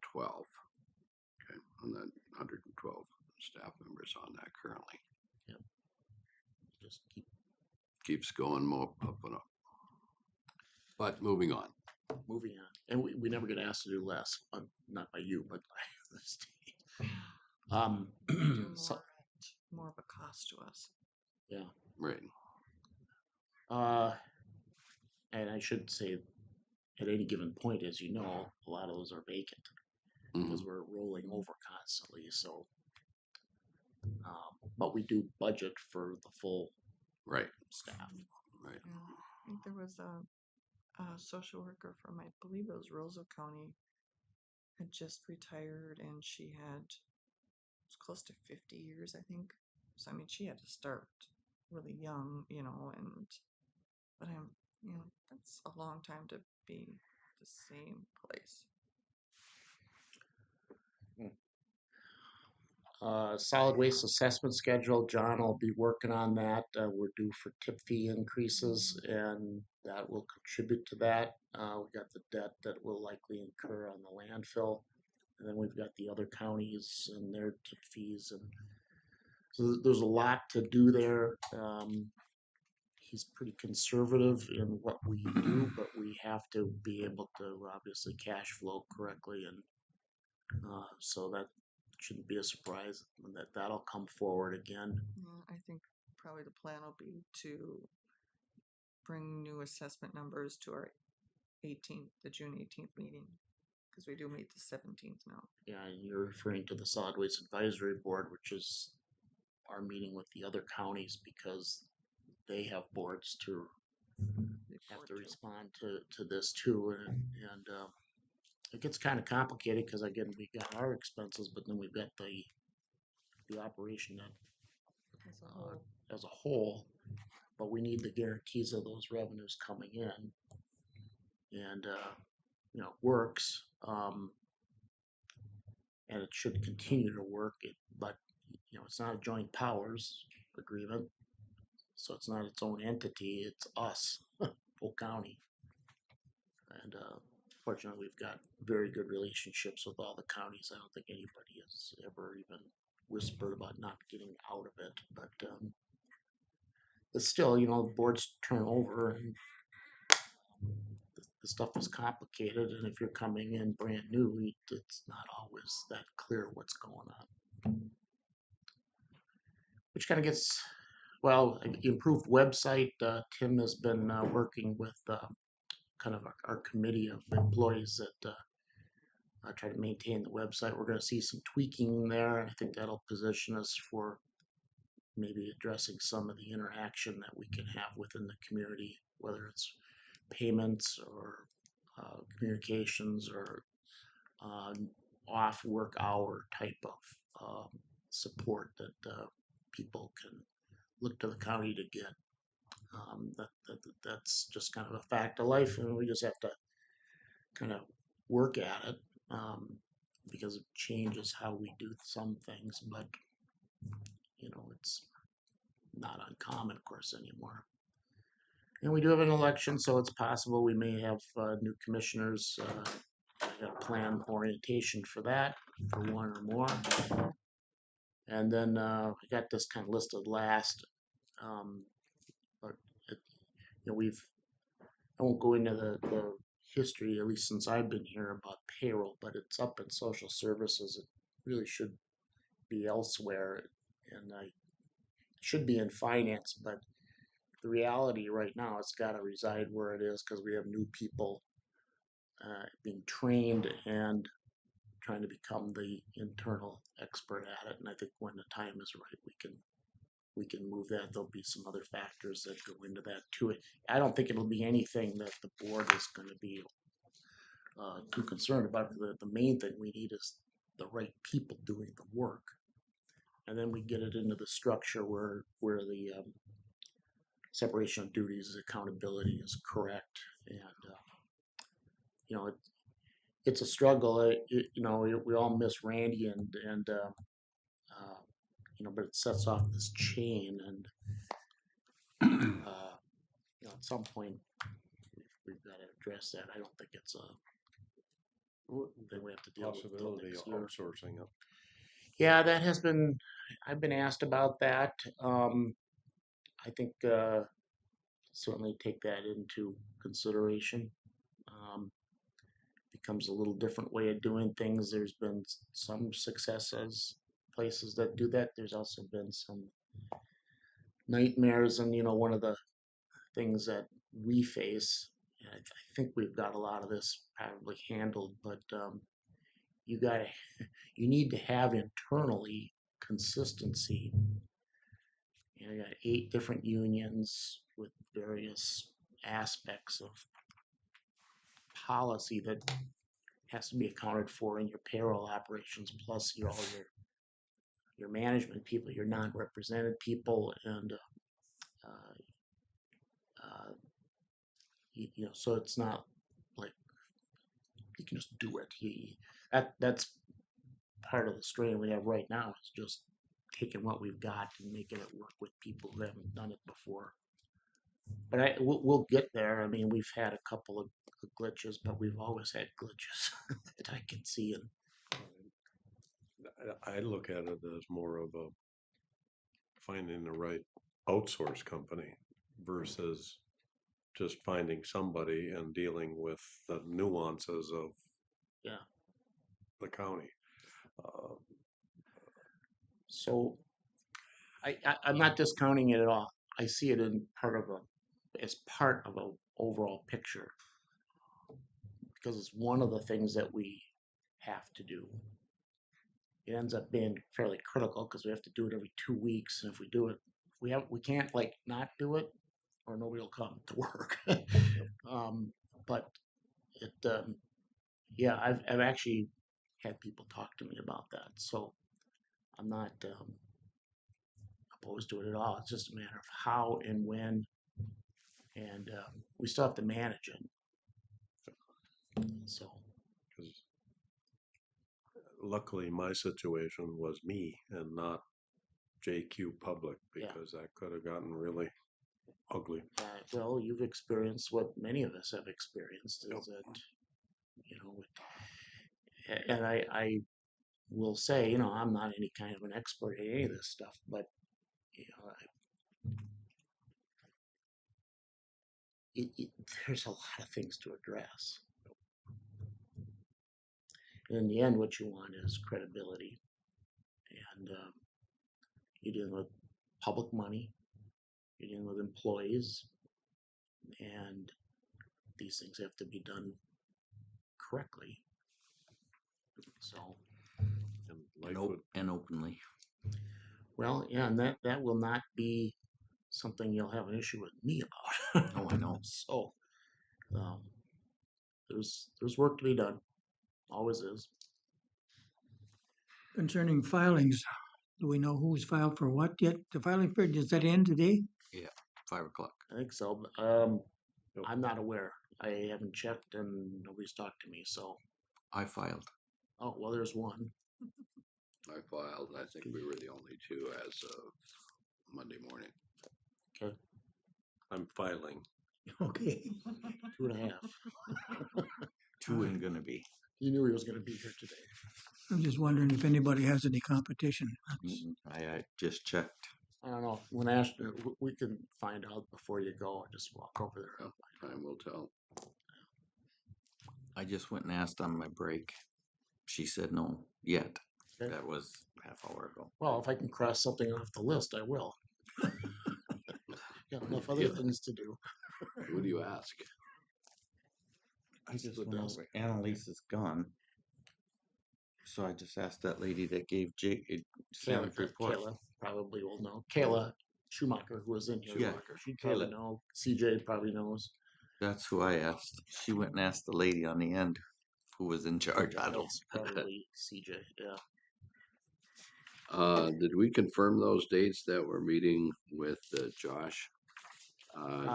Yeah, I don't know that we have the times set, but we've got the 2 LELS groups and Teamsters on the 11th. The 11th, right? I think, yeah, starting at, I've got at 1. 25th, I think. Yep, and then the 25th. 49er business agent has come in and talked to me. He's gung ho to meet, but I don't know. We'll try to pile on those 2 dates.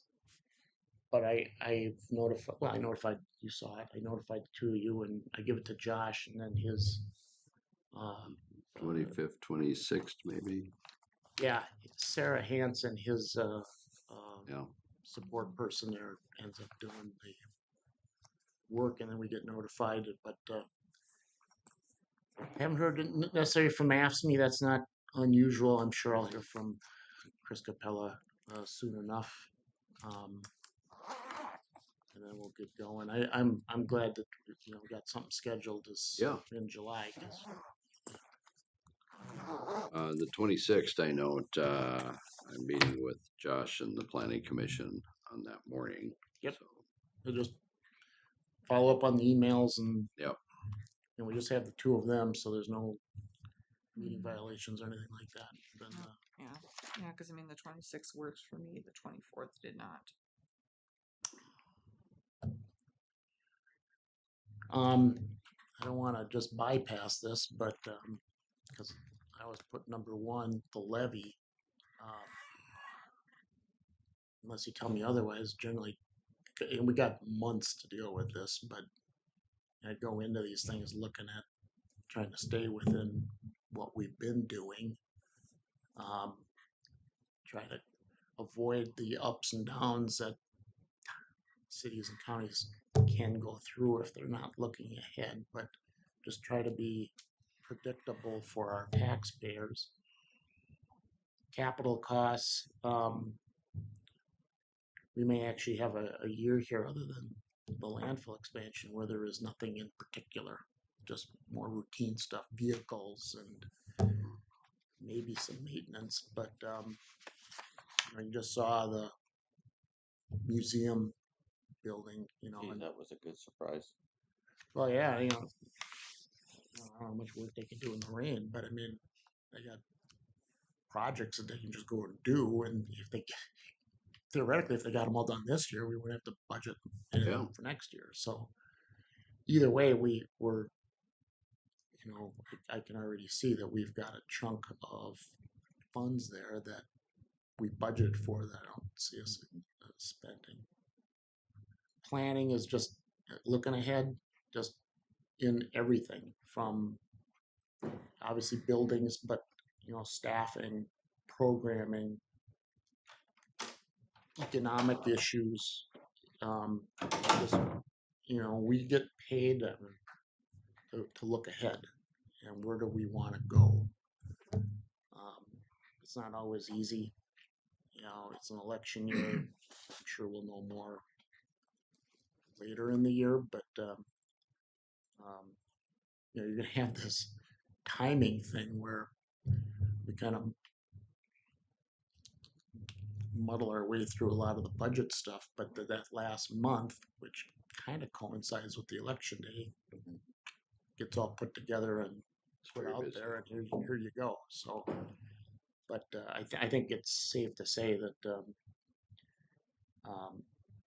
if we can, if we're able to stay within kind of historical parameters that we can come up with a budget. The wild card, I think, for next year is just going to be labor.